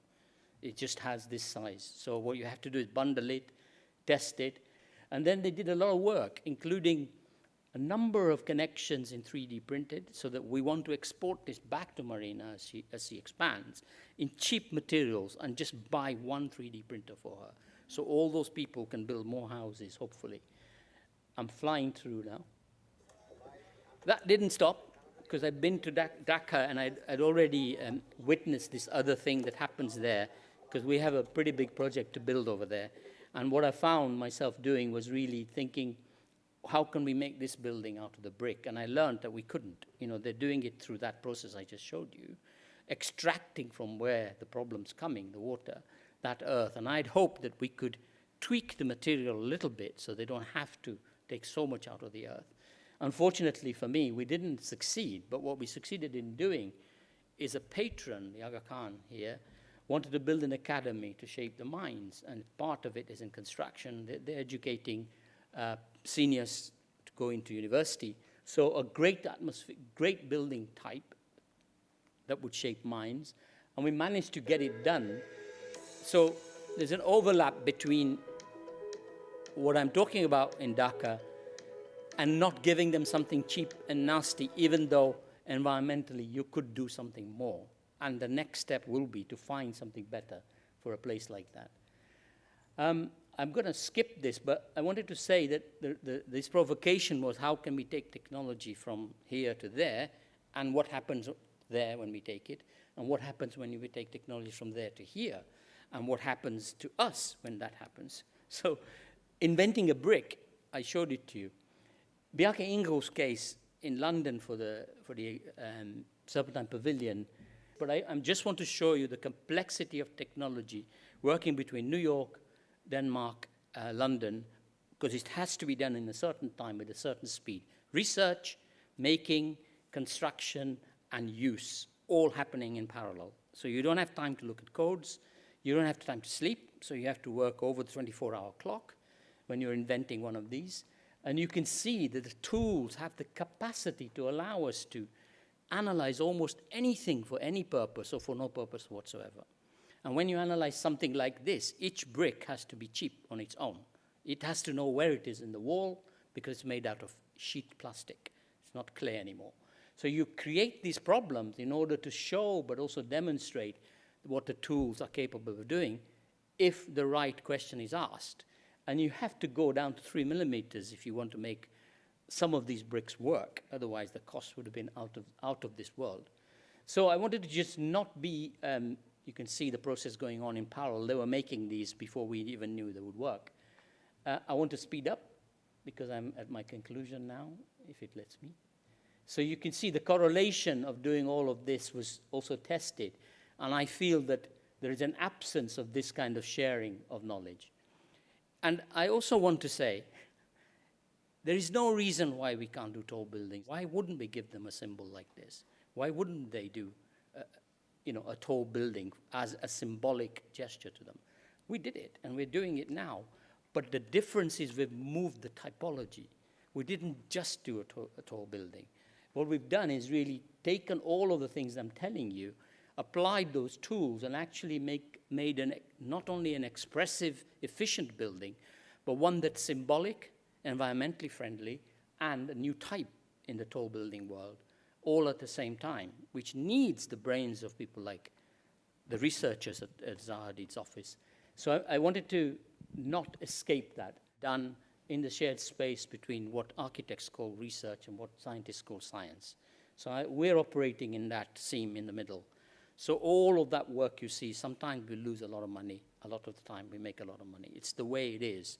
But you have to invest in it. And right now, right this minute, I just came from London and I'm going back to Arles in France, near Marseille, where we are taking the idea of recipe making. So we can't not make straw and earth rammed. We can't do it like a joke or to get in the magazine. But when we look at places like Arles, where the foundation has funded us for this, my students are there right now, in order to look at rice and what grows around there, and mud, pressed bricks, how can we learn and teach the recipes of what it involves to make these things? And how can we break some of the insurance rules? How can we test them for fire and so on?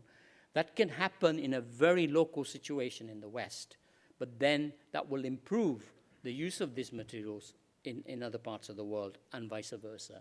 So I'm not just all the time building large stuff. As you can see, quite often I tend to get my hands dirty, and my students are unfortunate in that they have to make these things as part of their exam. Carbon tool in the office, all engineers are doing this, architects need to get on board because some of these things are now part of everyday life. Sharing it, sharing all of this knowledge. It was said earlier that wood is the future, forget it. Read that book that I wrote called Blank Speculations with Jennifer Bonner. Let's start commonalizing some of the metrics that we're using, all these words that we all use. And let's not ignore the construction industry. So in all of this research I'm showing you, in parallel, concrete's not going away, steel's not going away. It's going to be here in your lifetime and your kids' lifetime. It's just how can we improve it? So we're working to make it better with construction people and Holcim. My final message to you is apply what I call the Anubis test. In Greek mythology, that god used to measure the weight of your heart against a feather. If you'd lied, you'd survive. If your heart was heavier than the feather, he would eat it. That's my end, and I would say take away these 4 things. Don't accept moratoriums and campaigns naively, please. Bias rejection of wood or bias rejection of concrete or bias rejection of an attitude is not good for you either. Contradictions are many. Learn to live with them. I just made about 20 contradictions just in this lecture. So fragmented industry is a contradiction. Idleness is the key enemy because it creates a certain type of opaqueness. So I would like to invite now Bergh Müller also to the stage. Please have a seat. And thank you so much for your presentation. To give a little bit of an answer, maybe to put that into context, what we have just heard, and then I would like to invite all of you again to engage in the conversation. You will sit with us? Yes. So I will briefly introduce Bergh Müller, also from the Angewandte. Bergh is an architect and researcher based in Austria and Ghana. She is Dean of the Institute of Architecture at the Angewandte and head of the Applied Foreign Affairs Lab, which investigates spatial, environmental, and cultural phenomena in rural and urban sub-Saharan Africa and the Middle East. She is founder of NAF's Bergh Müller, I hope I pronounced that correctly, which has focused on projects located on the African continent since 2000, and her work comprises architecture, urban research, installations, scenography, and curatorial projects. And we're looking forward to your response, or as it was said before, to your collaboration in that sort of sense. Thank you. Thank you for the introduction. Thank you, Hanif, for this fantastic lecture. And I'm a bit in the same situation as you, that I'm inspired by the whole day, and it's a bit difficult to not bring that in. And therefore, I think I'm most interested in 2 of your provocations, which was like Back to the Future and the abundance Global South versus Global North, because that was popping up in between all day, and I think it's very relevant. And with my, speaking from my background as being an architect, working, researching, teaching on the African continent, and as we are also interested in the Institute in Urban Research, I would just also give in some numbers like that. There is 18% of the world population is located on the African continent. The carbon emission of this continent is with 3.8% at the moment. And talking about Back to the Future, or even about there was in the Swiss context, I think the term energy poverty was mentioned. And talking about this African continent, there is something like infrastructural poverty. And there's a human right to basic sources such as, let's say, water and electricity, for example. So, and then talking about urbanization amongst the 10 fastest growing cities on the planet is 3 located on the African continent. It's Kinshasa, Lagos, and Cairo. So I would like to emphasize a bit on, and therefore I was happy to hear about the master project, that there is the tendency to jump into small scale and also in a kind of romanticization of local materials in rural Africa. But the reality is that there is large economies, there is mega projects started, like there's something like Eco-Atlantic in Lagos, there is massive cities planned from scratch also in countries like Ethiopia. Could you talk a bit about this, further about this? Because that's also so beautiful about your work, that you jump across scales. Talking about this tendency that we think about complex, large-scale urban projects in the global north and tend to refer to local materials and small-scale and rural environments in the global south. Well, I would add to that. Africa is a beautiful place. It has all of the things that all of humanity wants. India is less so. It has 50 cities right now that are more than 7 million. I bet nobody in this audience could name one. The major problem in all of these places is infrastructure. So first of all is capacity building.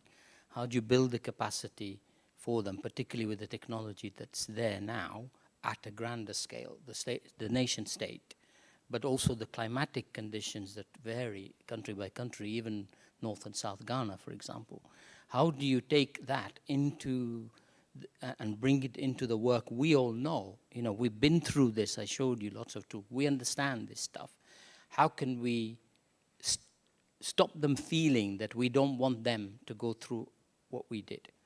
Instead, leapfrog a little bit and show them through our own examples of how they could do better, and how we can invest in a different way of thinking. To me, that is about engaging in an inclusive way through education, through changing some of the sacred cows in a way. It's going to be difficult because almost all parts of Africa were colonized in one form or another. I'm working in the north. I just built an amazing theater in Morocco.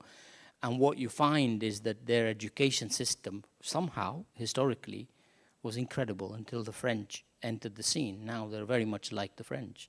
And we know the problems of South Africa. So one of the things is how can we help them invent a systematic approach to interdisciplinary discourse, interdisciplinary thinking that might help the continent as a whole. In doing so, be cognizant that it's not like Vienna or London. Tribes are very important, and you can't uniformalize Africa, even country by country. So take into account all of those anthropologically, take into account some of the knowledge that people are building now, and start applying it slowly. The problem is what Karin said right at the beginning, it's urgent. Because if you haven't been to Africa, you wouldn't believe the inequity between one part and another, but you would totally be shocked by how happy they all are, largely speaking. So in some ways, many of them don't want, they want glass and steel. I'll give you a very quick example. We did a design for Madonna for a Malawi school. The government stopped it because it was glass and steel. They wanted, we did it in brick. They said we want glass and steel. So there are these psychological things that have come from their history, recent history, rather than the ancient history. When you go back into the ancient history and you tolerate some of the difficulties in that continent in particular. Now, I know better that that's going on in India a little better, not a lot better. There are also difficulties there, but the urgency is even more. Because like I just said to you, if you go to one of these 50 cities that you don't know, nobody can name, but they are there. There's about 7 million in each of them. The problem's there already. And it's like people are living in huts, no cars, no bikes, nothing. So for me, it comes back to education somehow and sharing knowledge, not in a contingent way. Don't just go and do a little school for them. Yeah, and that's the other point why I like this Back to the Future a lot, and also this idea of that modernization is the solution, because I also strongly believe in the necessity of translations into 21st century solution, but also as architects or designers, but also engineers, like looking into where we are on a technological level, and also having these aims for translation and creating a surplus with these is something which I saw. This afternoon we saw two works of cooking section, like you showed the one which was plant-based, and then also Susanne gave the example of a traditional furniture which then with the same material there was another language which was like the translation of a vernacular indigenous material which becomes something else, becomes a 21st century tool or building material through this translation process, which we as architects, designers, engineers are capable of doing. I think if we don't create surplus, then we are not needed in these environments anyway, because people know how to build a chair. But if we look into these local materials we are all looking at now, because we try to come away from concrete, we also need to look into the future use of them. Yes. No, and I would be very clear that I said modernization threatens ecology.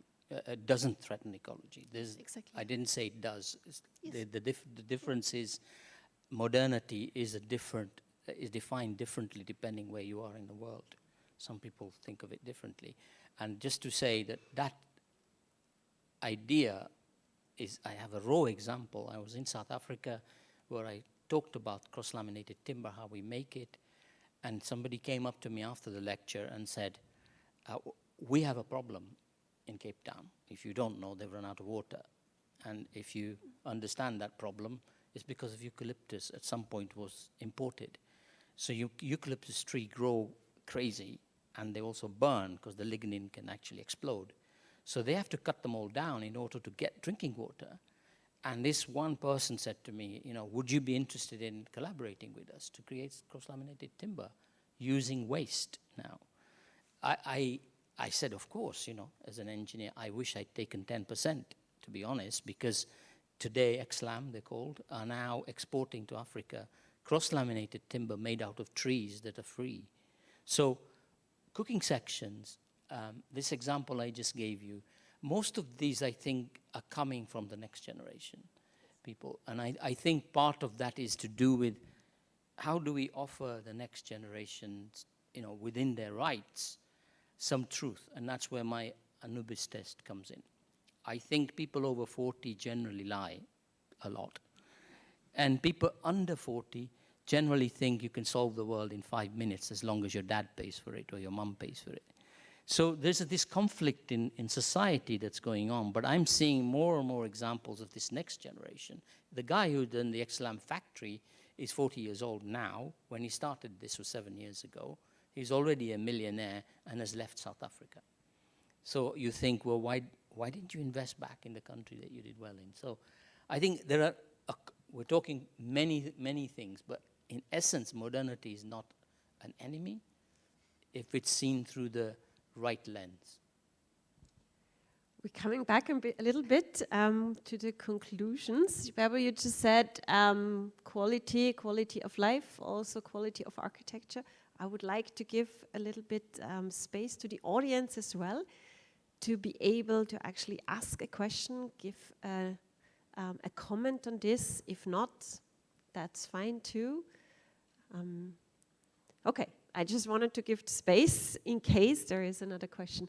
So maybe just as a conclusion remark to both of you, maybe Bergh to you first, because you're dealing a lot also with this bringing technology or learning from the technology in other continents, in your case in Africa, but also bringing technology back.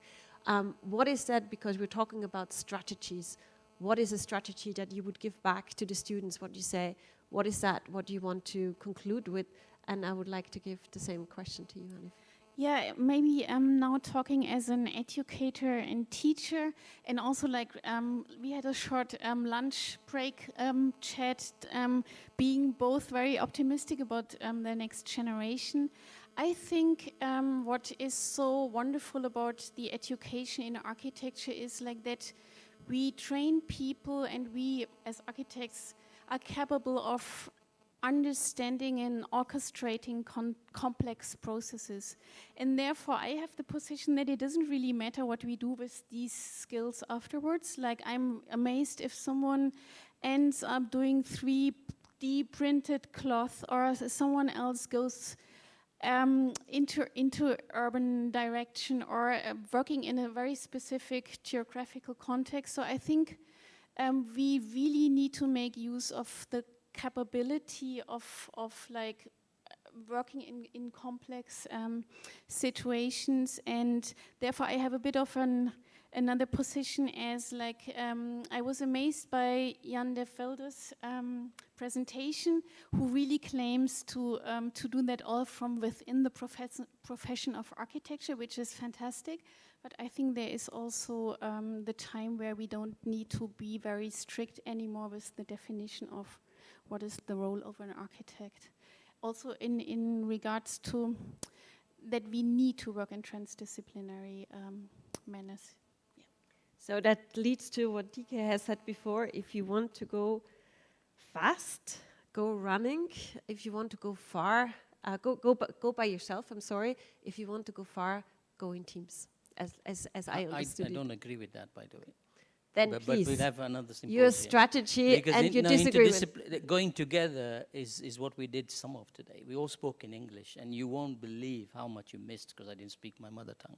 So in a way, disciplinary is that. There's a problem when people cross over transdisciplinary, multidisciplinary, interdisciplinary, all these subjects, and don't actually know what each one means. You have to be absolutely brilliant at one thing.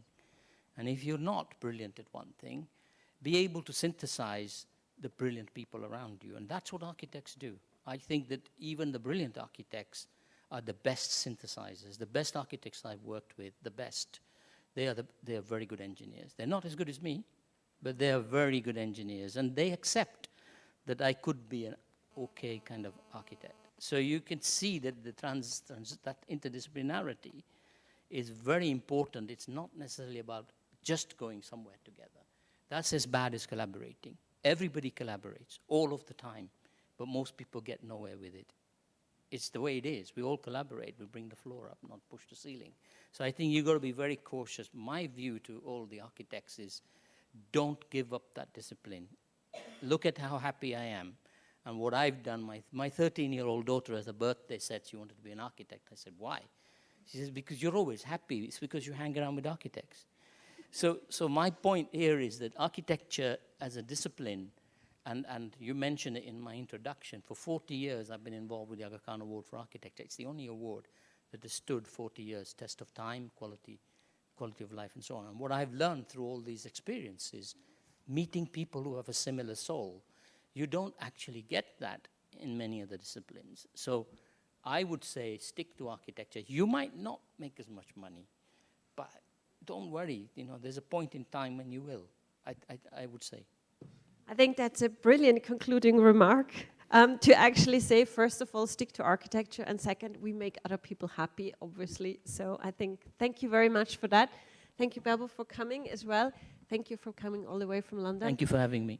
And we are now in our final session. I would like to give you a few minutes break until at least 5:10, and then we come back to the very concluding remarks, and we conclude at 5:30.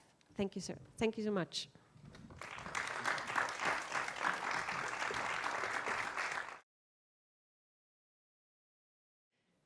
So I would like to invite you to take a seat for the last time for this afternoon. We would like to conclude, and I would like to ask the two organizers of this symposium today, Karin, Raith and Lukas, Allner, to the stage. And we will find some conclusion or conclusive remarks, hopefully. So, from this morning, we started off with a little bit of a dire outlook, saying we need urgent action. Things are 12:05. And then we went on and said, well, it's bad, but we can do something. And then we said, it's bad, but we are architects. And then at the end, we said, it's bad, but we are architects. We make other people happy. That's at least something. So, Karin, from the dire outlook in the morning, the urgent action, do we now have some strategies in your view? Do we have a better outlook than at 10:30 in the morning? I think the fascinating thing about events like this is that there is a bunch of questions and no answers at all at the end. But I got a lot of interesting keywords that I heard dispersed over the entire day. And I would like to give an answer to this overall question, global standards or versus individual processes.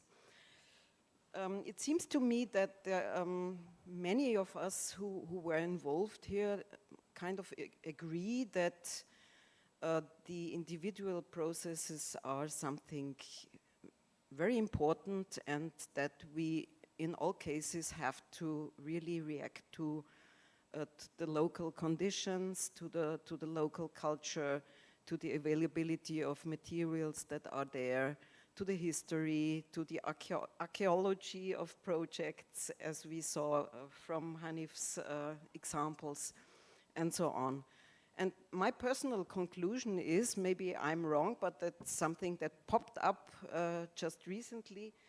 It seems to me that those things that can be global standards and that might help us are just the technological instrumentarium or the tools that we recently invented, such as a smartphone with all kinds of apps that might help in a low-tech building process, but which might make things easier. These are things that are global tools. Yeah, these are global standards, and maybe those help us to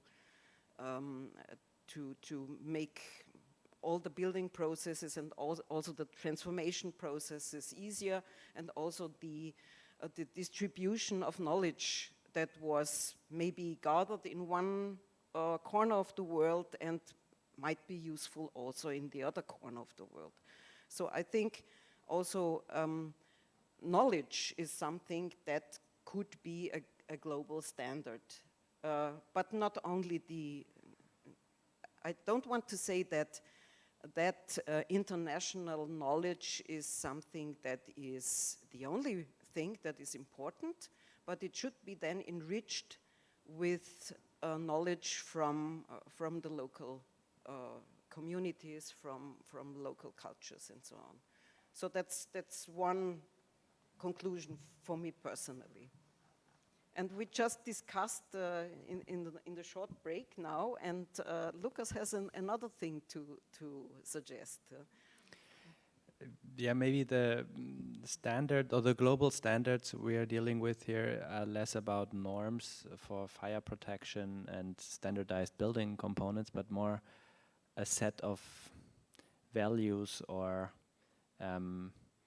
attitudes that could help to address projects in context on large as well as on a smaller scale, following certain principles that could be maybe identified or put in a hierarchy. There was this diagram of yours showing, I think, a certain situation in the city of London that I think you worked on, where it's first checked whether there's a building existing, yes, no. If not, then something else happens. So these sort of relationships across the whole this vast range of possible measures or actions, I think they could be organized this way, and maybe that's a way forward. Also to over time develop this sort of set. And also, I would say the direness of the situation didn't go away. It's still urgent and pressing, but I think, or I hope, we could contribute a little bit to encouraging, to taking the risk.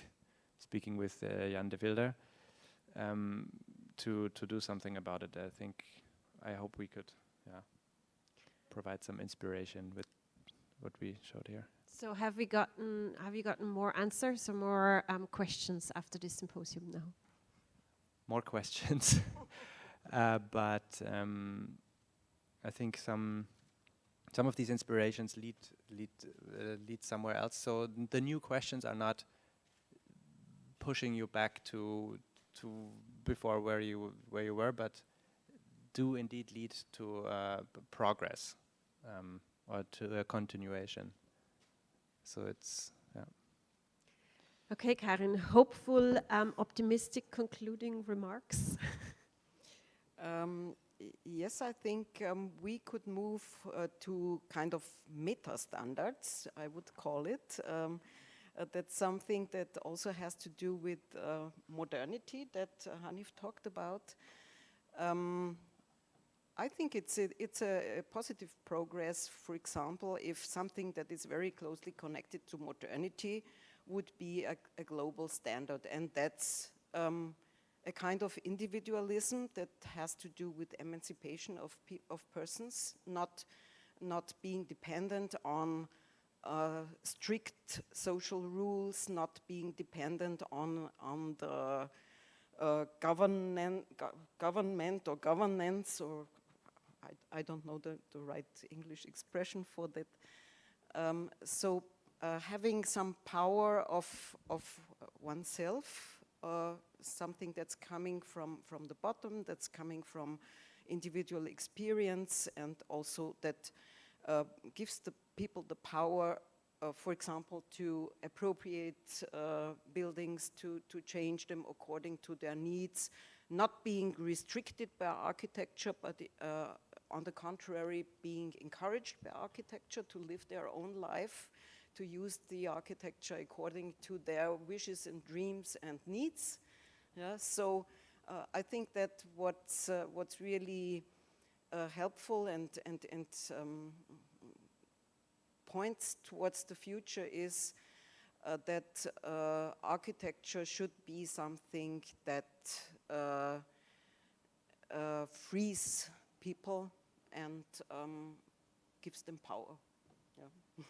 That's a very nice concluding remark, giving people power, and I think that adds to what was said before, making people happy. And I think we're concluding with what we started off, the quality of life, and that's what we want to do. All engineers, architects, planners, that's one of the goals, right? We want to actually achieve quality of life, and not just for a few, but for everybody. So, with this, I would like to thank the audience for sticking with us. You have been great in asking questions, in being here, in supporting this. Thank you, and give a hand to the organizers. It looks easy, but it's months and months of preparation. So, a hand to the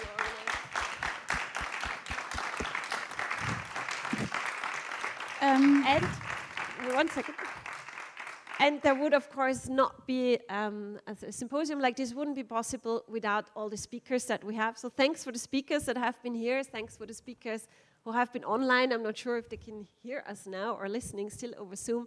But yeah, I think it has been great, and it has been a great joy for me to moderate this today. Thank you. And also, thank you very much to Doris for this smart moderation. Thank you.